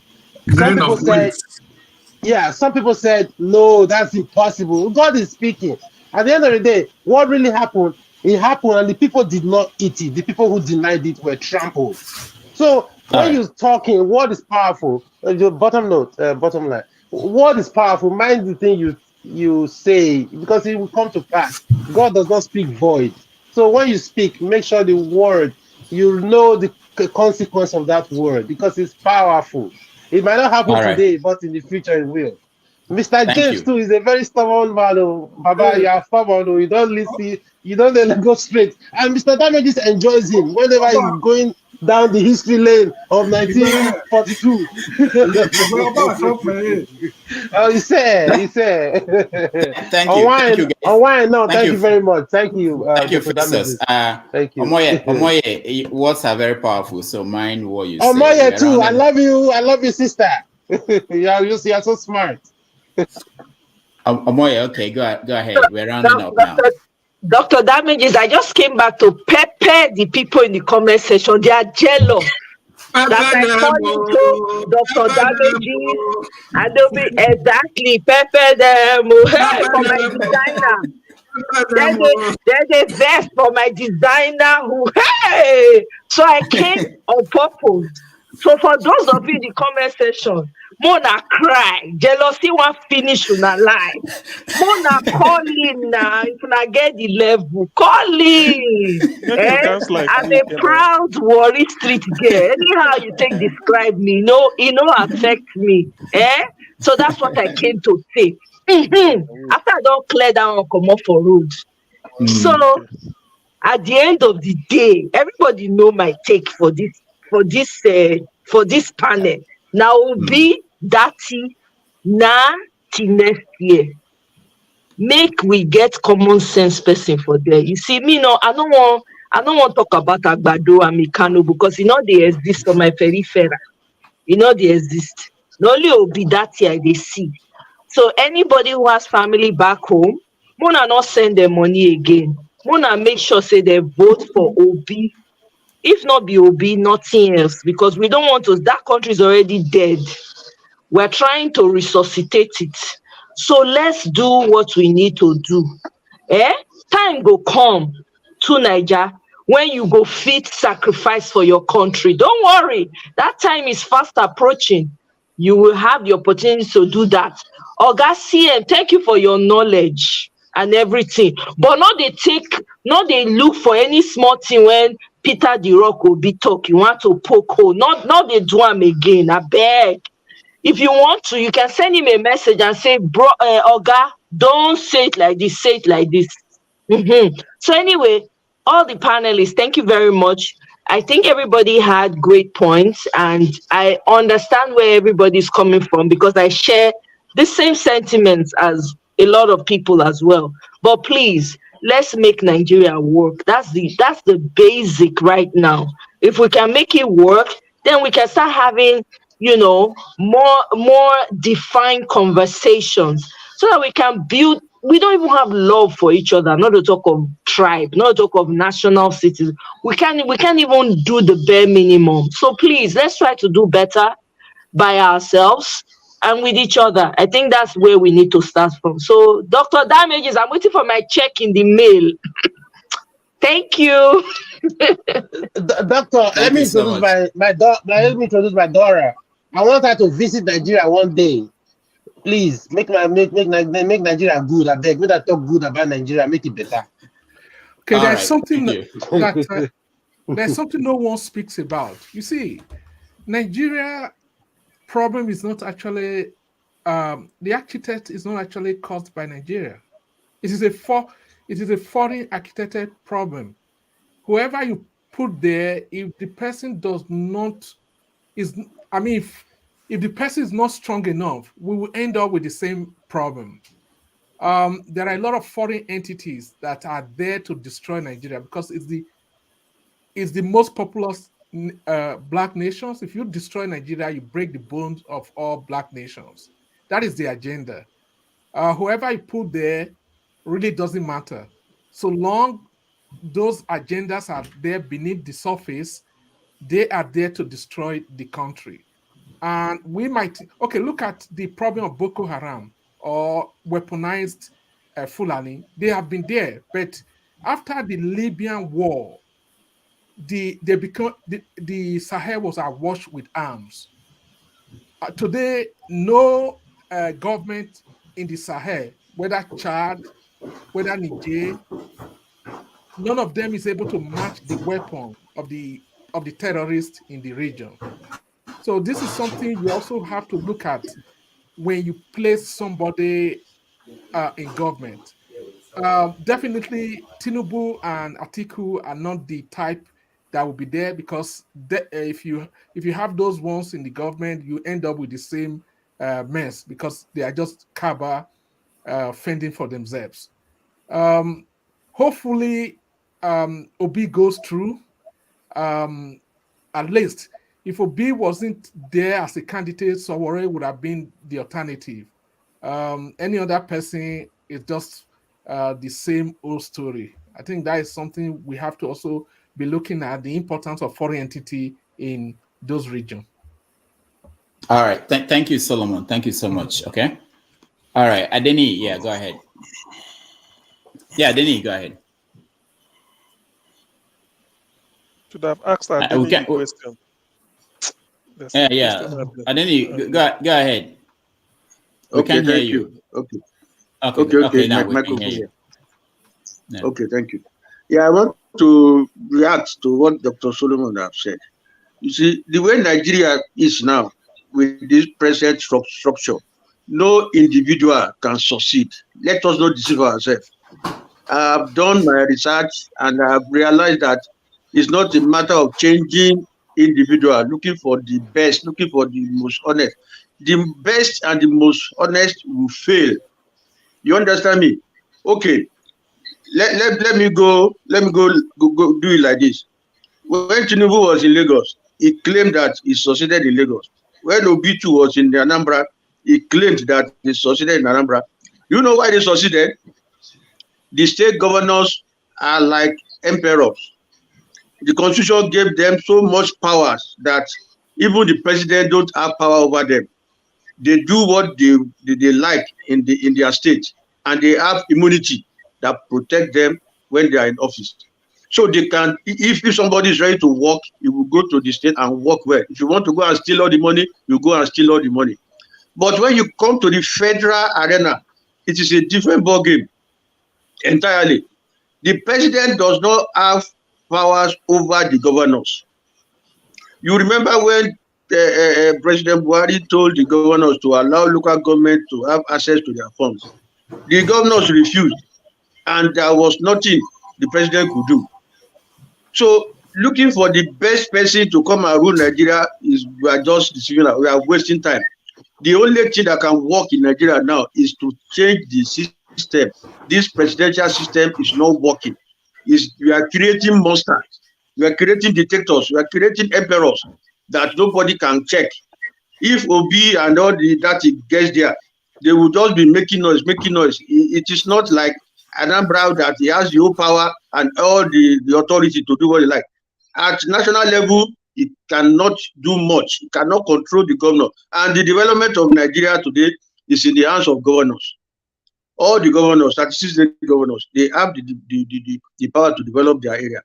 The president will only be giving directive, giving policies and the rest. But if they don't take the policy, there's nothing the federal government can do. on the governors. So I still come back to the constitution that I have written. Please, Dr. Damages, let everybody go through it, and we will now see that in that constitution, powers have been devolved to the local government. Election of There is nothing like elections for president or for governors. It is just a waste of money, waste of time.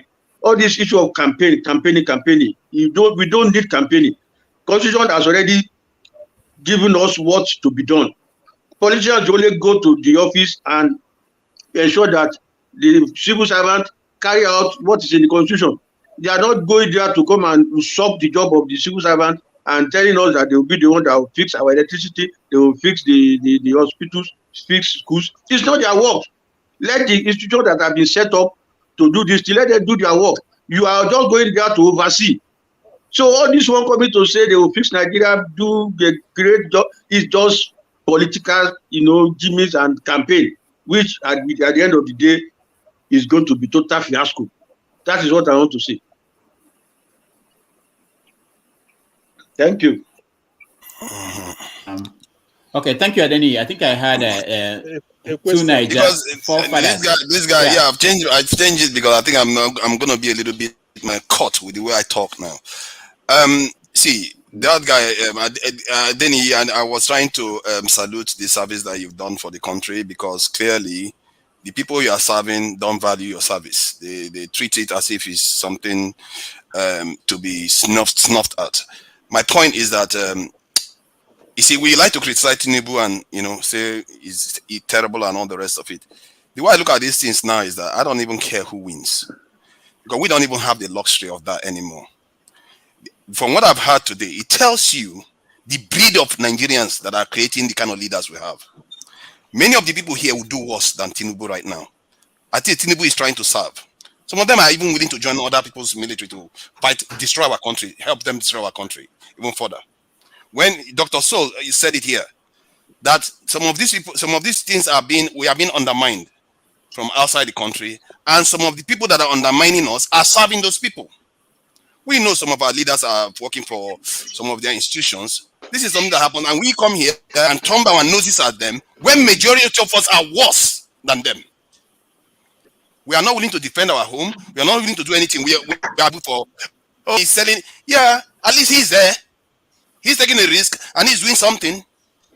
Many of us will be happy to hide away and criticize and criticize and criticize. Like, man, it's so shameful, really. When you see children in the West here, the way they behave here. Even Ukraine, the moment they started fighting, all the men are not allowed to leave the country. I'm telling you, if it was Nigeria, I'm telling you, from side chick to side chick, they will be running like Creta to run out of the country, because they don't understand anything about building a nation anymore. Maybe we've been colonized. That's why we've lost our instinct of how to build anything at all. We don't do anything in this world. We are the weakest group in this world. Our men have failed our people so much. We have failed our people so much that we don't even understand it anymore. A 5-foot Asian man has done more for his people than our men has done for our people. All we know how to do is procreate.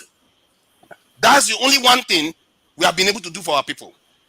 Now I begin to understand the reason why Stalin went into this country and caused the death of more than 20 million people. China, Chairman Mao, caused the death of 50 people. Why? What drives a people to do that? Is it our madness that they see a people that are not willing to do anything, that will settle for mediocrity forever? And they felt that, you know what, this group of people decided that, you know what, we are going to make change for this country, and for better or for worse, if this will die to protect, to save the future of our country, so be it. Let me read something that Chris Patton said himself. He said, there is nothing like luck in life. It's merely opportunity meeting preparedness. If you don't prepare, how are you going to be ready for do anything that comes your way? All these people that are saying, when you get there, you don't know what's going to happen. Yeah, you don't know what's going to happen, but you have to be prepared. You have to have that mindset. You have to know where your bread is buttered. How can you not? I didn't even think this was a question that any Nigerian would be fussy about answering. I think when they answer the question, they are looking at people like Bola Tinubu. They look at people like Atiku. all these corrupt politicians. That's what they have in their head when they ask them this question. What they are asking is, are you willing to defend your forefathers' land?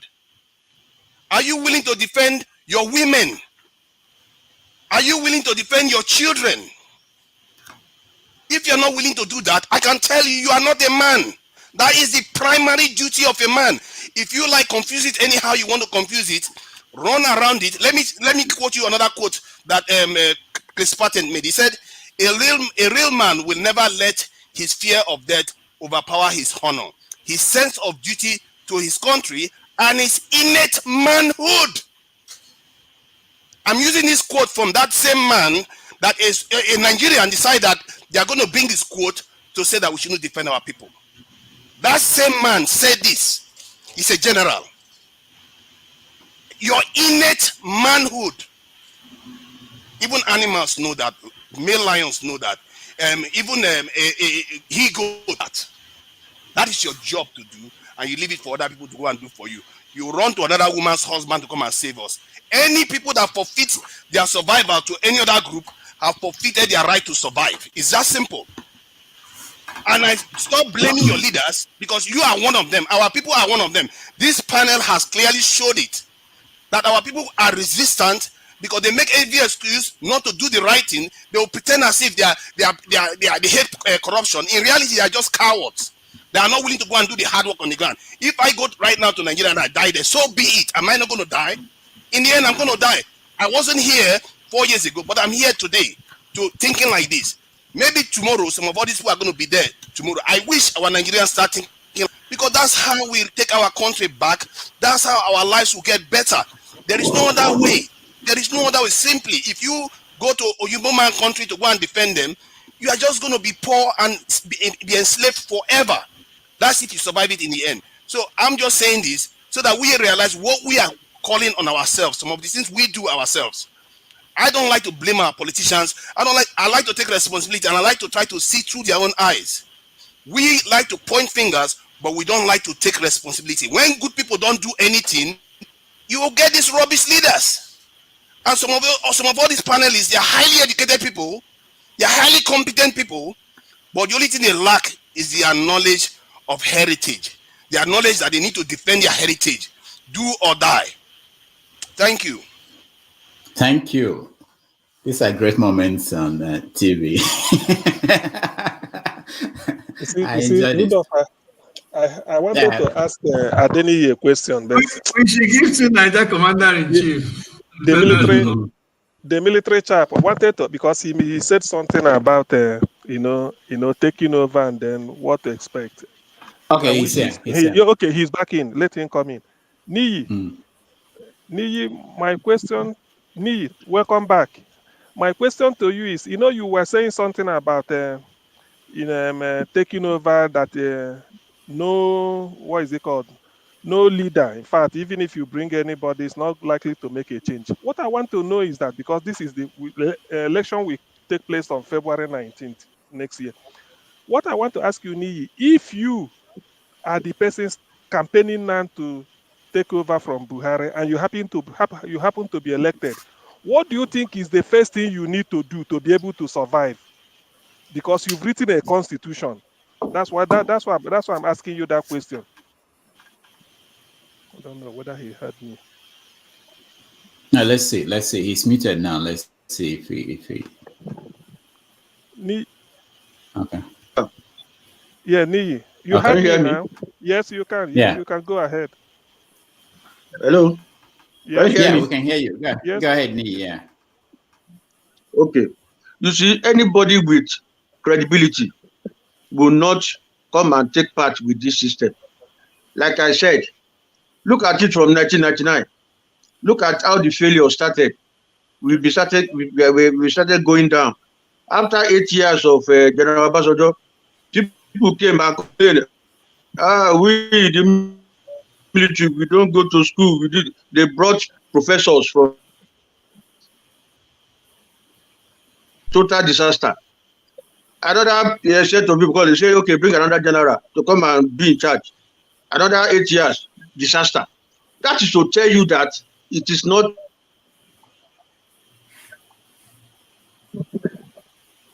never pray.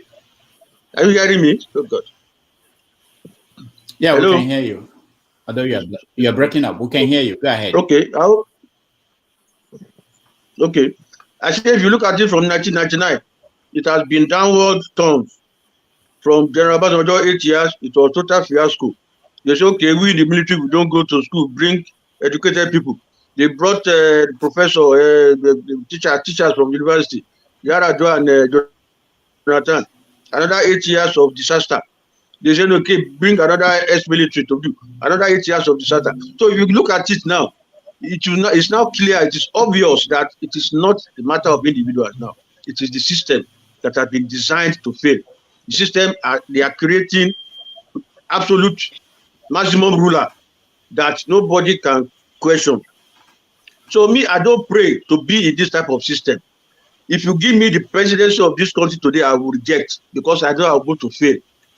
Number one, the failure will start from telling the governors what to do to develop their state. They will refuse because they want to eat money and you don't have power over them. So what will you do? Nothing. You don't be looking and the country will be, people will be crying, and they'll be calling the president, Meanwhile, everything is in the hands of governors. But people are coming to be there now. They don't want to come and improve their business empire. That's why people like Atiku, Tinubu, people will be himself, and Dagati, they're all businessmen. They will get there when they say that nothing can work, they will continue to improve their business empire.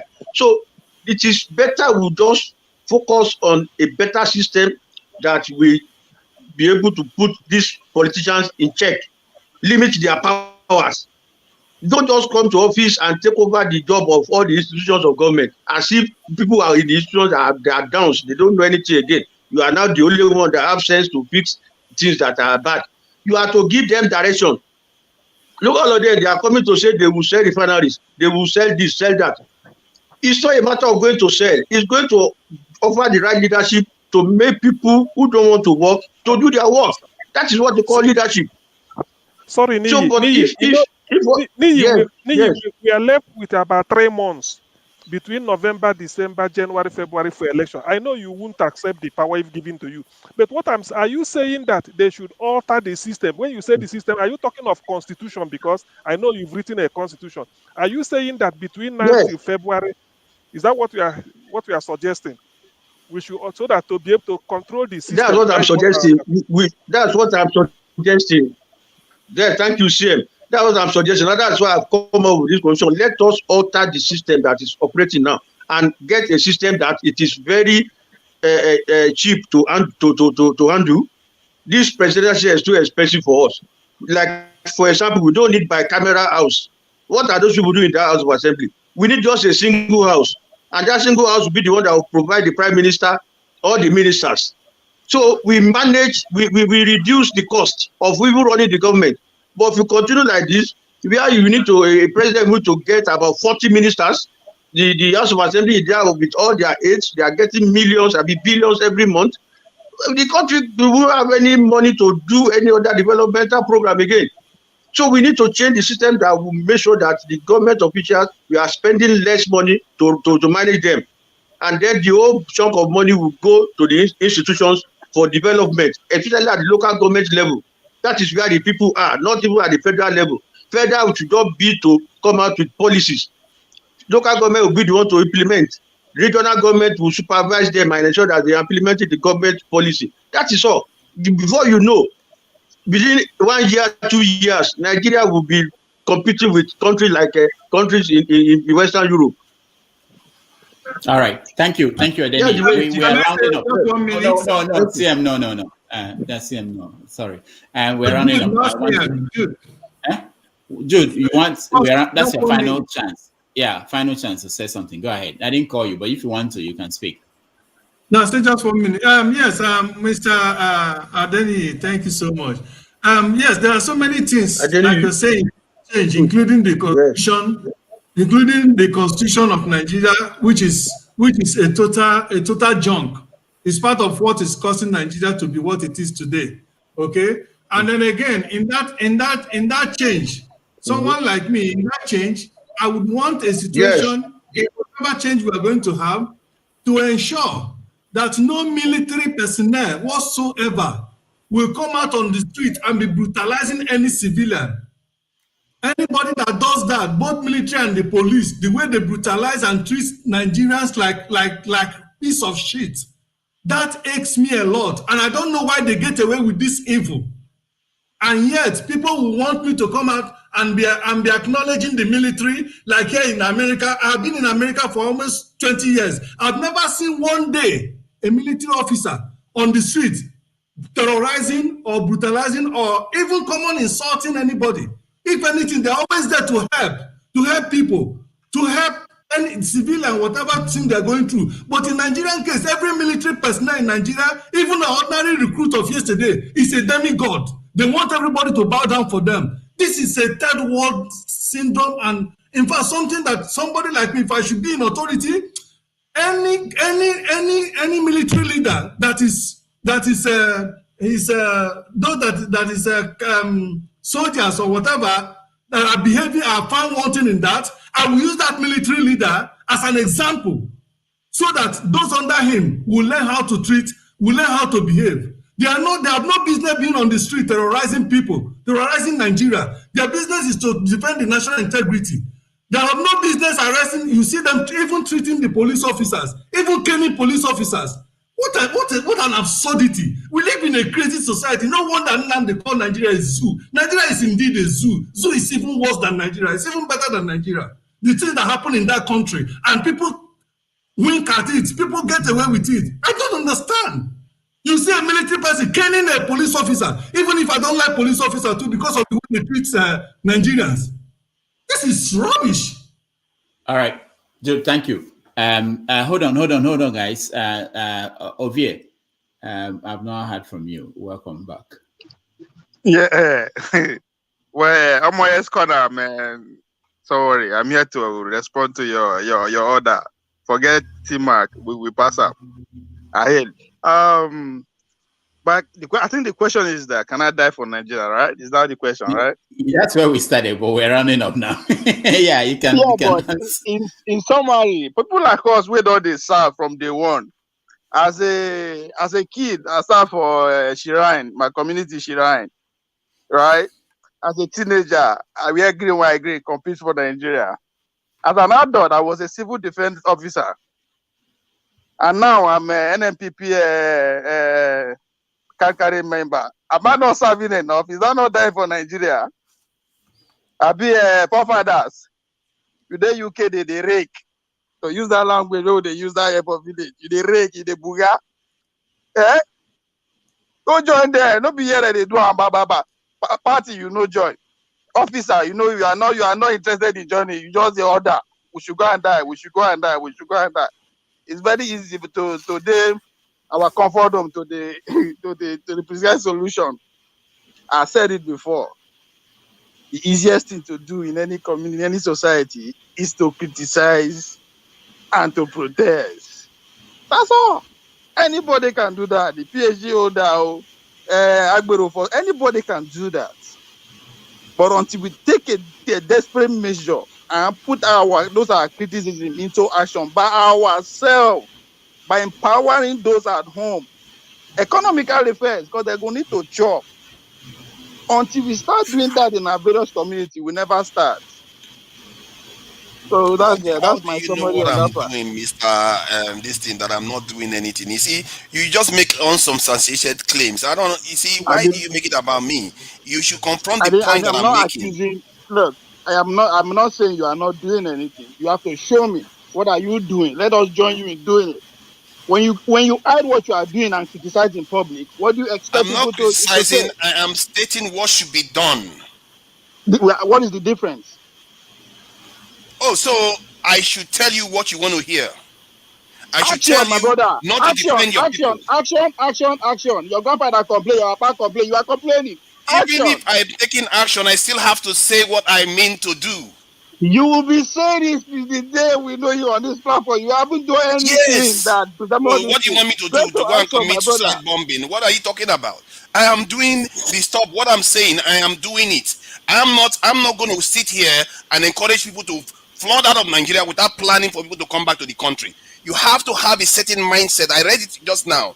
Opportunity, there's nothing like luck. You have to be prepared. If your mindset is not in the right place, you are not going to see what is going wrong.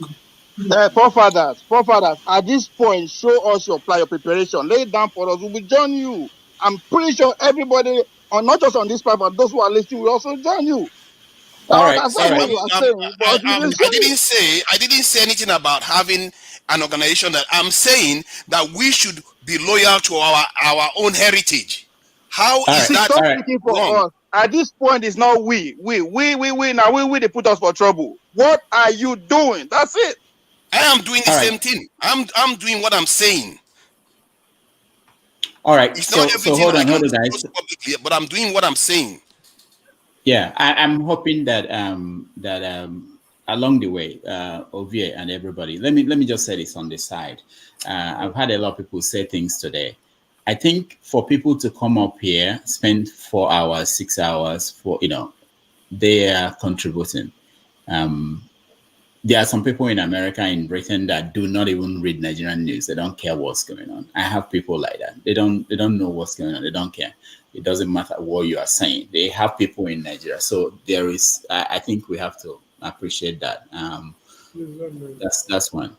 Then I'm doing stuff in Nigeria as they speak. If you think I'm not, you see, when I say stuff, it's because I am doing stuff. If I wasn't doing it, I would be making it clear to you. And I told you just yesterday that, or day before yesterday, some lady was encouraging Nigerians to travel overseas without even giving them any idea of returning back home. Then I questioned what she was doing, that maybe she should be putting the other way so that they can contribute to their country. And she did.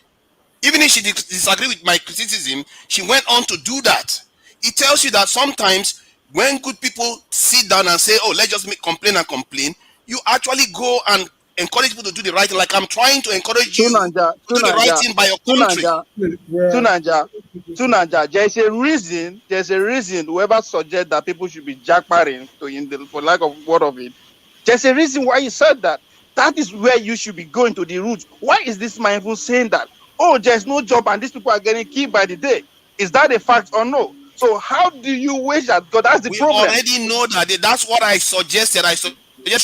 You can let them go, but make plans for them to come back. We can even take control of the process. All right, guys. Hold on. Two fathers.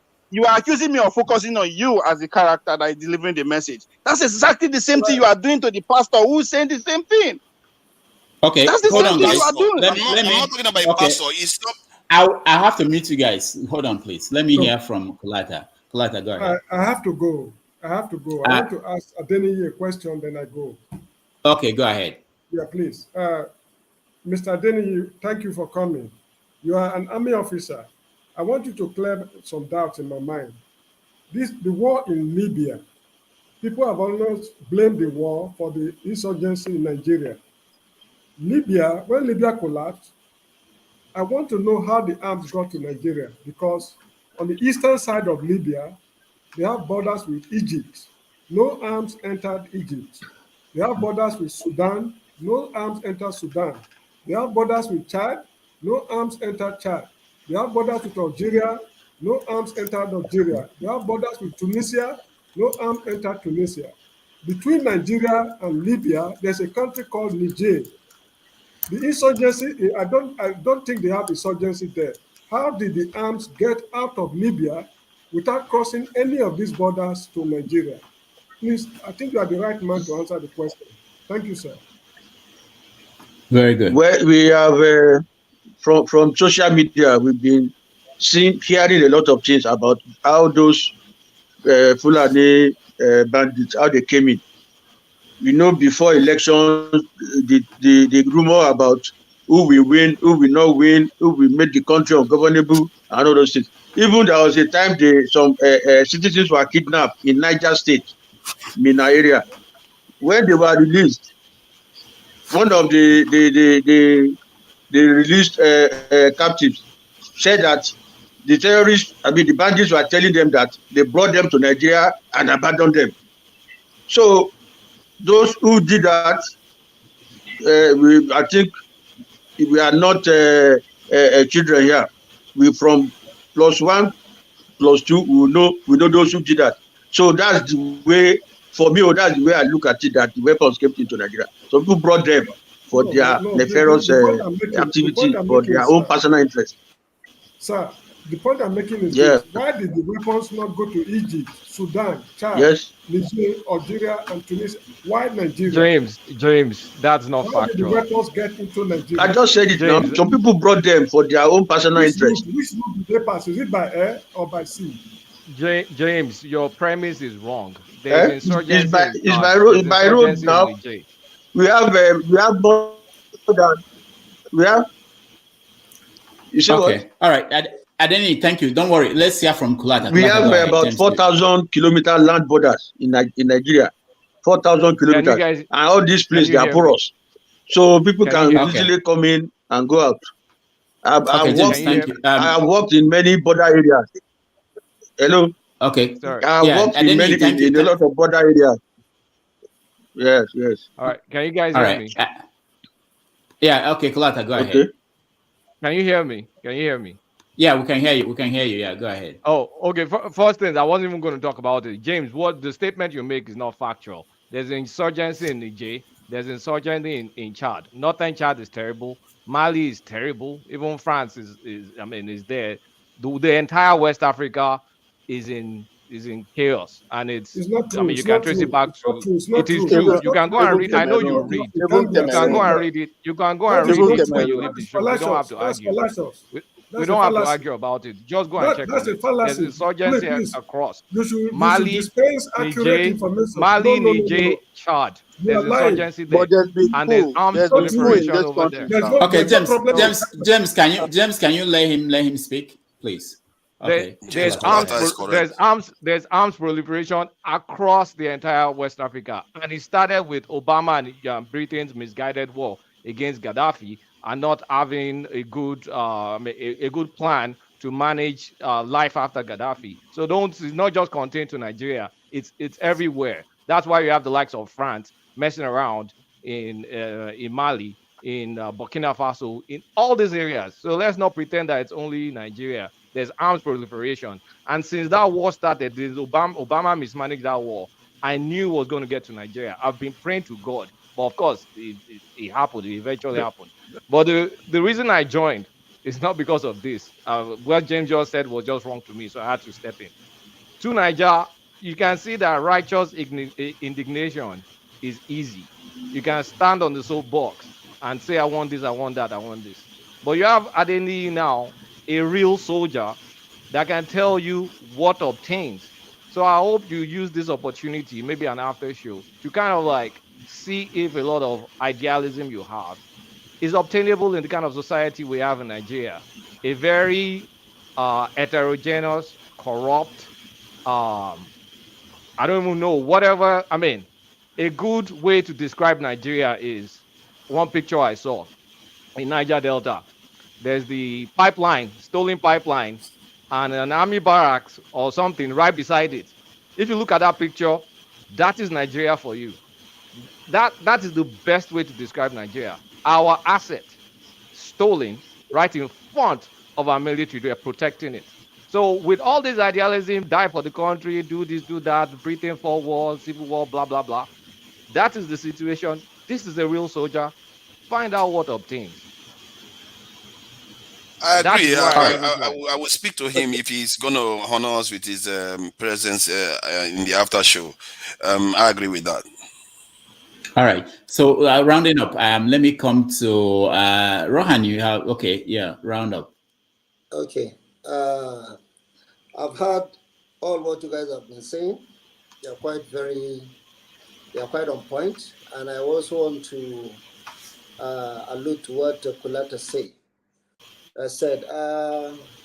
Honestly, there are some other informations aside that, with respect to, apart from the proliferation of arms, there is a conspiracy, and it has been orchestrated. It's not starting even now. We knew what happened even in places like Zimbabwe around the 1970s. and we actually knew exactly how it played out. Let's be frank with each other. If you are not with the West, you are in trouble.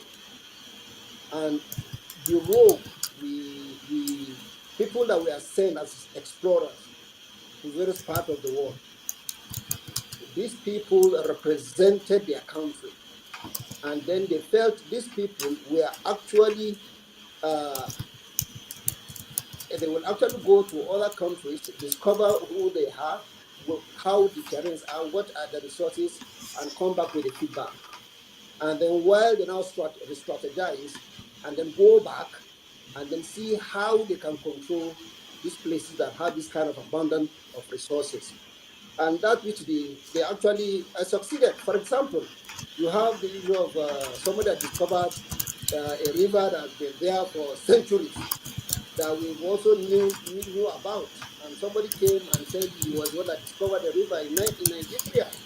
So all these are part of the people that were sent to the country to discover the resources, discover how the people live, what are the intrigues, how do we come in, and what have you. These people get back to their country and then they strategize. And when they are strategizing, they now decide to say, okay, who are going to be our allies? Who are going to be our representatives back in those countries that will work the way we wanted? So some people proved stubborn, while some people decided to say, okay, we are subservient to you, we'll do what you want. They learned the language, and then they are representative. Up till today, we still have the representative.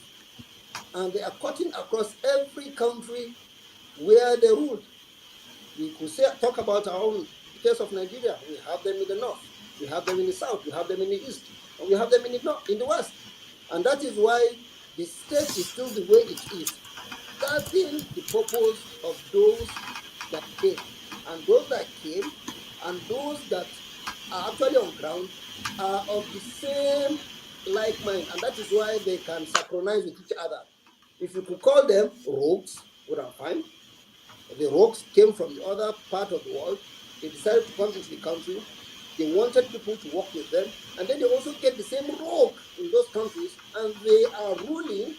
They are siphoning the resources and destroying the country. Let me leave that aside and go to the issue of Boko Haram. The issue of Boko Haram.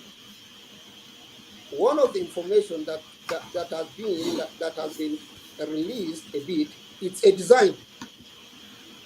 But we only blame the problem on maybe in the north. It is design, and the design is just from the West, from the CIA. So it was designed to make sure that Nigeria is being destabilized from the north, and they can go ahead to take all the resources they wanted taken. So, but we only sit down and start playing all these blame games. And of course, at the end of the design, a lot of people will also benefit from that same country. So because they benefit, they wouldn't say anything. And that is, you can still take that same sample towards the issue of the oil, what do you call it? The oil that has been siphoned from the southern part of the country, south of the country. These are people that it has been orchestrated, and we don't have the facilities. They have the facilities. So these are the same rock, because an information was released that Russia wanted actually to blow the trumpet. Russia wanted to blow the trumpet where a country is taking oil. So Nigeria quickly decided to unveil the mess so that everything will work as they planned. But Russia is even aware of what's actually happening in the Nigerian oil and gas industry. So I don't want to mention them, but we also knew those people that are interested in our oil. Thank you very much. All right, thank you, Rohan. Quickly, 15 seconds. Can I just respond to something this guy said, Ovia said, that if you are not doing anything, whatever you say, you have to be doing it immediately. Is for him, if a That's doctor not what I prescribes said. any That's not medication, what I no, said. because that's That's what not you what I said. said. You said That's if not I what I said. wasn't in Nigeria doing it like you are, like other people are doing, then You don't why have am to I be in saying those Nigeria. things? No, that you What don't did have you to be say? in Nigeria. Then what did you say? Let me hear it from your own voice, because that's what I heard you say. Okay, hold on. Let me get round up from Ike first. You two will come back and then sort it out. Ike, go ahead. Good afternoon. Yeah, welcome. I just want to say that some of us are ready to die for Nigeria. For example, my very personal self. I've been living outside Nigeria for so many years, and I've refused to take the passport of the country where I'm living. I still hold my Nigerian passport because I have hope for a better Nigeria. My kids and my grandkids, they have Dutch passport, but I've refused to take it because I love my country, and I still believe I'm a Nigerian. I am an Igbo man. I schooled in Lagos, CMS Grammar School. I lived in Lagos for more than 18 years. I lived in the north for 6 years. I'm a tribalized Nigerian. So all my whole friends in Nigeria, they're Hausas, Yorubas, Igbos, Middle Belt, name it from wherever. I still believe there are decent and honest Nigerians who want a better Nigeria.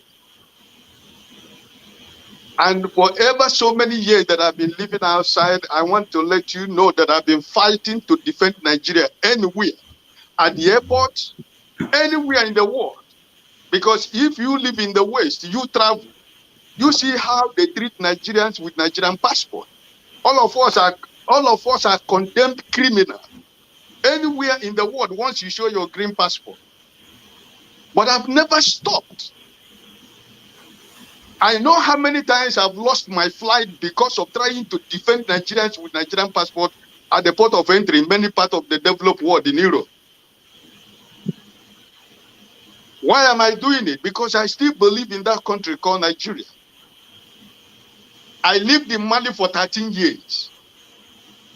I was the president of Igbo community in Mali. I was an executive officer of Nigerian community in Mali for so many years. But it is among us, is our problem. Because I remember vividly when Abacha was in power, when he wanted to come to Mali, some of us resisted that no Nigerian community would go and welcome Abacha in Mali. But some of the executive of Nigerian communities, they go and took money from the embassy and they went and welcomed Abacha in Mali. But some of us who are still honest Nigerians, we resisted that. We welcomed Obasanjo when he came. We welcomed Abdul Salam when he came. I've been a community leader for so many years. While in Kaduna, I was an executive member of Igbo community in Kaduna. You know the problem the Igbos were having in Kaduna with the houses in Kaduna state. But a time came when the Igbo decided that enough is enough. And when we took up with the North, they said, no, it's not more with you people, it is with the people of the Southern Kaduna. And we told them that the Southern Kaduna people, they are Igbos also. If you touch anybody from the Southern Kaduna, you touch an Igbo man. By the time that I was still in Kaduna, the Igbos were able to regain our pride in the midst of the houses in Kaduna. My best friend today is from North, from Kano, from Bebeji local government in Kano. He's an Hausa man. He was the man who used to give me information whenever the northern people planned to attack Igbo traders in every Friday after mosque. He will come to my house and tell me, hey, I go and tell your people that this Friday, these people has planned to attack your shops. So let us stop generalizing so many things in Nigeria. We know the problem of Nigeria. The system we are talking about today, that is what Peter Obi is saying that he wants to dismantle. Why is it? Can't we be honest to ourselves? Why is it that every political party is after Peter Obi? Even though we are saying that he cannot do it. Even though we say that the system will not allow him to do it. Why is everybody after him? He is a politician. He know the system. Buhari was the petroleum minister for 8 years. For how many years have you heard about the pipe that they are using to siphon Nigerian oil? Until when Peter Obi started talking about it for the past few weeks ago. And now every part of Nigeria, government, politicians, APC, PDP, everybody is talking about oil stealing. But for 7 years, nobody talked about it because all of them are involved in the business. Now the man who knows what they are doing is telling you that this is the system he wants to come and dismantle. Prove me wrong. It was not after when Peter Obi said about what is happening with Nigerian oil. That now it is the talk of the day. Every day you open Nigerian news, everybody talk about oil stealing. Why has it not been talked about during the time of Jonathan, during the time of Buhari for 8 years? Let us not feel that because we know that the system is rotten, because we know that these people who were talking about this system, they don't want to leave this system. But if people like you and me, who are genuine Nigerians, who really desire change, we can make it to work. Because all these people you are talking about, they are the problem of Nigeria. Governor Wike went to Lagos and gave the wives of commissioners and well-to-do wives of government officials in Lagos, people who came with Lexus and Prados and so kind of expensive jeep. He went there and gave them 300 million. Why the next state, Bayelsa, his neighbor, which is supposed to be the same state, Bayelsa that is supposed to be part of River State, he has not said anything. He has not visited the state. He has not done anything. Governor of Abia State was celebrating birthday last week. He went there and gave him 200 million. Listen, can't we just see this? Can't we just understand what these people is all about? The people that are well to do it, that are the people that they are sharing the Nigerian money with. And when Peter Obi went to do what he did, they say it's politics. I don't know that most of you, if you are honest to yourself, most of you know the story of Peter Obi. This is what he has been doing in his entire life. He has said it severally. He gave money to charity more than the so-called politicians who, when they give 1 million naira, they go to the newspaper and publish that. He has been doing this all his life. That is his character. That is his life. There is no politics that is attached to it. That is a sign of a leader. Your president, your leader of your country, the most populated black nation in the world, even in the midst of this flooding, he's appealing to South Korea. And we're here talking about Nigeria, talking about this politician. You talk about Tinubu, talk about Atiku Abubakar. I lived in Lagos for more than 23 years. What did the Tinubu do in Lagos? Lagos was the former federal capital of Nigeria.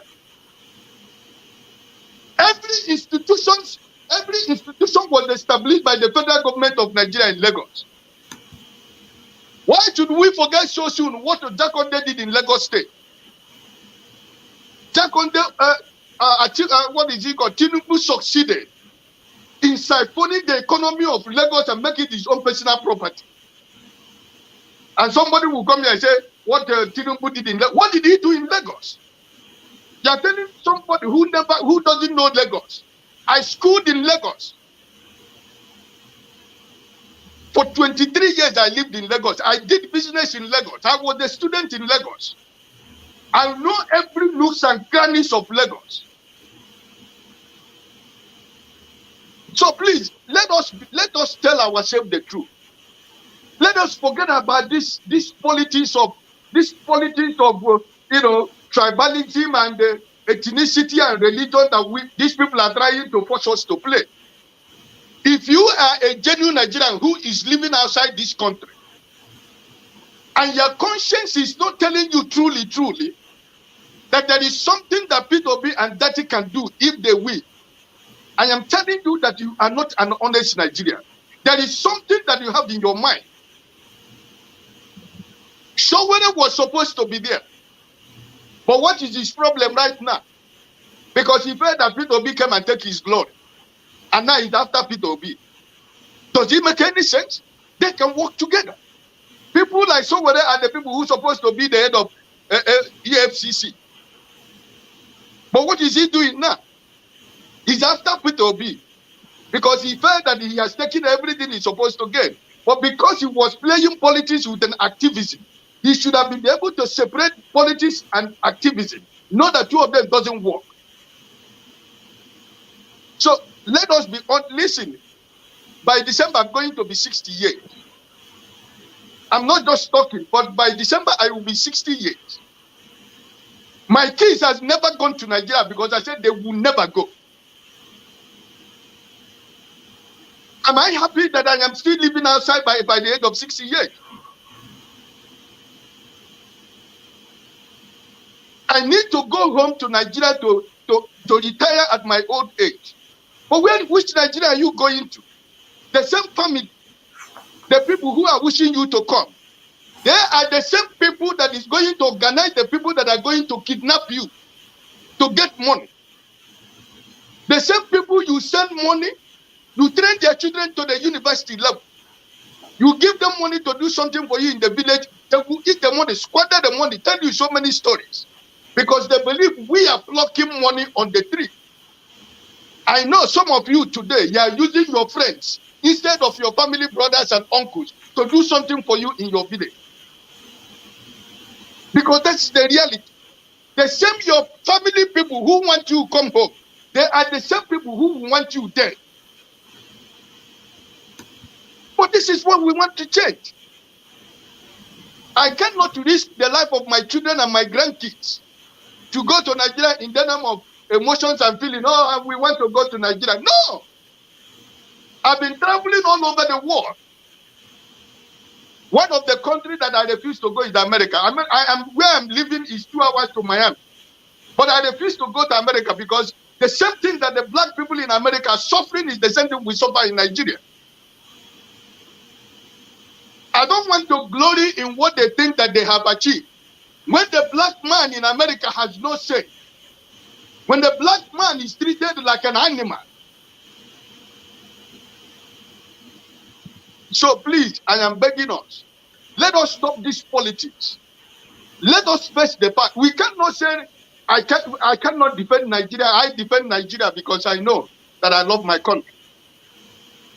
And I want to go back to Nigeria. My green passport, I respect my Nigerian green passport.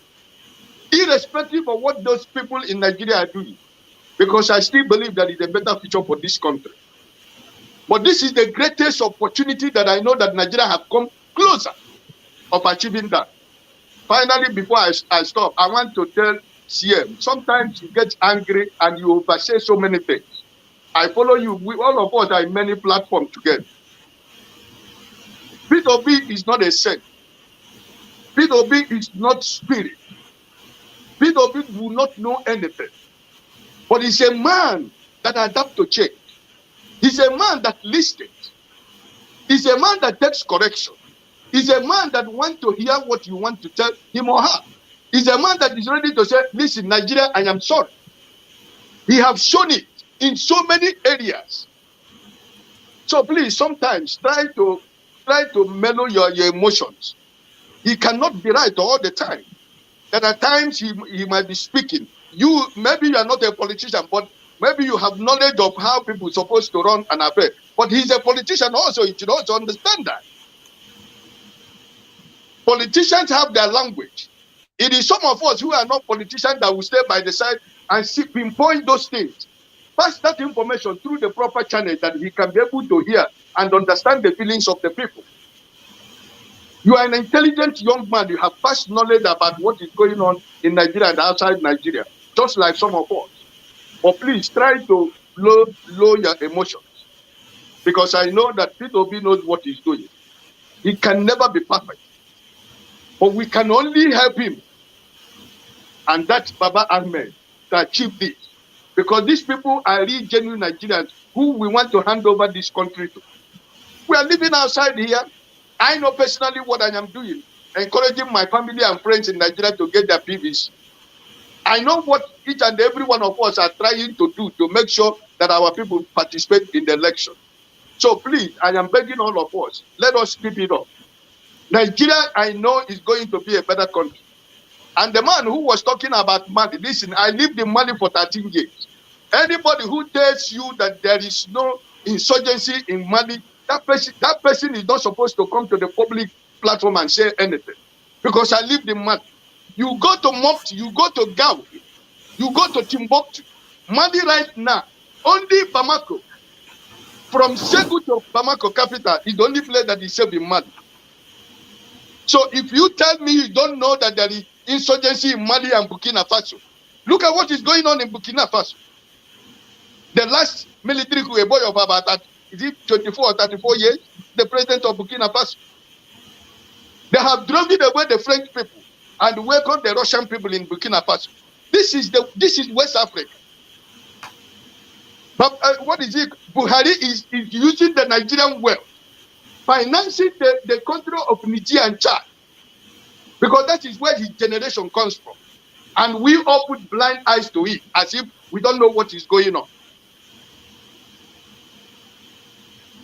So please, all of us are Nigerians. We lived in Nigeria. We didn't fly from the blue. We have the privilege to live outside Nigeria today. But what I'm speaking is because I am a tribalized Nigerian. I've lived every part of Nigeria. And all my friends till today, they are from every part of Nigeria. Because I'm a true Nigerian. I might not be a politician. I might not be a popular person. But I am happy. Because I am a servant of God. I preach the gospel of Jesus Christ. But also I'm a politician. I'm a political animal. I'm a Nigerian. What happens to my people concerns me. The God has blessed me for what I do. But it's not enough. Because every time your family will call you, why can't we make sure that we want a situation whereby everybody, every graduate in Nigeria can be able to have a job? The first daughter of my senior brother, after 7 years of graduation, it was just last month that she was able to get a job in the bank. This is what we are talking about. We have so many graduates in our families that are not doing anything. All right. And we say it is okay. We say it is all right. We're talking about Atiku and the Tinubu.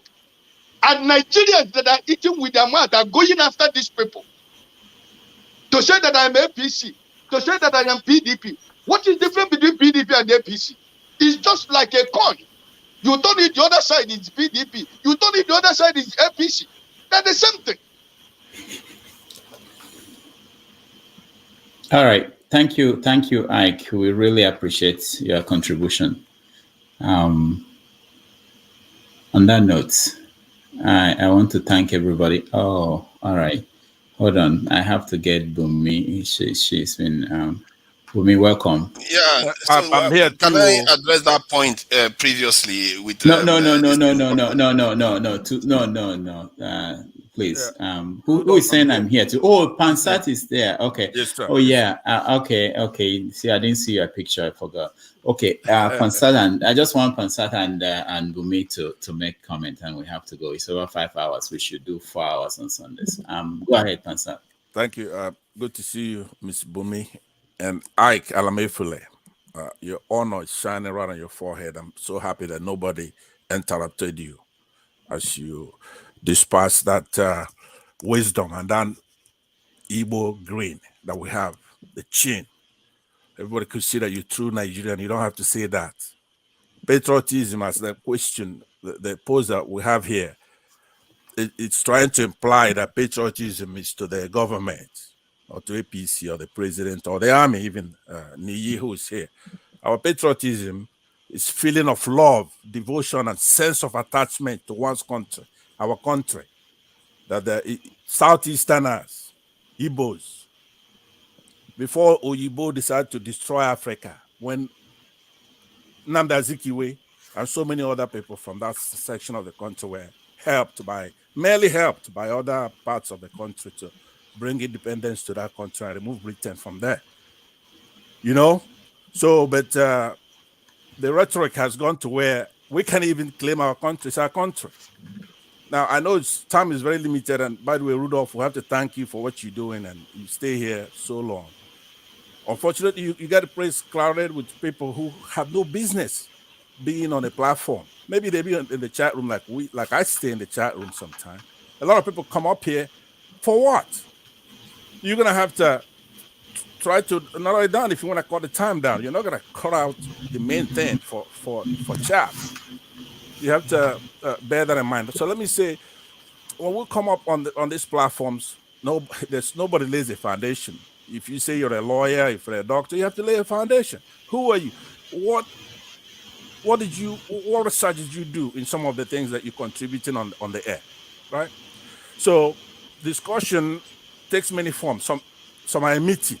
You go to a conference. You go to an evaluation. You go to a talk, a dialogue, interlocution, a discourse. What is this platform made out of? I want to, from today, let's divide this into epochs, okay? Epoch. Our main focus now should be on that election. We don't have a country without that election that's coming up. So with all due respect, Mr. Adeniyi, I had Rudolph to ask you a question for me. That's why I came on here to ask you a question. So at the end, I will ask you that question. As a soldier, I'm not somebody who's going to just respect you because you're a soldier. No, you don't even know that there is no way. Do you know what the process it takes to get a constitutional amendment? It's a long process, arduous, especially what that amendment is talking about. If you're trying to amend the constitution to affect these politicians, you may never get it. So my question at the end for you would be, knowing that you're not going to be able to get a constitutional amendment between now and February, right? It's impossible. Who do you, after noticing that country, being in service, being a soldier, seeing our country go to hell? You have the Chibok incident where a truckload of our girls, almost 300 girls, you didn't do anything to bring those girls back or complain about it since you've been here as a soldier that's supposed to defend that country. Supposed to show up your face here and apologize to us for those girls. 300 students who went to take an exam. You think we're going to just forget about it? Or those soldiers that went to Zaria in southern Kaduna in 2015 and shot almost 1,000 of our fellow citizens just because they're nemesis to the Sunni Muslims. These are Shia Muslims. I can't tell one from the other one. I don't like either one. But they deserve to live. But if somebody killed them, we are supposed to find out who did it and punish them for doing it. I don't care if he's the president. Nobody's gonna get away with that crime. That is such a humongous crime. Not to talk about what's going on in the southeast, on other parts of our country.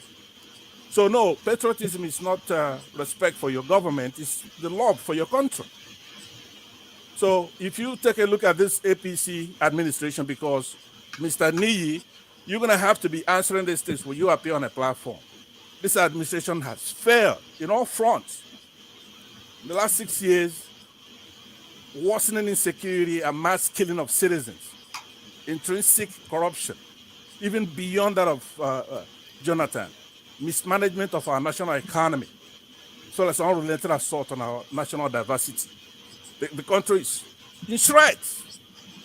So when you come up here and you know that P2B is the hope of the youth, who are from all tribes, okay? Yeah, look, Kwakwanso or Ovie, you could smack all you want. You have no business on this platform. You go get a haircut. When everybody's making a point, you're smacking and laughing. I don't know why you have them on here. So we've got all these killings in our country. The country is disunited. There is no hope. The economy, $1 is 700 and something naira. So I don't have enough time to make my points, but I want to yield the rest of my time to Mr. Adeniyi. If that election is held today out of Tinubu, Atiku, and Peter Obi, who are you going to vote for and why? All right, thank you, Pansat. Adeni, you want to take on this? Yeah, let me just respond briefly. You see, please don't get me wrong. Let us have an open mind in resolving Nigerian problem. Like I said from the onset, it is not an individual that will come and solve this problem. Why I don't expect, oh my country, I don't expect the House of Assembly or because number one, the constitution is against them. What I want for this country is that the people, it is not those in the House of Assembly that will amend. It's not a matter of amendment because we are talking of total departure from presidential system.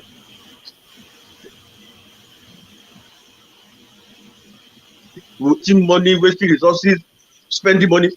We don't need it because at the end of the day, anybody that wins this election now will go back and recoup all this money that they are spending today.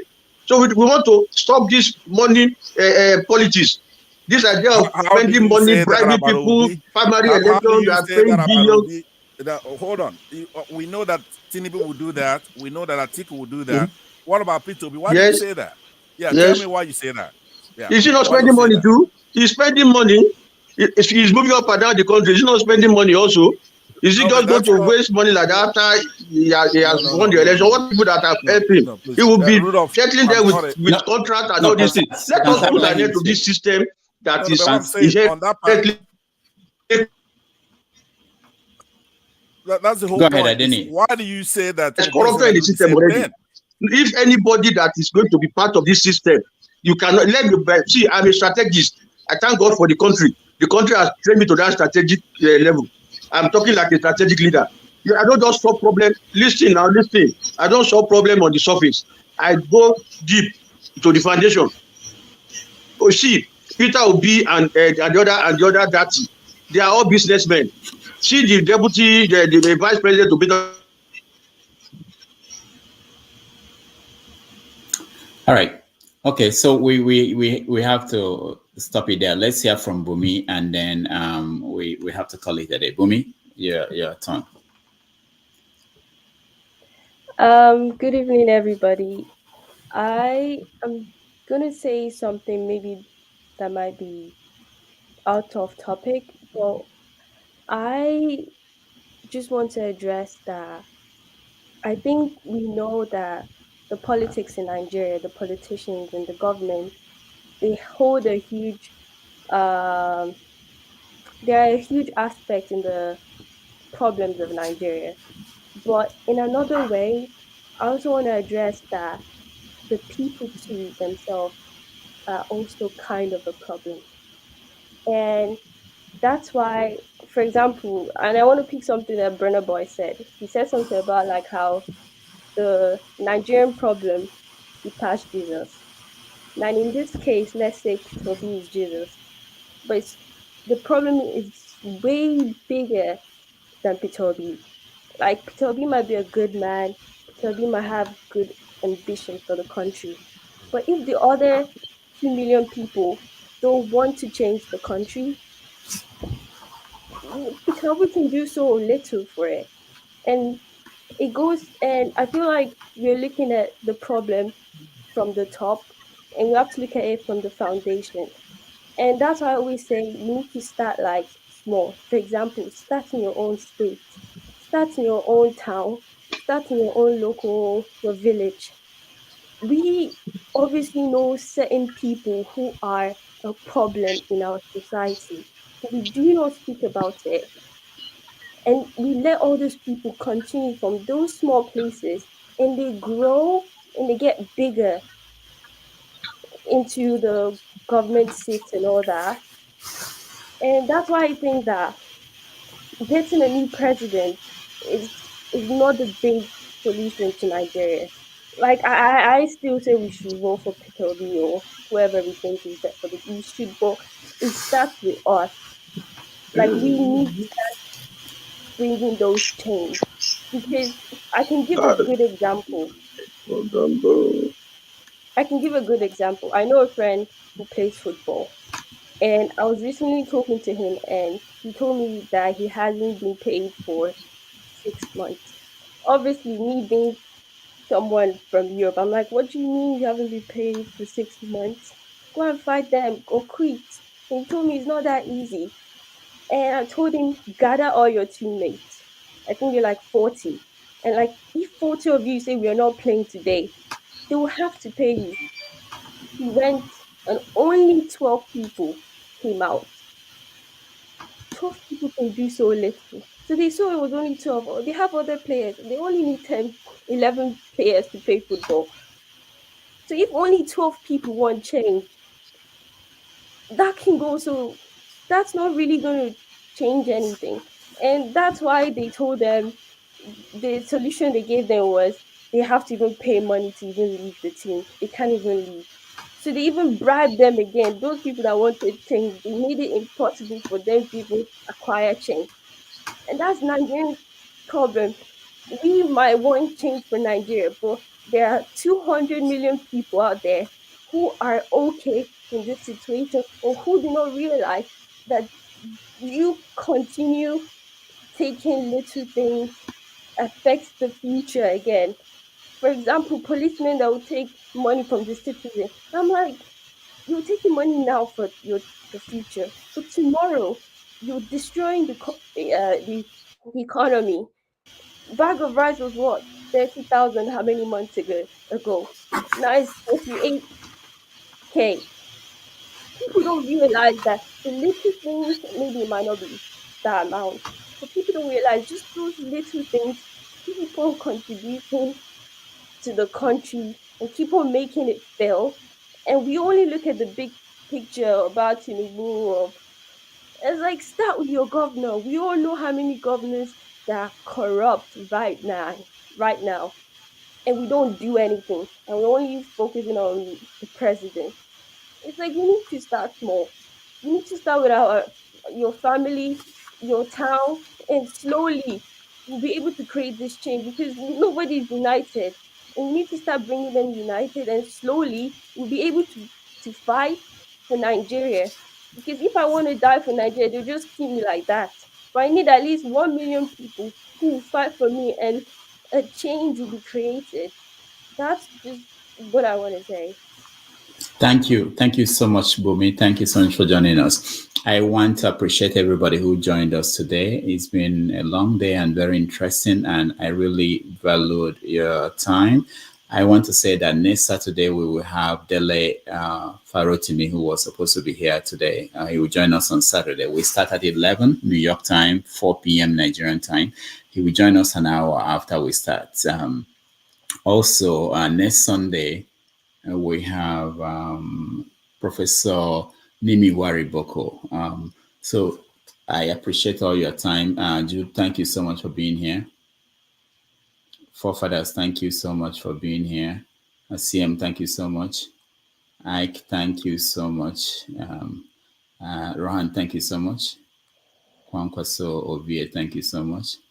Mr. Scribe, thank you so much. What last word? Pastor don't know book. That's why they talk like that. Rudolph, let me join. I'm gonna get what do you call them? Kisma to give you a haircut. So wait. Oxygen will get into that head of yours. Stand down. Pastor don't know book. Pansa, thank you so much for joining us. Your insecurities are too much. Bumi, thank you for joining us. So everybody, those who watched and those who on the comment, I see all your comments. I appreciate that. And those who are at home watching, if you can like the video, that will help us a bit. So everybody, thank you. I will see you next week. You can, those who want to hang around after show, you can hang around. We'll be right back.